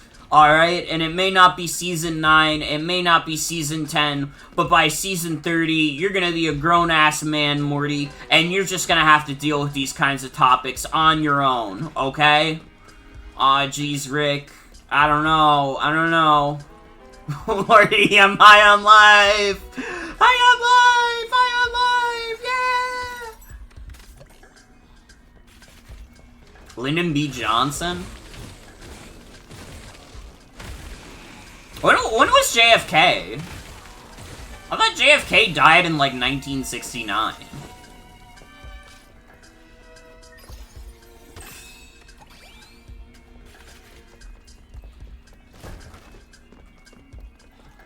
Why did I think JFK died then? I don't know.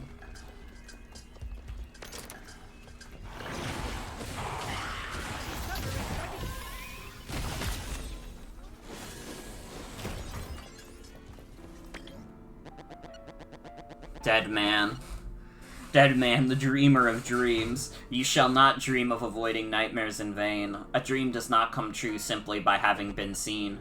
What is your dream? Are you a dream? Did that shadow in your memory really even exist? The butterfly dream. The dream of Vishnu. Who is to say it is not a dream you see after waking? Ah, jeez, Rick, I am very emotionally indulgent and self-aware, Rick.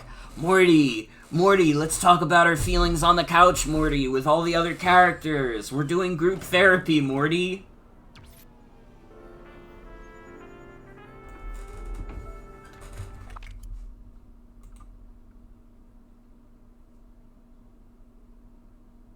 Dude, doing this stupid Rick and Morty bit, I just noticed the follower count went up, but it did not say who followed. Which makes me think that they thought the bit was really funny, but they're really embarrassed about the fact that they think the bit is funny.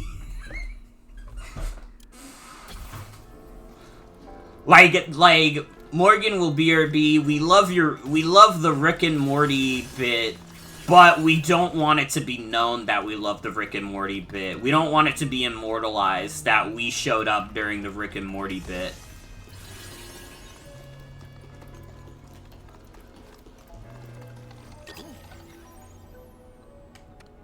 Oh, I'm out of room?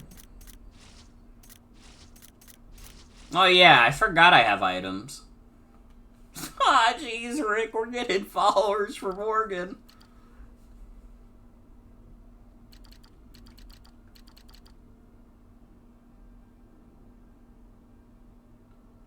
Morty, we're giving Morgan so much material.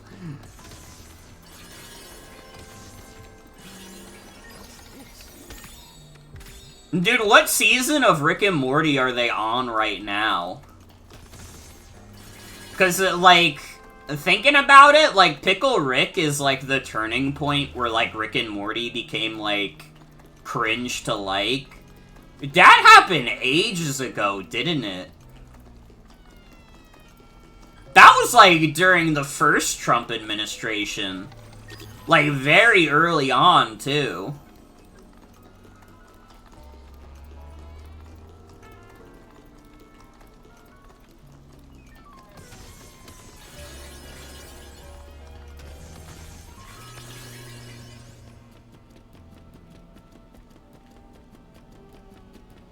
Dude, can someone look up when Pickle Rick aired?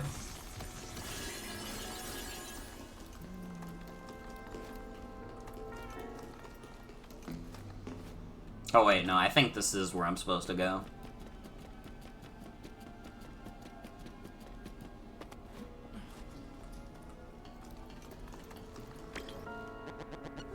Dead man. Why do you struggle, dead man? Stress and frustration only occur when one does not take their share of the work. The pitfall appears when greed is aroused. When you have fallen, there's no one to care. If you continue to seek, you must reflect on yourself and forgive, even if that reflection shatters your very heart. August 6, 2017? Dude, that was almost 9 years ago. Has it really been cringe to like Rick and Morty for that long? That's crazy.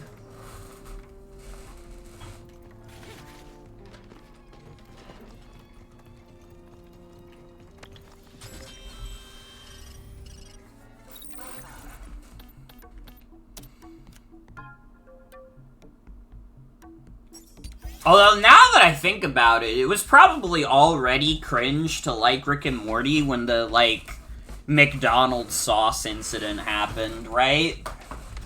Like, Pickle Rick is definitely, like, more cringe, but, like, the like, McDonald's Szechuan sauce, like, incident was kind of crazy, too.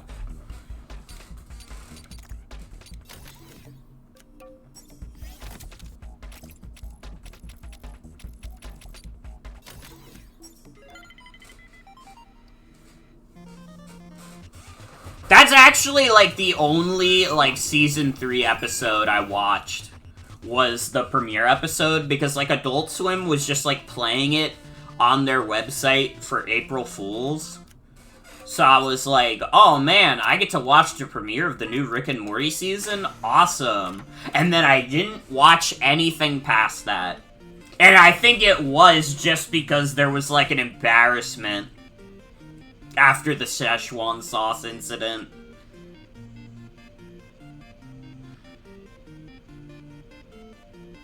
Although maybe it was just that, like, I was thinking about catching up with the show, but then Pickle Rick happened and I decided against it. It might have, like, I might be getting my timeline mixed up.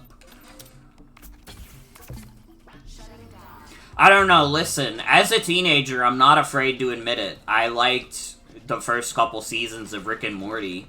Do I think I'd go back and like them now? I don't know. Maybe by now I've grown out of it. But when I was younger, I thought it was, like, cool. But anything past, like, the first couple seasons, I just have not bothered with. And I probably will never bother with it.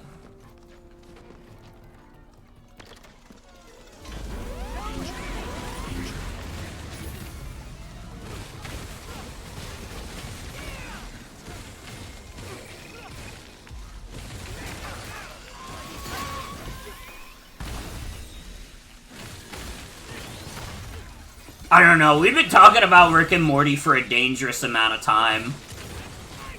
I guess this is the effect of playing a Suda51 game.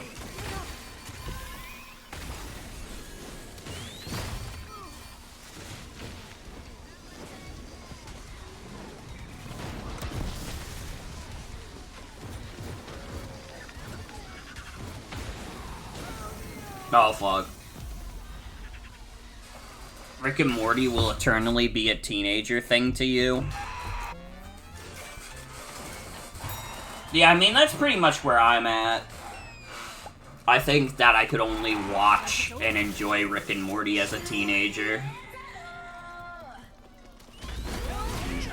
You would think as an adult I would be more of a cynical person, but actually, like, Rick and Morty as an adult is, like, too cynical for me now, I think.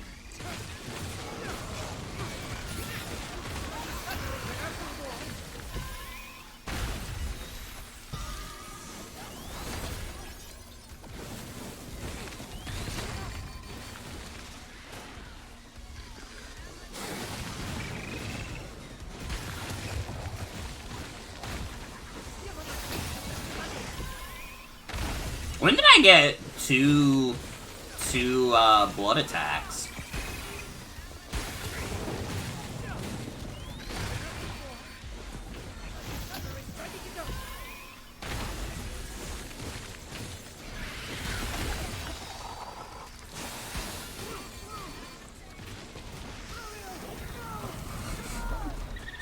They need to invent, like, more adult cartoons that are, like, comedies and are actually funny.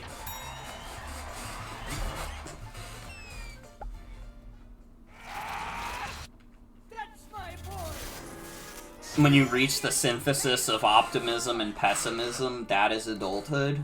That's kind of real.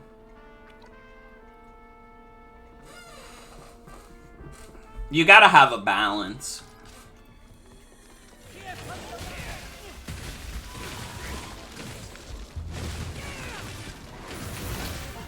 Jesus Christ, they surround you in this area.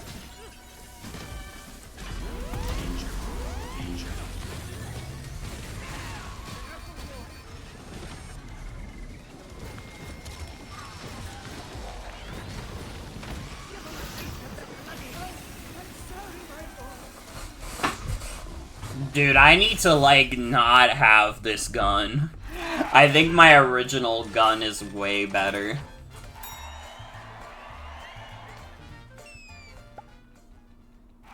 Hostiles have been eradicated. Hey!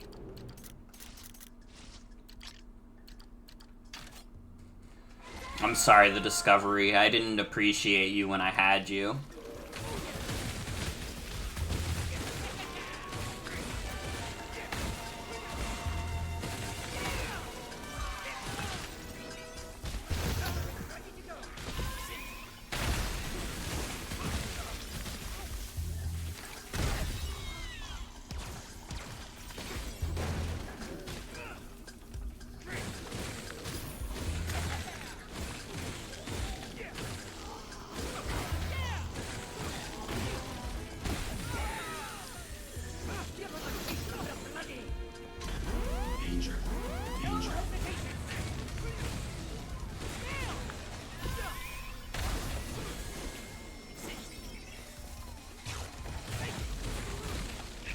I don't know, what are, like, adult cartoons that are also comedies that are, like, actually funny?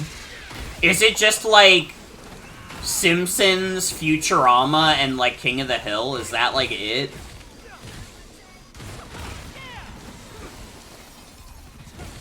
What's the consensus on Beavis and Butthead? Is Beavis and Butthead funny?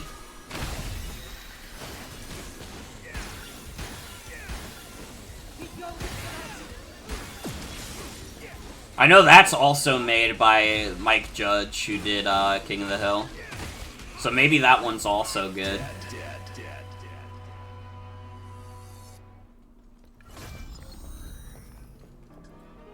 Beavis and Butthead? Not what it's called. Dead man. Do not be egotistical, dead man. Understand what happens to those who are consumed by power. They burn words, they hang shadows, they polish mirrors with blood, and they pour silver poison down throats. Finally, they tear out their own throats as blood bubbles over their throats. Oh, excuse me, that was a bad one. The arrogant are not satisfied for long. I just had that, like, indigestion moment where I, like, threw up in my mouth a little bit.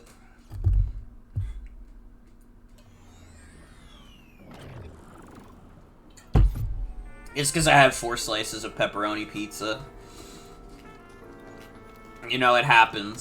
Sometimes you're at the top of the world, and sometimes you're the glutton from the 7 deadly sins.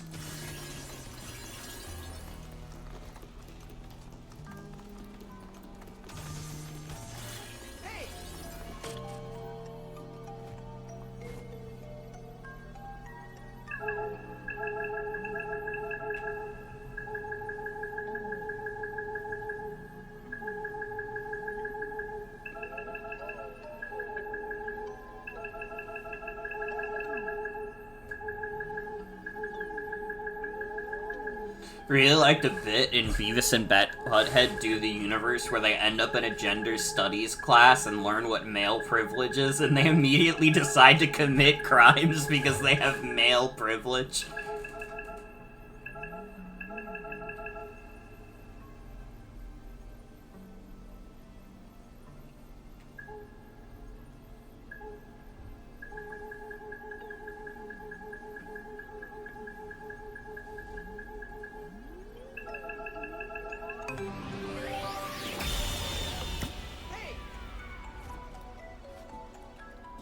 I have no idea what I did.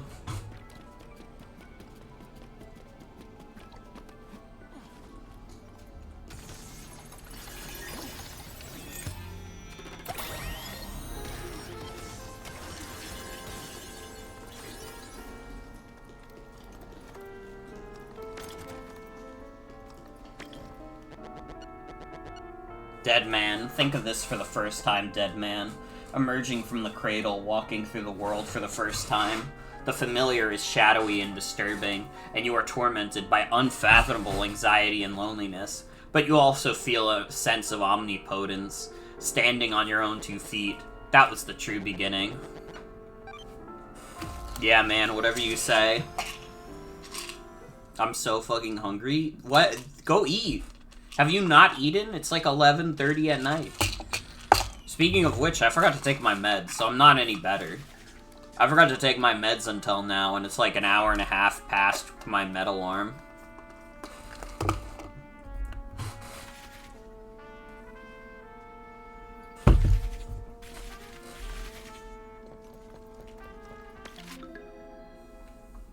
Hey Romeo, do you remember? No, actually, this is my first time saying this. Cinderella's magic spell ends at 12 a.m. When the clock hand turns to the left, hitting the top, I want you and only you to see the real me. I'll be waiting in the back of the mayor's office. Yeah.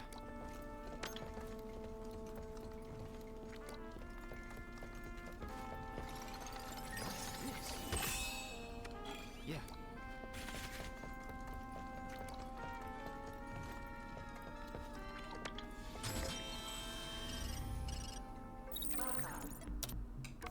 Well, before we go back to subspace, let me save.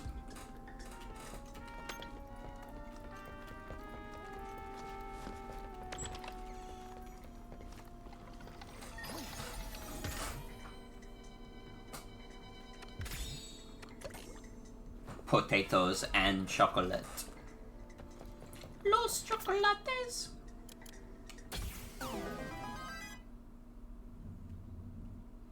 Yeah, I guess I can do one of these if it's easy difficulty.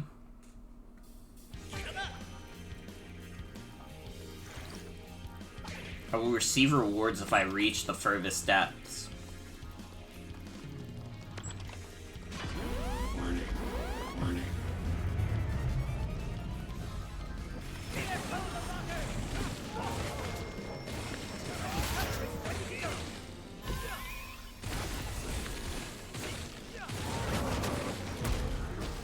How is this easy? There's two big fat fucks.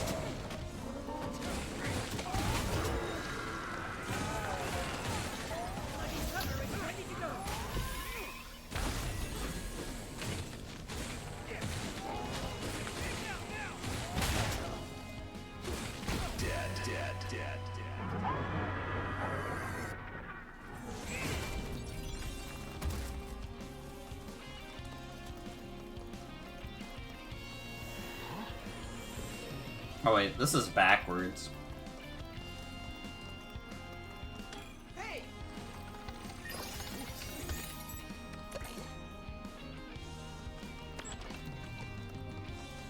No hesitation. You're doing it.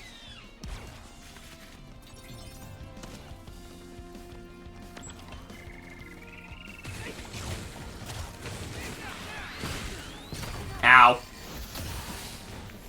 This is what I'm talking about. This is supposed to be easy. I'm about to die. Because I'm bad at the game.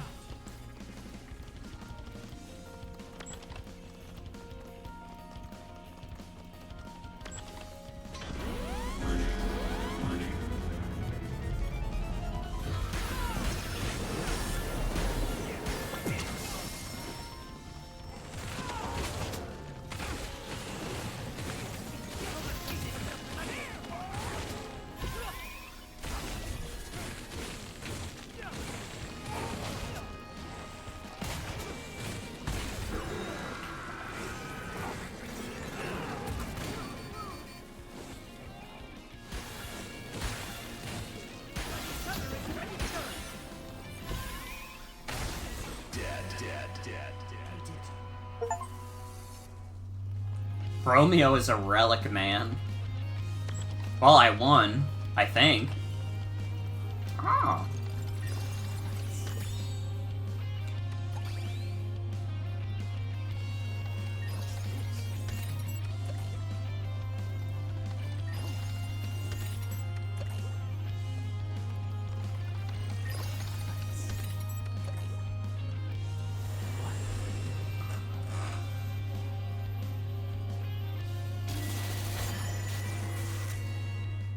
Yeah, get me out of here. Send me to the swirl dimension.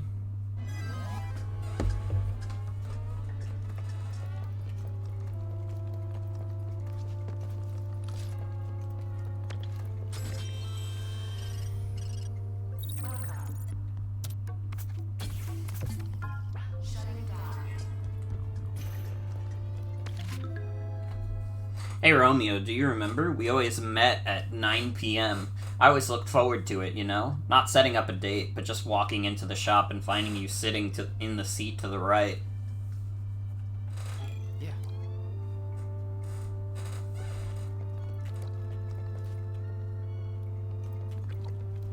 Oh, am I supposed to be getting the numbers from the memos?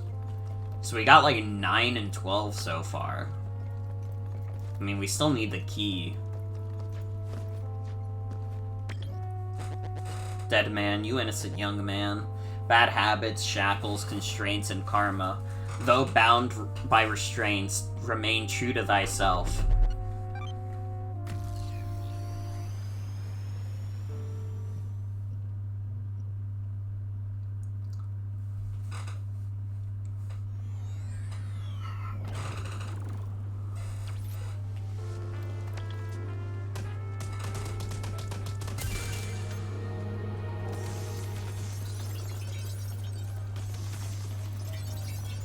Romeo, it's me, Juliet.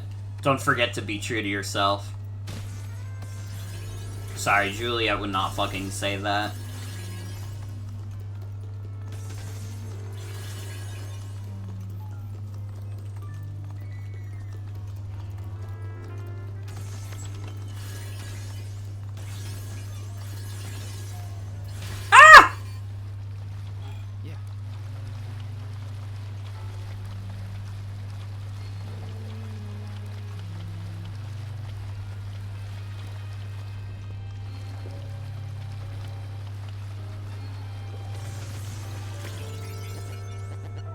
Pray, dead man, do not misinterpret prayer, for it is not a plea of the weak, but a ray of determination emitted from the soul. Swear silently and firmly to the form you desire deep inside your heart, for that is the beacon guiding your way of life. Yeah, can you get me back to the normal world? I fucked up really bad. I don't think I was supposed to go this way.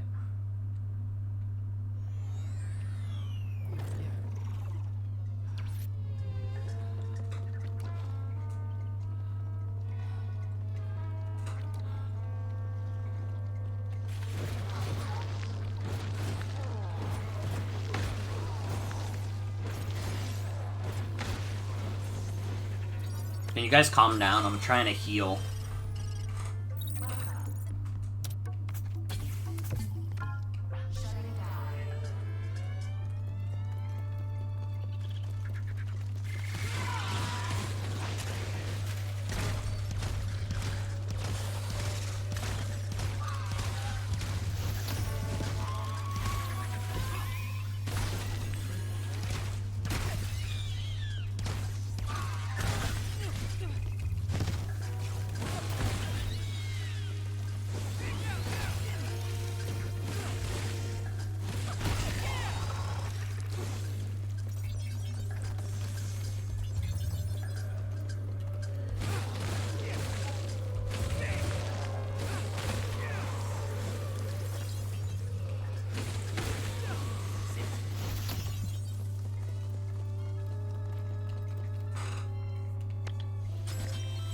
I don't even need to, like, blood attack these enemies. I can just go to this machine and be fine.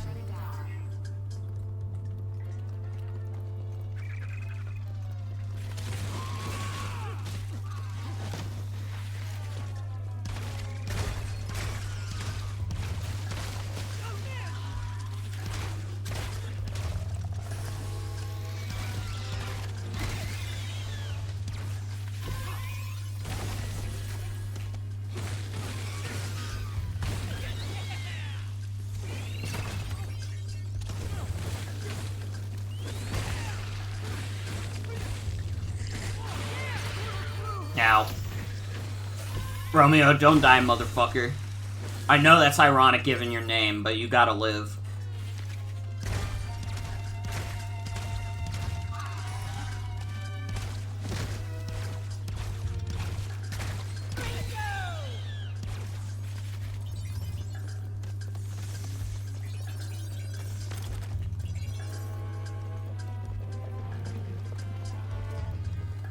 When do you guys think the Steam machine is gonna come out? I just remembered the Steam Machine is a product that is supposed to launch this year.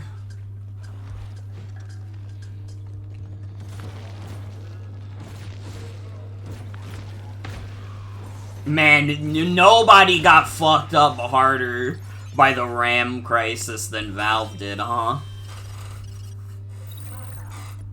That shit probably would have been out by now if it wasn't for the fact that AI companies bought all the RAM in the universe.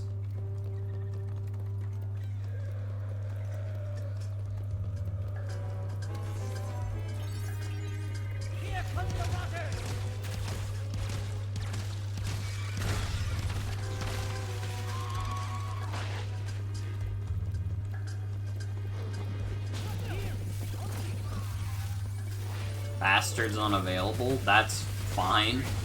I haven't really been using the bastards to begin with.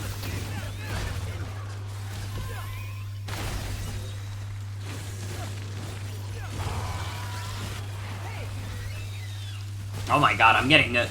There is so much shit going on screen, I'm getting frame drops.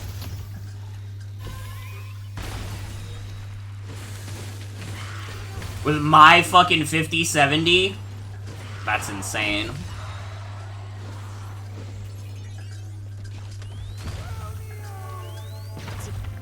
I thought that was an item to pick up. It was a fucking bomb.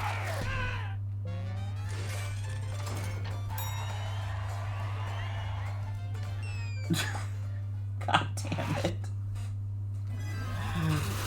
I thought it was a fucking item, dude. Can you blame me?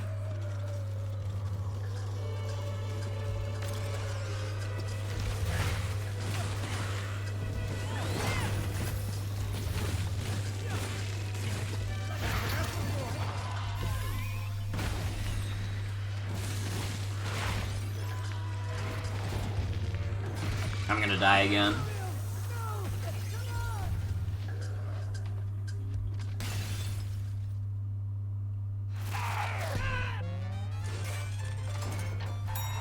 Oh, I got a revival though. Wait, it's fine.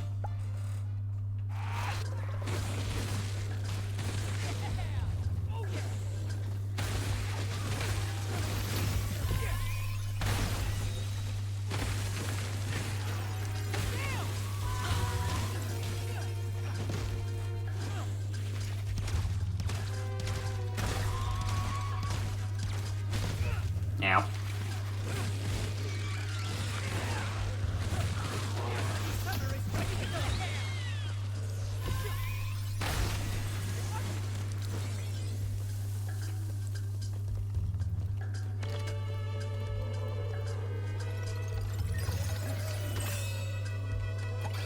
Underground warehouse key. I guess I could probably use that somewhere.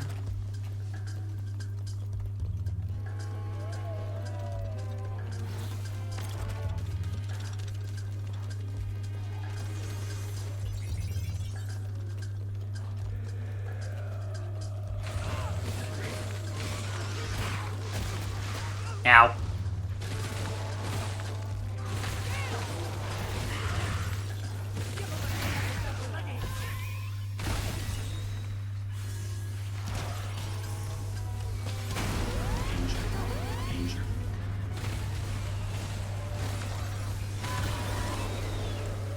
Wait, what's happening? The skeleton!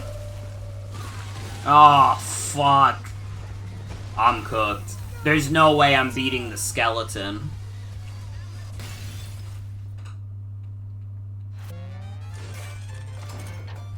Never mind, it's fine. I got a revival again.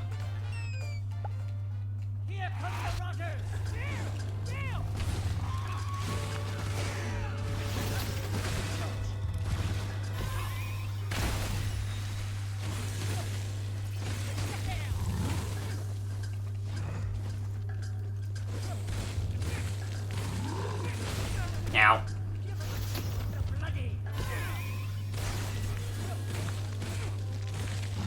Oh my god, wait, are the fucking circles on its back weak points? Is that why I was having so much trouble with it?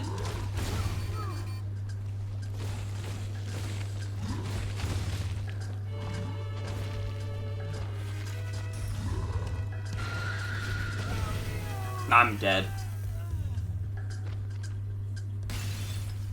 Dude, I figured out that the skeleton has weak points way too late.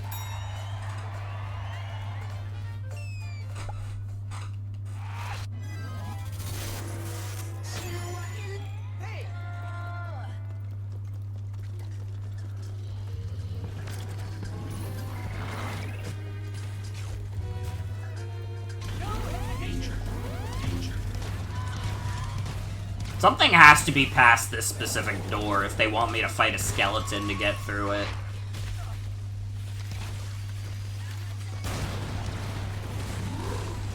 Dude, what is with the frame rate? Is this the power of Unreal 5? Is that the frame rate gets really shitty? You know what? I was reading in the Steam reviews that this game had, like, memory leak issues. It is using a lot of RAM. I don't know if that necessarily means that there's a memory leak issue, but...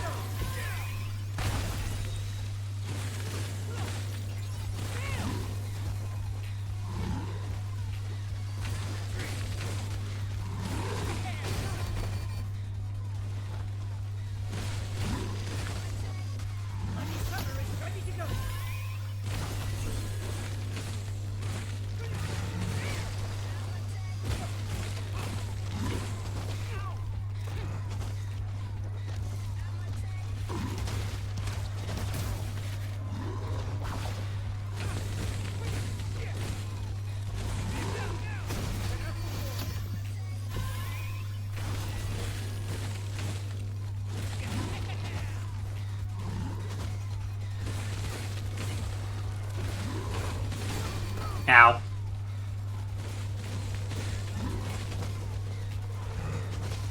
I will never stop losing to the skeleton. No! I had a charge! You fucking bitch!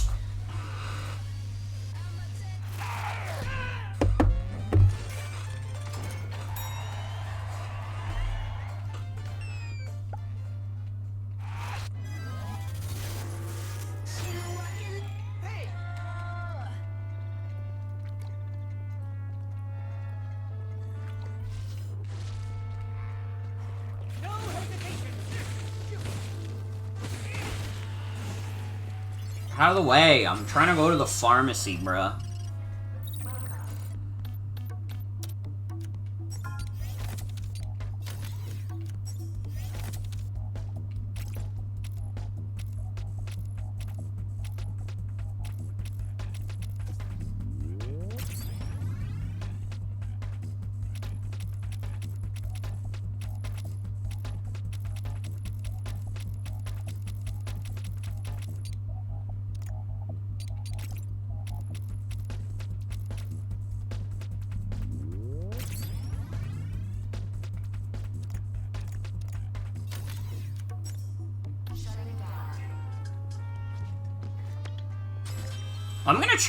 I'm gonna save and reset the game and see if that helps with the frame rate at all.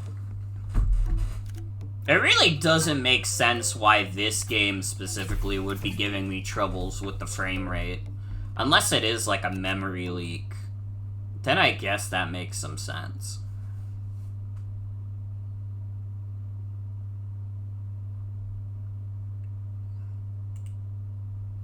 I got a Steam trading card for Juliet.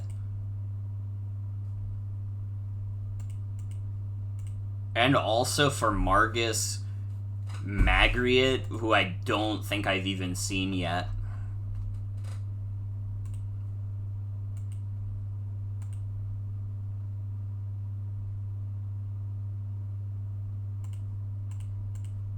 Okay, hold on, I'm resetting.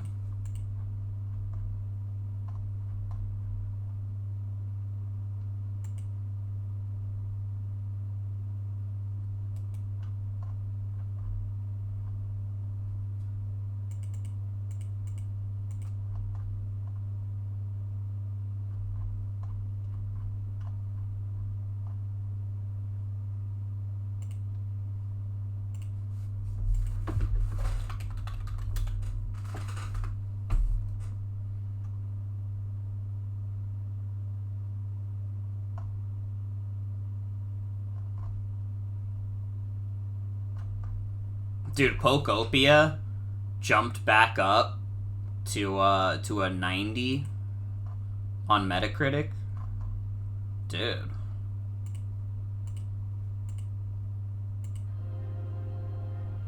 What are we gonna get? Romeo as a dead man up there, though.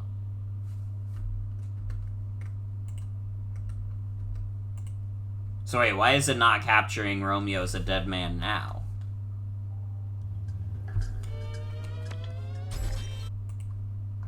What the hell?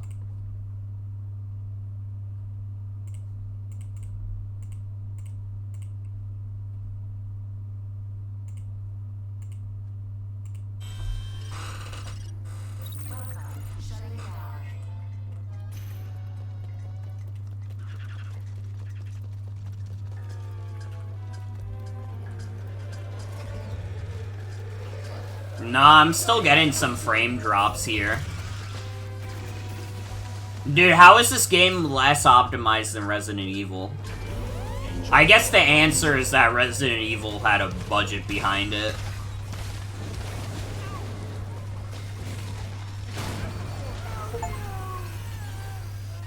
Romeo is an ignited man. Whoops. My bad, my bad.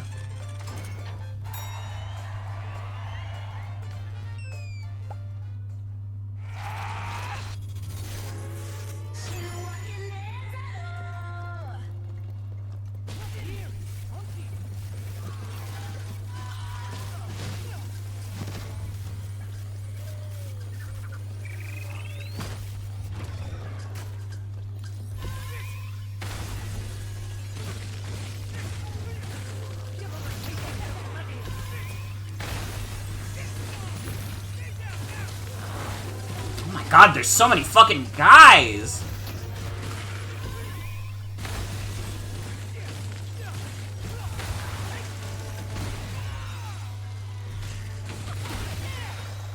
No wonder the frame rate's dipping. There's like fucking 15 dudes over here.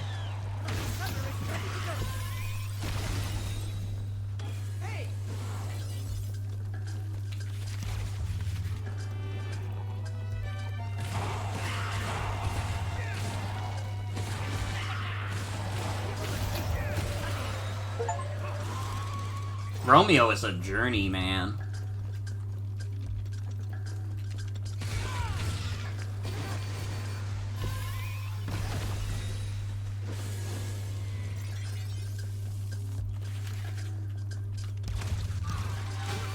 Fuck! Why was there another one? Where the fuck did you come from?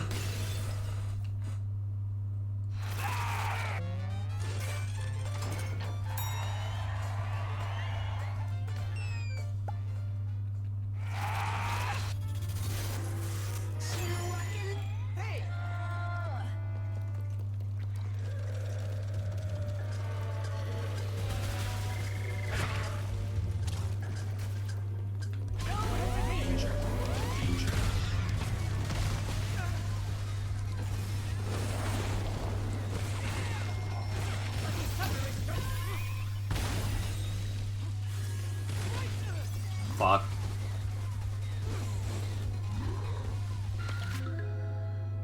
Hey Romeo, do you remember the day we went to the lakeside? The day we promised to meet at 7 a.m., but you were late? The next day, you brought me a ring for my left ring finger, but I wasn't even actually angry. You were so cute, looking all flustered.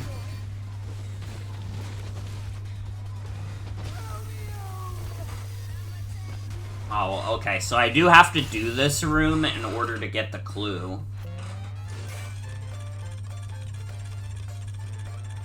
None of them are revives, fuck.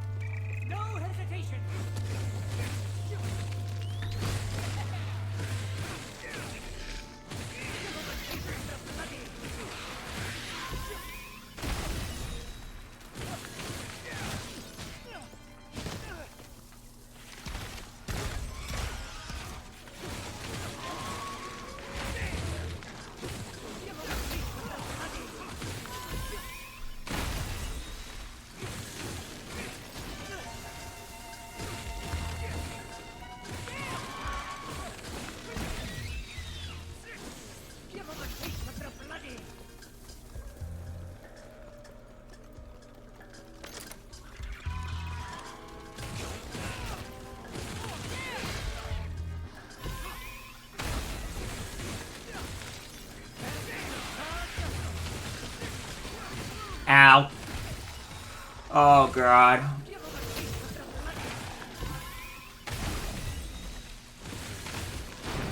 Ow! I fucked up. What do you know? Juliet Dendrobium is considered one of the most important figures among the wanted space-time fugitives. However, little is known about her at this point, and she remains shrouded in mystery. However, women have always been mysterious, secretive beings. They have good moods and bad moods, and men cannot understand that. Regardless whether it's a woman you don't know, your girlfriend, or a so-called femme fatale, don't you agree? There are also some men who are incomprehensible, but the nature of their incomprehensibility is different. So you have to ask yourself again, what do I really know about her? Question yourself thoroughly. Not Juliet, but yourself, okay? Here come the rotters!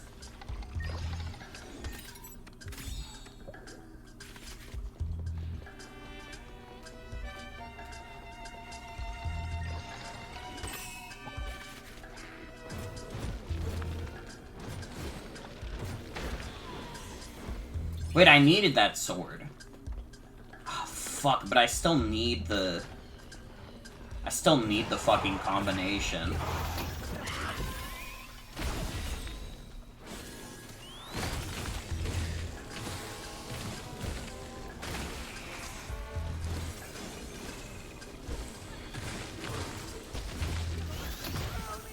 God damn it. Oh, I need so much! But there's too many enemies. I just keep dying. Oh, let's go! Wait, it's fine, it's fine, it's fine. It's literally fine. If we just roll that every time, it's fine.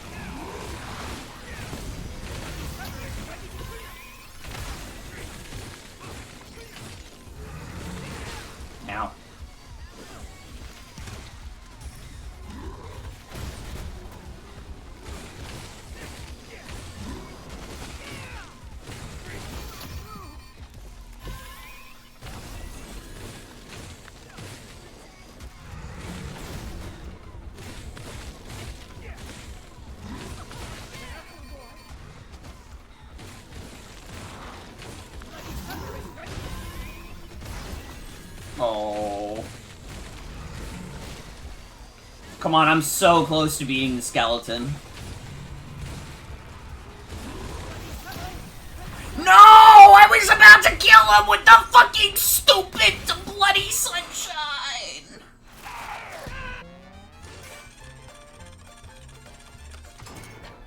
Wait, it's fine. It's fine. You roll it every time. It's literally easy to roll it every time.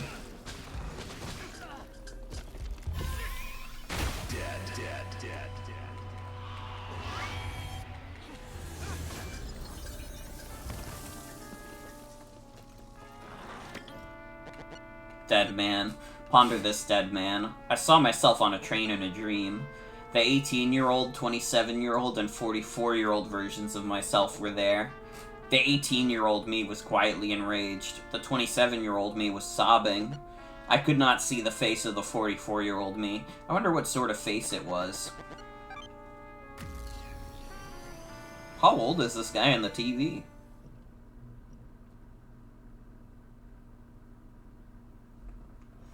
Who is the guy in the TV? This is the Romeo is a dead man questions we're all asking.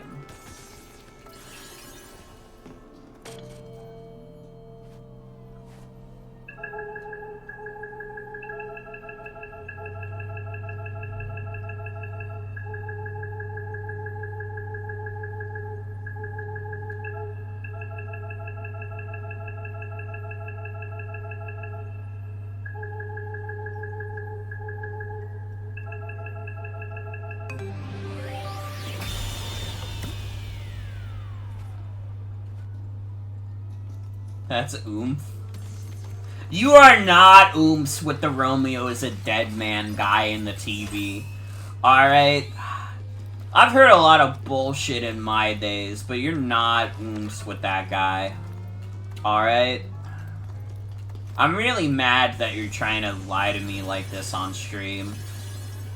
I'm more mad at you than I've ever been mad at you in my entire life.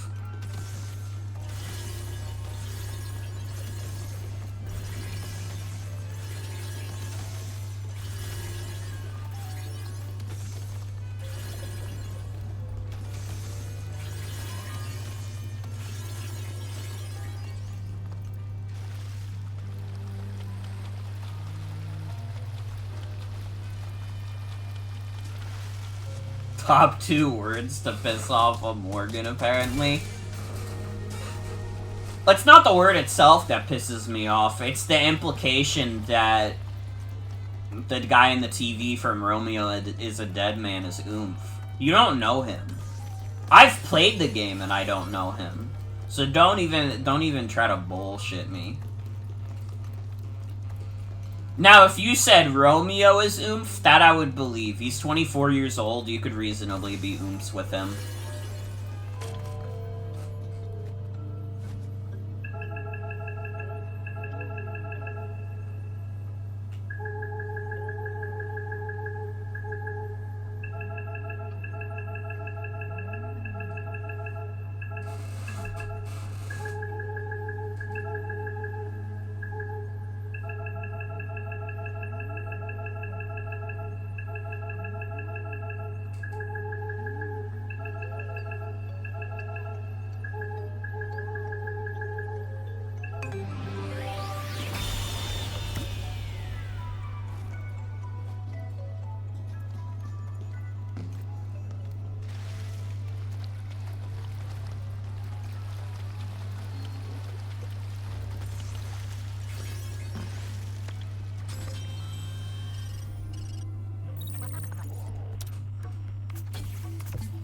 Wait, why is it glitching?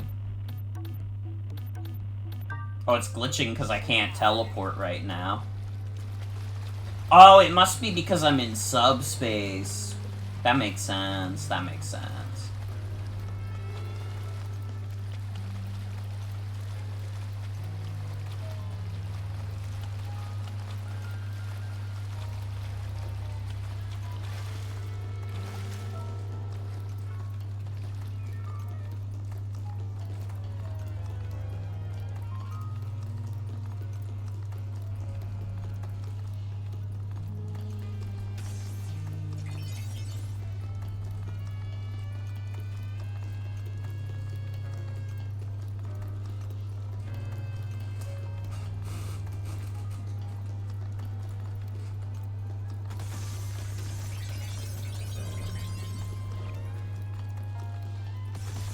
Okay, I gotta be careful not to fall off.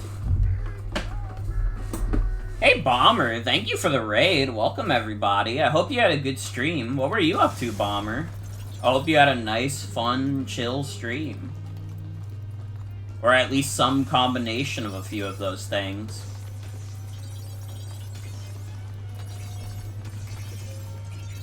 But you're in...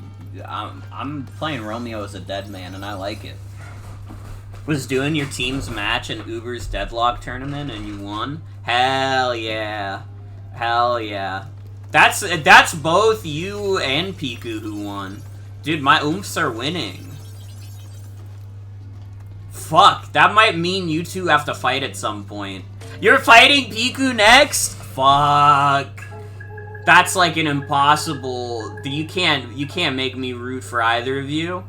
I have to root for both of you to fail now, because I can't root for both of you to win. This is how psychology works.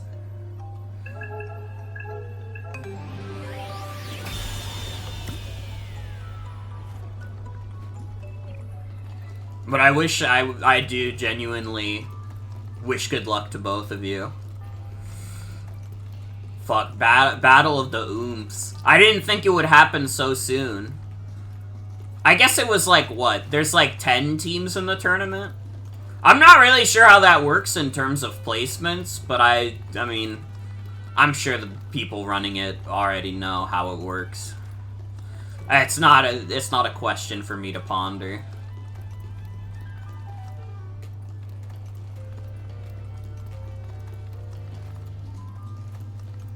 I think there were 2 teams seeded higher. That makes sense. If they got like a team of people who are already like decent at like competitive Deadlock, that would make some sense.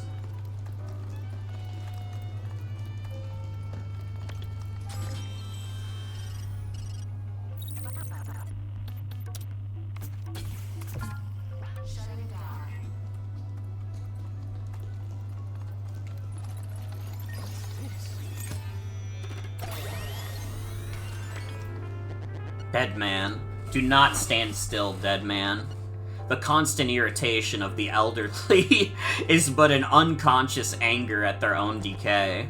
When inescapable anger and frustration are encountered by innocent and arrogant youth, one has no choice but to silently squint at the dazzling glow of life. That squint can be seen as a glare.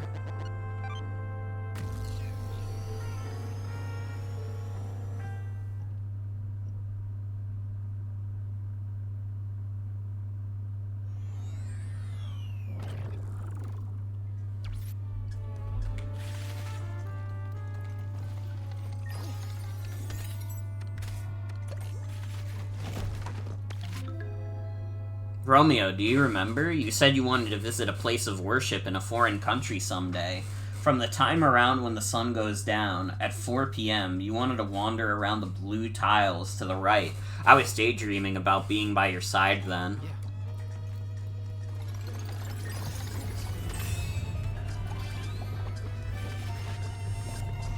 We have the key, and we have a hint from Juliet.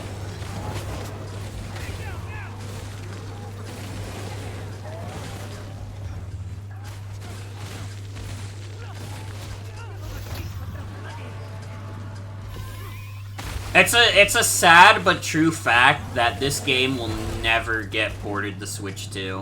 When I'm playing it now and I'm getting frame drops on my 5070, I'm like, this shit'll never work.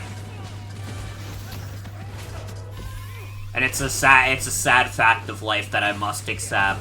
Ah, no, I can't pay another $50 to play the same video game again. Fuck.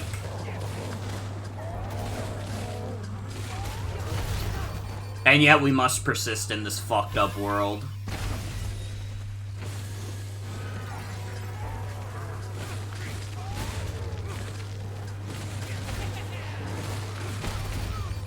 Ow.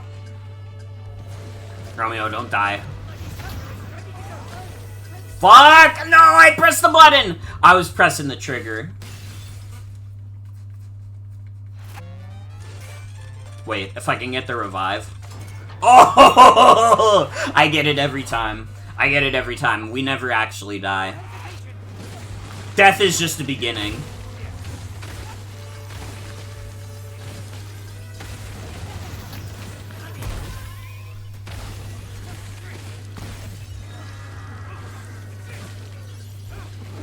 I don't even know if there's really a point to me killing these guys. I don't know if I'm trapped in this room with them.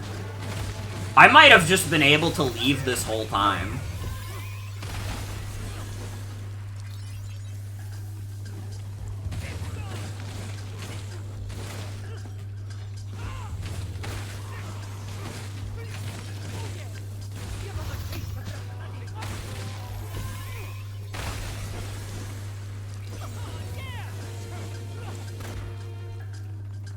I hate the zombies with the guns. Shouldn't be allowed.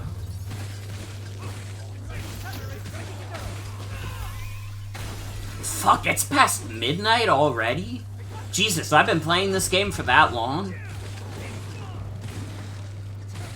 I mean, I still want to beat this chapter tonight. I think that's a good goal, but damn, I thought I would have been done by midnight. Based on when I started this level.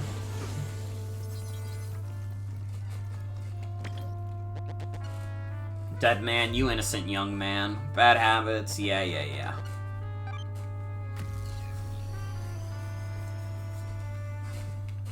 Yeah. Whatever you say, man.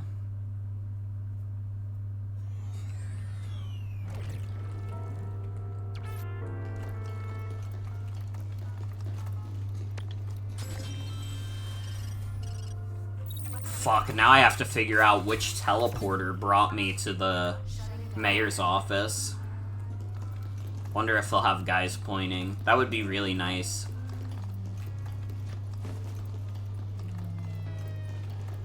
I would love if the game just told me exactly where I'm supposed to go.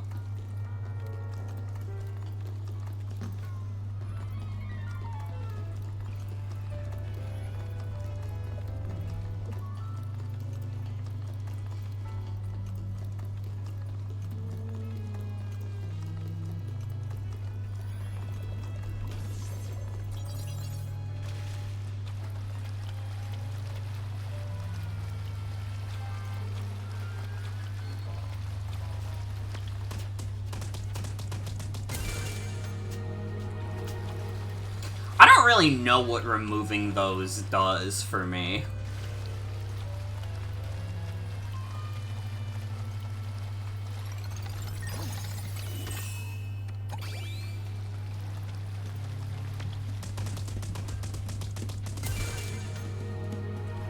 Because it's not like they were in the way or anything.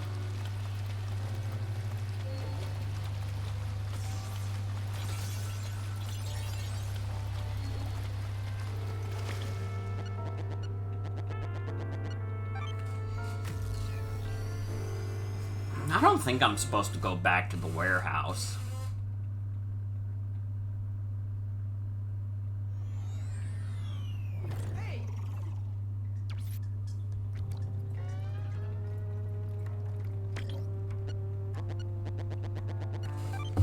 I don't know where I'm going.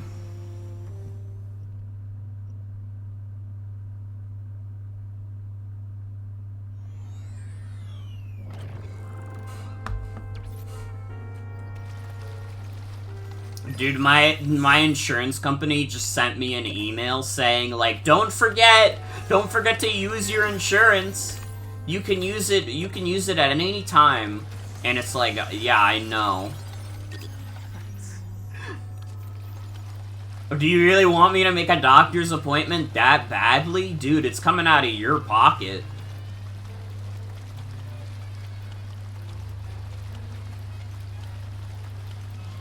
Dude, if I was an insurance company, I would be saying, don't go to the fucking doctor. Just keep putting money in our pocket. Okay? Although I'm on Medicare, so I guess I'm not really putting any money in their pocket.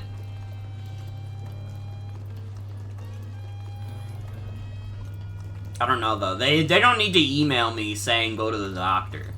Alright, I was at the doctor last year, and I'm relatively healthy, so I don't have to go back for like another year. I'm good. I'm good.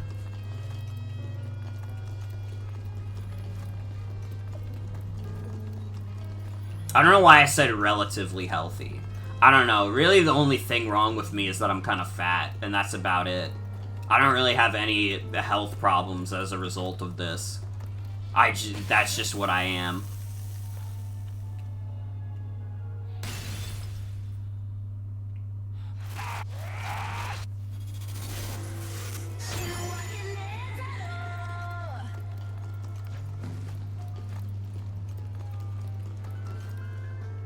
I think I have to go over there.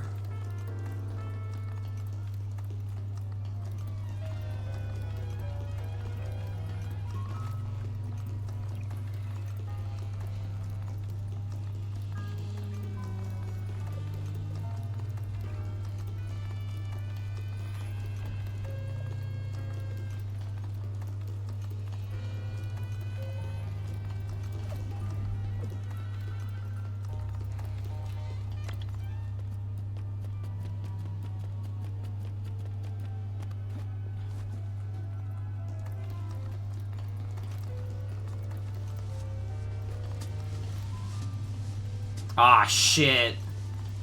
Wait. I can just walk past it. Never mind, we're good. Not that it seems to lead anywhere.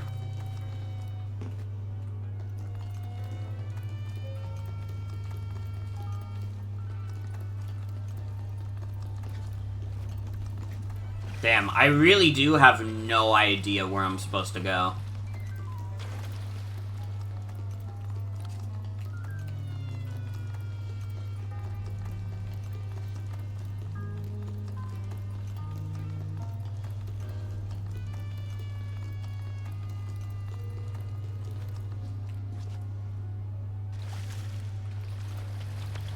What about up here?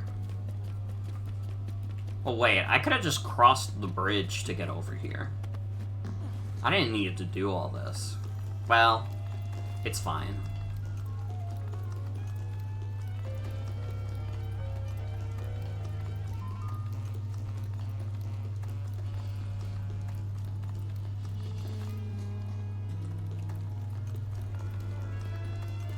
I'm so confused. I have no idea where the fuck I'm going.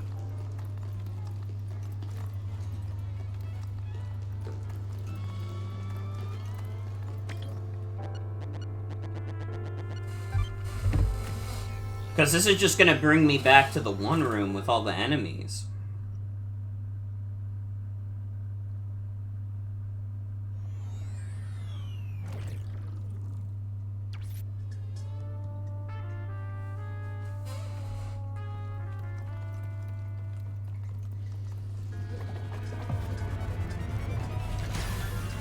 Okay, I guess I am supposed to go through here because there's a A button prompt.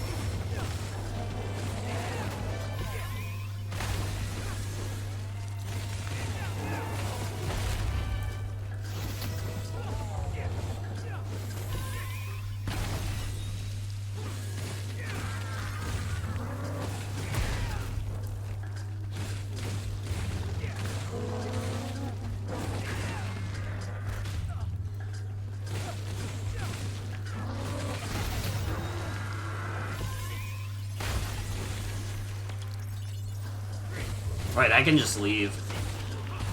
If it sucks, hit the bricks.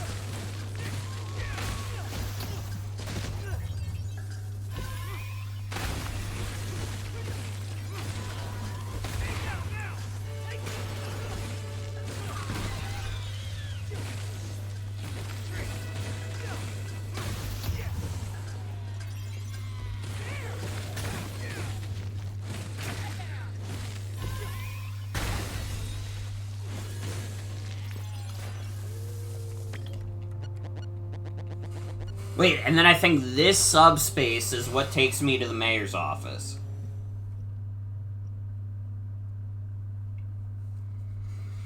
Wait, I understand everything now.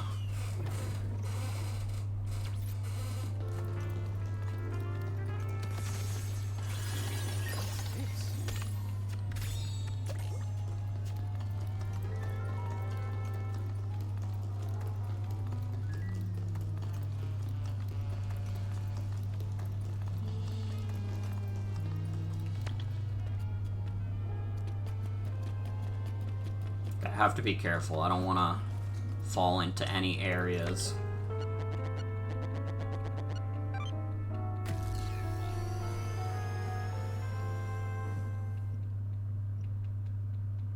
Don't ever put me in an area.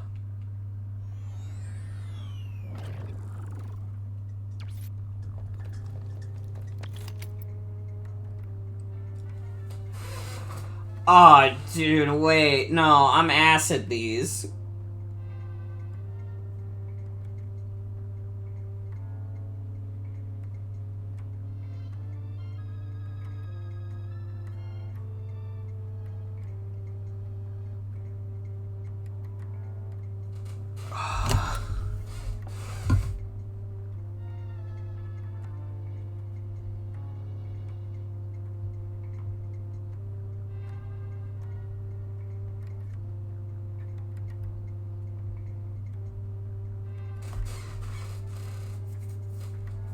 Okay.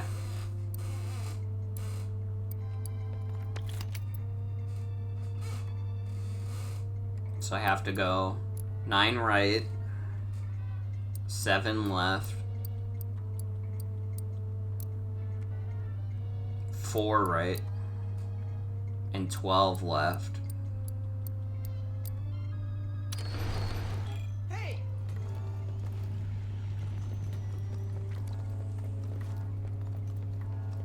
My cold sensor is telling me there's gonna be trouble.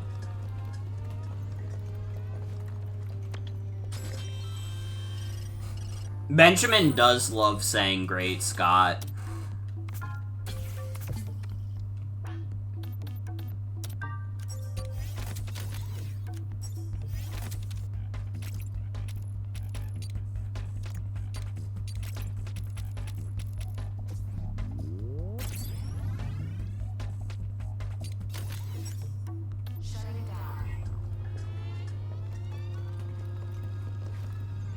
Alright.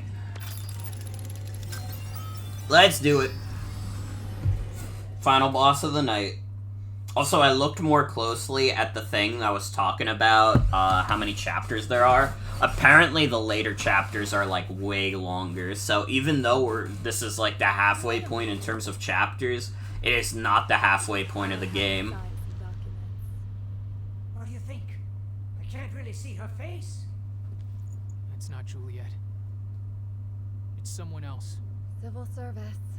It's about branding the foreheads of the people and gripping the hearts of the citizens in your hands.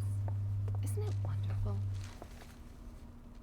You slide a fountain pen across fine paper in silence and hear the pleasant sound of friction as you influence people's destinies with the tip of your pen. It's absolutely sublime. Commentary. It all depends on my signature. This one dies, this one dies, and this one dies. And this one? Death. This one can live. Actually, no. Death. Next is death. That one dies too. Death over there. Death over here. Death, death, death, death, death, death. The singularity sensor's going crazy. It's coming! Sound! It's so obnoxious. This is the language of the Reaper. The sounds are emitted in a band of frequencies not discernible to humans. Those who reach this point will be eliminated. That's what she said. You can understand her? Just who do you think I am? Not being content with only being called a genius scientist, I also want to be known as a genius linguist. Ah. What did she say? You fucking insolent punk! You have no idea what you're up against. She says, come at me. This one's gonna be rough. Dude, she should have said, "Come at me, bro." That would be like an awesome reference. Dude, they fucking changed the playlist at the store I work at, and they're starting to play more contemporary songs, and it's so fucking tragic, because I have to hear the fucking Taylor Swift song, where she says the haters are gonna hate. It's fucked up that there's a popular pop culture song that you would still hear today that says haters gonna hate. It shouldn't be allowed. I'll be more than happy to destroy you. Is that Shake It Off? It is Shake It Off. Fucking hate that song.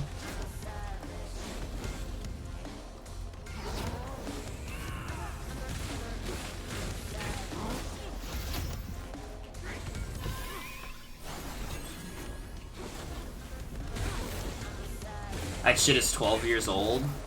You gotta keep in mind that in the store, they've mostly been playing the hits from, like, the 80s for the longest time.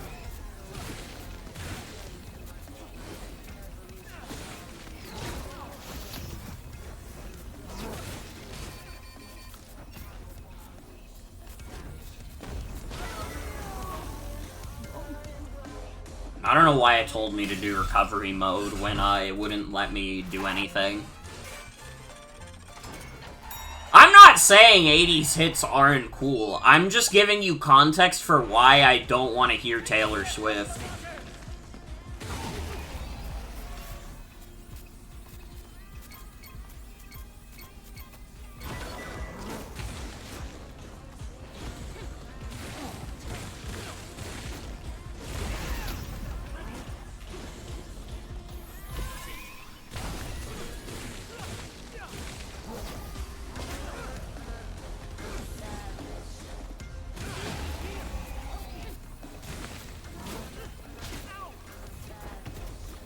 I'd take most songs over Taylor Swift any day. I can't fucking stand Taylor Swift.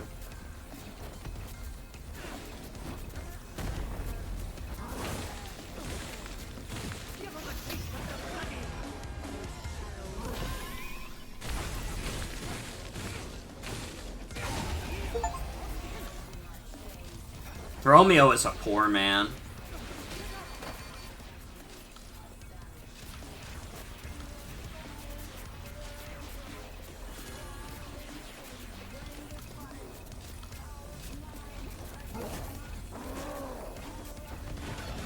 This is a tough boss.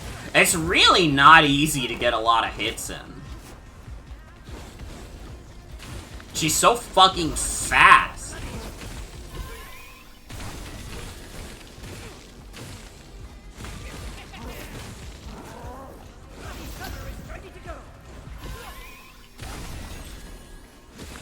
Really, the only guaranteed easy damage I have is the bloody sunshine or whatever the fuck.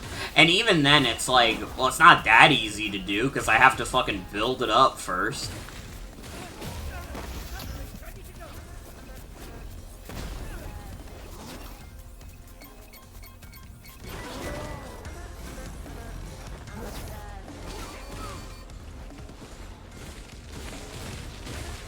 Like, you see what I mean? Shit's tough. The I'm a Savage song is pretty funny.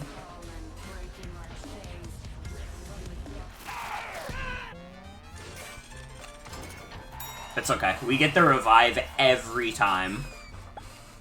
You don't have to worry about it. This game's literally easy.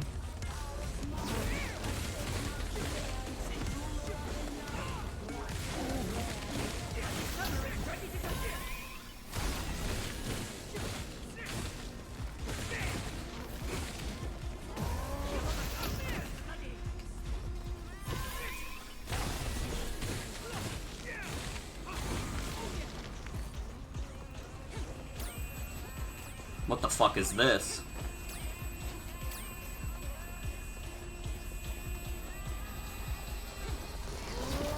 Can you get through my security lasers? Ow.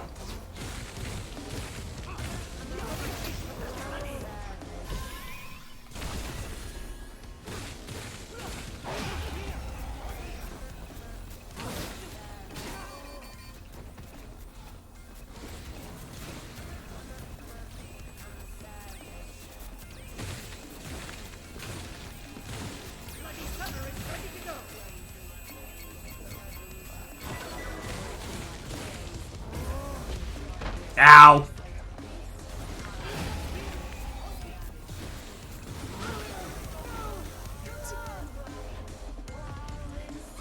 It's okay, we get the revive every time.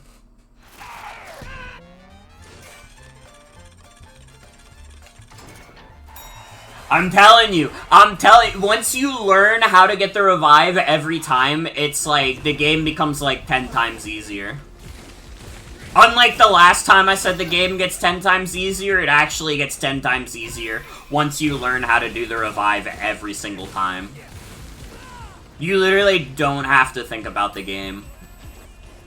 You just do your damage, you die, you come back, and you repeat the cycle.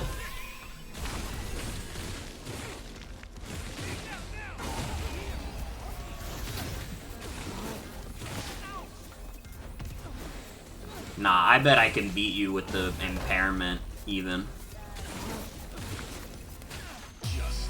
I told you. I got Romeo is a yellow man, and Romeo is an unstrung man.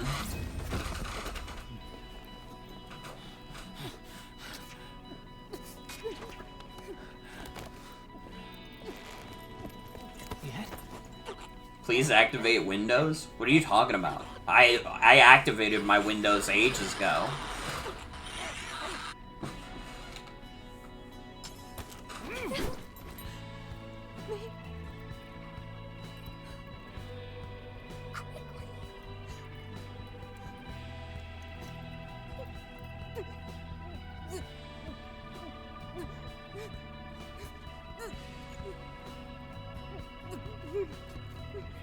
Romeo's not built to be a space-time cop.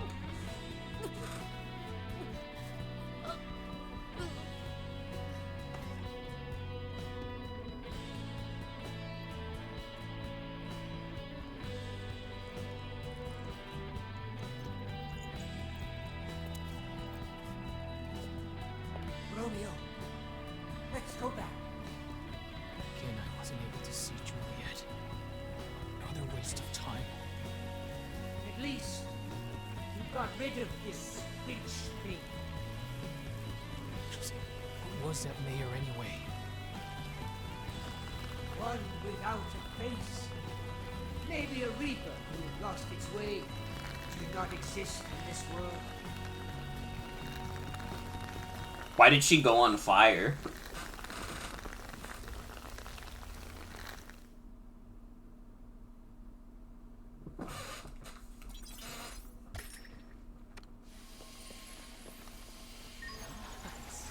They always do that? No! One of the guys we killed was spurting more blood than can reasonably be in his body. Agent Romeo.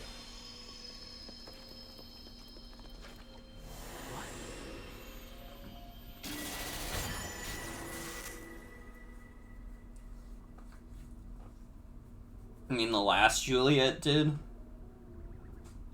You know, that was like 4 hours ago, so I don't actually remember. I do remember the guy squirting blood, though. Another splendid job, dead man. Good work. This one was another dud. Don't worry about it. You'll find her someday. Yeah. You seem to be in a sore mood. I'm not good at hiding my emotions. You've been through a lot. It's only natural. Hey, forget all that. Is this person really a cat? You're just like your brother. No manners. Don't ask weird questions, Luna. Listen, for the last time, I am a cat, but I am also not. Me too, dude. Do you go meow? Hiss. Scary. Sorry, I had to make up for the fact that I just said the word hiss. That's a pretty realistic mask. It's not a mask. This is my real face. Quite an impressive little trick. It's so weird. What did that Reaper want to gain by becoming the mayor? Come on, Romeo. Killers like that don't just operate by any rhyme or reason. Just indiscriminatory killing. Hey, do you know what Rakugo is? Rakugo? Of course I do. It's traditional Japanese comedy, right? I saw it at Suerote when I went to Japan. Huh. In Rakugo, there's a program called Shinigami, meaning Grim Reaper. Maybe there's a hint there? First time I've heard of Rakugo like that. So the Japanese call their Grim Reaper Shinigami, huh? Want to give it a listen? Now then, if you'd allow me some of your time. Seems we've quite the audience today. Thanks for coming, everyone. It is a great honor to accept this stage as someone so young. I would be so pleased if you could stick with me through to the end. Now then, today's program is perhaps known to some of you in the audience, a classic of Rakugo. A classic tale of humanity and misfortune called Shinigami. Ehem. Long ago in old Edo, there was a man down on his luck. He had skills, yes, but no work found its way to him, and so he fell into the pit of poverty. At home, his wife chided him day in and day out, blaming him for their misfortune. You good for nothing, how about you make yourself useful by bashing your own head in? The lady said all sorts of things like this. Shut up, hag, I'll do something about the money. But today, too, the man did everything he could and found no opportunities. Ugh, I'm tired of living. Maybe I should really just go and die. The man wandered the street and found his way to an old abandoned tree. This old tree's branches look tall enough to hang myself from, but I don't even know how to hang myself. I thought this was supposed to be a comedy! What the hell's going on? He begins mumbling to himself in frustration, then he hears a voice. How about I teach you? Eek! Who's there? From the shadows of the tree, a gangly old man came forward. His face was pale and his clothes torn. He seemed not of this world. What are you? Me? I'm a Shinigami, man. Shinigami? Be for real. Is that why I started suddenly thinking about dying and all? Get away from me. Come on, calm down. You were the one who wanted to die. I only came as an answer. But listen close, man. Everyone's got their own lifespan to live. Even if you want to die, you've still got some time left to live. You can talk about a lifespan all you want, but if I ain't got no money, I'm gonna die. You want money that bad? Well, how about I teach you something good then? From now on, you're a doctor. Doctor, don't make me laugh. I don't know the first thing about being a doctor. Taking blood, making medicine, I don't know nothing about that. You don't need to. I'm gonna make you able to see Shinigami. Listen, all patients who have been suffering a while have a Shinigami around them, usually waiting at the end of the bed. If you try helping them at that stage, then something terrible will happen to you. How the heck am I supposed to help them if the Shinigami's at the end of the bed? You say a certain incantation and then clap twice. If you do that, the Shinigami leaves because the incantation forces them to go home. If the Shinigami disappears, then the patient makes a miraculous recovery. Want to give it a try? An incantation? Sure, how about teaching it to me? Fine, but you should never teach this to another soul. The incantation goes like this. Abracadabra, Keats and Yeats, Alakazam. And then you clap twice. Abracadabra, Keats and Yeats, Alakazam. Clap, clap. Wait, Mr. Shinigami, where'd you go? Second the man said the incantation, the Shinigami disappeared. This is really something. Let's give it a try. Anyway, want to hear the rest? I guess you can't stop now. Okay, let's go. This is really something. Let's give it a try. The man returned home and wrote doctor on some wood and hung it on his door. I wonder if any patients will actually come. As soon as he thought it, an out-of-breath man appeared at his door. Excuse me, is there a doctor here? Yes, that would be me. What seems to be the problem? I'm a clerk at Eki Zenya down on Nihonbashi. My master, suffering a long illness, has collapsed. I've asked for the help of several famous doctors, all of whom turned me down. Finally, an amazing fortune teller gave me guidance. They said that a new doctor in the southeast quarter of the city would definitely help me. I came here, running here, seeking you out. Please save him. I understand. Lead the way. The man was led to a beautiful home in Ekizenya. In the deepest chamber lay the master of the home on a bed, and upon further inspection, behold, a Shinigami standing at the edge of the man's bed. Hello, sir. I will absolutely cure you of your illness, but do be warned that I'm no surgeon. My methods are a little unorthodox. The man then whispered quietly, Abracadabra, Keats and Yeats, Alakazam, then clapped twice. As soon as he said it, the painful look on the patient's face immediately disappeared, and he sat up in bed. Whoa, I feel as though a huge weight has been lifted from my chest. I feel amazing. I'm hungry as hell. Someone make me some food. Miraculous recovery sent the whole house into a craze. Medicine? Right. How about you just boil that radish stem over there and mix it into some tea? The man put no thought at all into his prescription, but everyone continued to sing his praises, calling him a miracle worker. His work continued from there. He sought out Shinigami sitting at the edge of the bed, and if they were at the bedside, he would simply declare the patient a lost cause. But even then, everything happened according to his predictions, so regardless, his reputation skyrocketed. The man who once lived in a rundown home now owned a fabulous estate, wore fancy kimono, and dined lavishly. His whole life had turned around. Money seems to always change humans for better and for worse. He drove his wife and son out of the home and surrounded himself with young concubines. But just as he had become accustomed to his new lifestyle, his reckless spending would bring his finances to rock bottom, and his women would run from him too. And so he returned to the streets of Edo and began his medical work again. This time, no patients appeared. Sometimes he would be called upon, but the Shinigami was almost always by the bedside. I guess it's over then. But just as he thought it, a messenger arrived from Isaya, a large store in Kojimachi.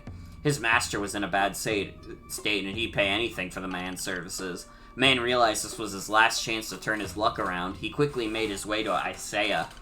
The Shinigami, however, was at the patient's bedside. "I'm sorry, but your master's at the end of his life. It's too late for me to save him.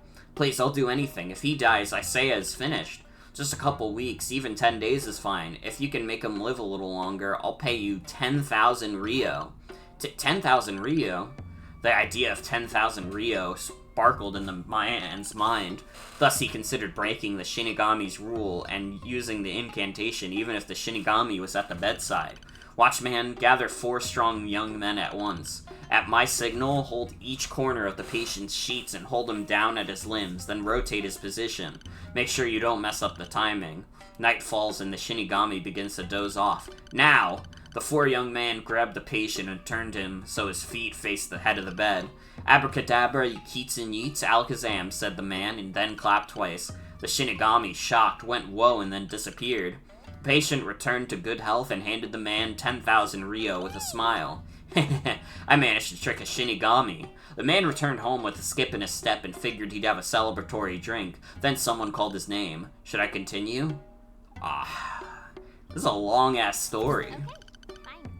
Okay, here's the climax. Now then, the man returned with a skip in his step and figured he'd have a celebratory drink. Then someone called his name. "Hey, you!" The man turned around and saw the gangly old Shinigami that had taught him the incantation. He seemed overflowing with anger. "You fool, do you realize what you've done? I'm in deep trouble with the other Shinigami thanks to you." "Eek, was that you at the guy's house? Sorry, I couldn't tell. Please, I'll pay anything, so please forgive me. I don't need your money. I've got something I want to show you." The Shinigami led him to a dark cave. In its deepest recesses, there were countless candles of various sizes. "Well, what is all this?" "It's the lives of all humans. Each flame is one person's life. The longer they burn, the longer the person's life. The ones that are about to go out are those on the brink of death." The Shinigami made his way over to a tall and proud candle. "This is the lifespan of your son. Looks quite nice, right?" Then he pointed out a smaller candle next to it. "And this is the lifespan of your wife." The man observed both carefully, and then the Shinigami pointed towards a tiny, almost extinguished candle sitting at the man's feet. "That is your lifespan." "What? This one won't last for more than a few minutes. You said I had plenty left to live when we first met." "I won't lie to you, but you did have a lot left to live, but your greed led you here. You exchanged your lifespan for that of the owner in Isaya. You broke the rules, so this is your punishment for messing with the natural order of things. You will now die." "Wait, please, I'll give you everything. Just please save me. I don't want to die." The man began sobbing at the Shinigami's feet. "You really are useless. Fine, I will give you one last chance. Before you is a candle still unlit. If you can light it with your fire, you will live. However, your life will only extend as long as that candle allows. If you mess up, you will die instantly. Make sure you do it with great care." "Really? Thank you, Mr. Shinigami." The man, hands trembling, grabs his nearly extinguished candle and brings it over to the new one. But he is paralyzed by fear and his hands betray him. "Please, I'm begging." "Hey now, if you shake that too much, you're gonna mess it up. Do it quick." "I know, I just can't stop my hand from shaking. Ah!" In the moment the man brought his candle over to the new one, whoops! Lights out. The man's candle had already gone out. As you can see, the man betrayed himself in the name of greed, and thus the moral of this story writes itself. Thus concludes our tale. Wow, that was thrilling. Quite the deep tale. So, where was the hint? I've got no idea. That was like one long nightmare. Well, perhaps Reapers live in nightmares. What's wrong, dead man? You seem upset. It's like a never-ending bad dream. I'm going to get some rest. Are you okay? I thought that was supposed to be a comedy. Was that actually a tragedy? I'm jealous of your youthful exhaustion. What do you mean? When you're young, see, you can run until your legs turn to noodles and then go to bed without thinking about anything. Huh, that's some wise stuff, Grandpa. But you must be worried about your brother, huh? Romeo, he kissed a reaper, you know. That's when he made a deal with Juliet. I don't think he even knows it himself. Reckless as ever. That sounds dangerous. Romeo's in a hurry to live. I just hope he doesn't become a literal dead man.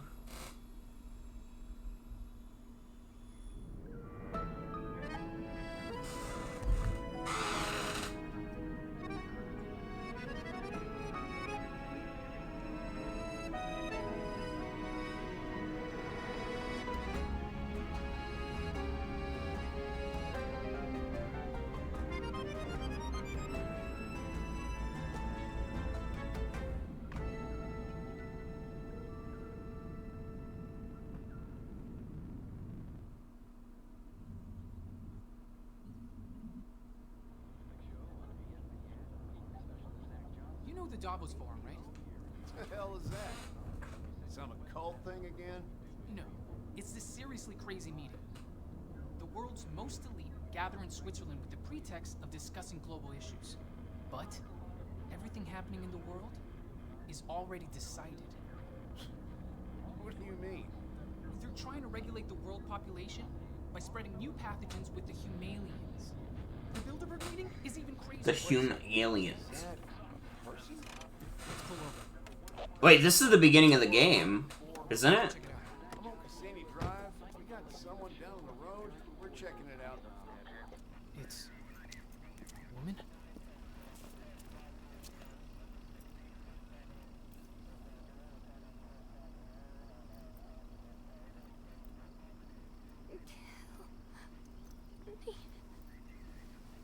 Oh, wait, this is a nightmare he's having. You're confused. Can you hear my voice? Kill me! Quickly! This is Deputy Sheriff Romeo of the Caliban County Deptford Sheriff's Office. Romeo. There's gonna be a jump scare. Tell me your name. What is your name? Juliet.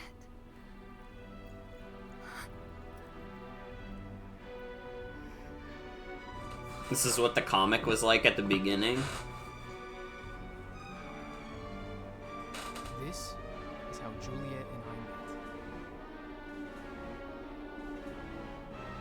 met. Did you meet her when she was saying kill me?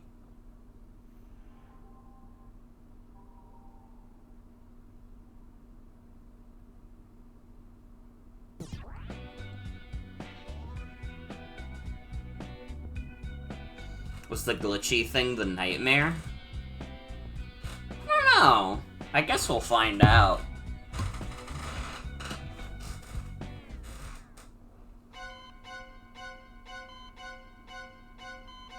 Is the human body an especially hideous organ, or is it to be revered? Cut out part of the movement generated by the clumsy body, twist it back together, and enjoy a modest pleasure. Now then, let's begin the operation.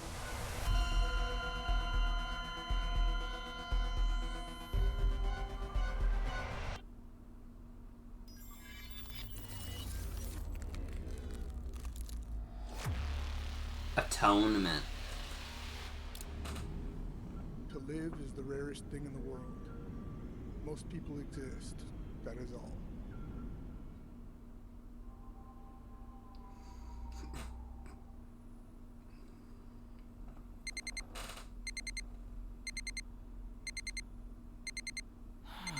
He's gonna drop that cup of coffee again. Dude. He's so bad at this. Damn, I did it again.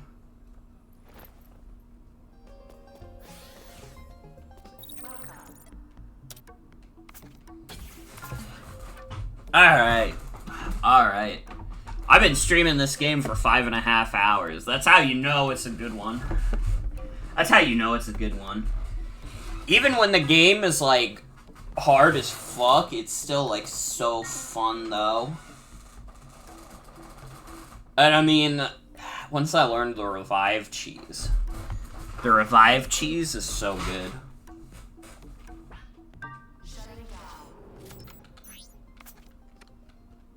Oh, I have another badge slot. You know what? Let's equip another badge real quick. Only have this one. Yeah, I guess that's fine.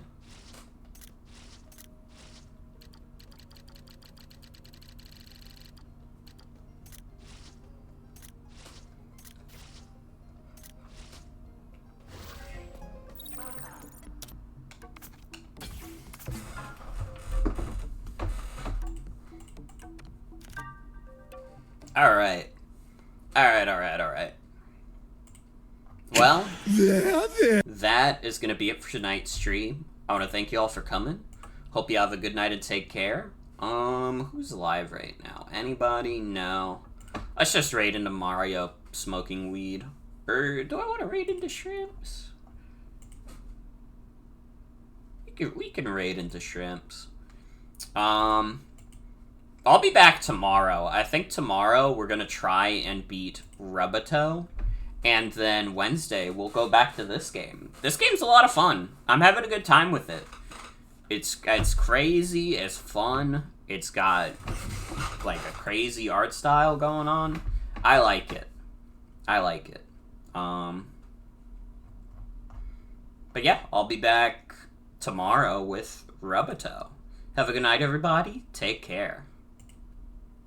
There, don't smile because it happened. Cry because it's over!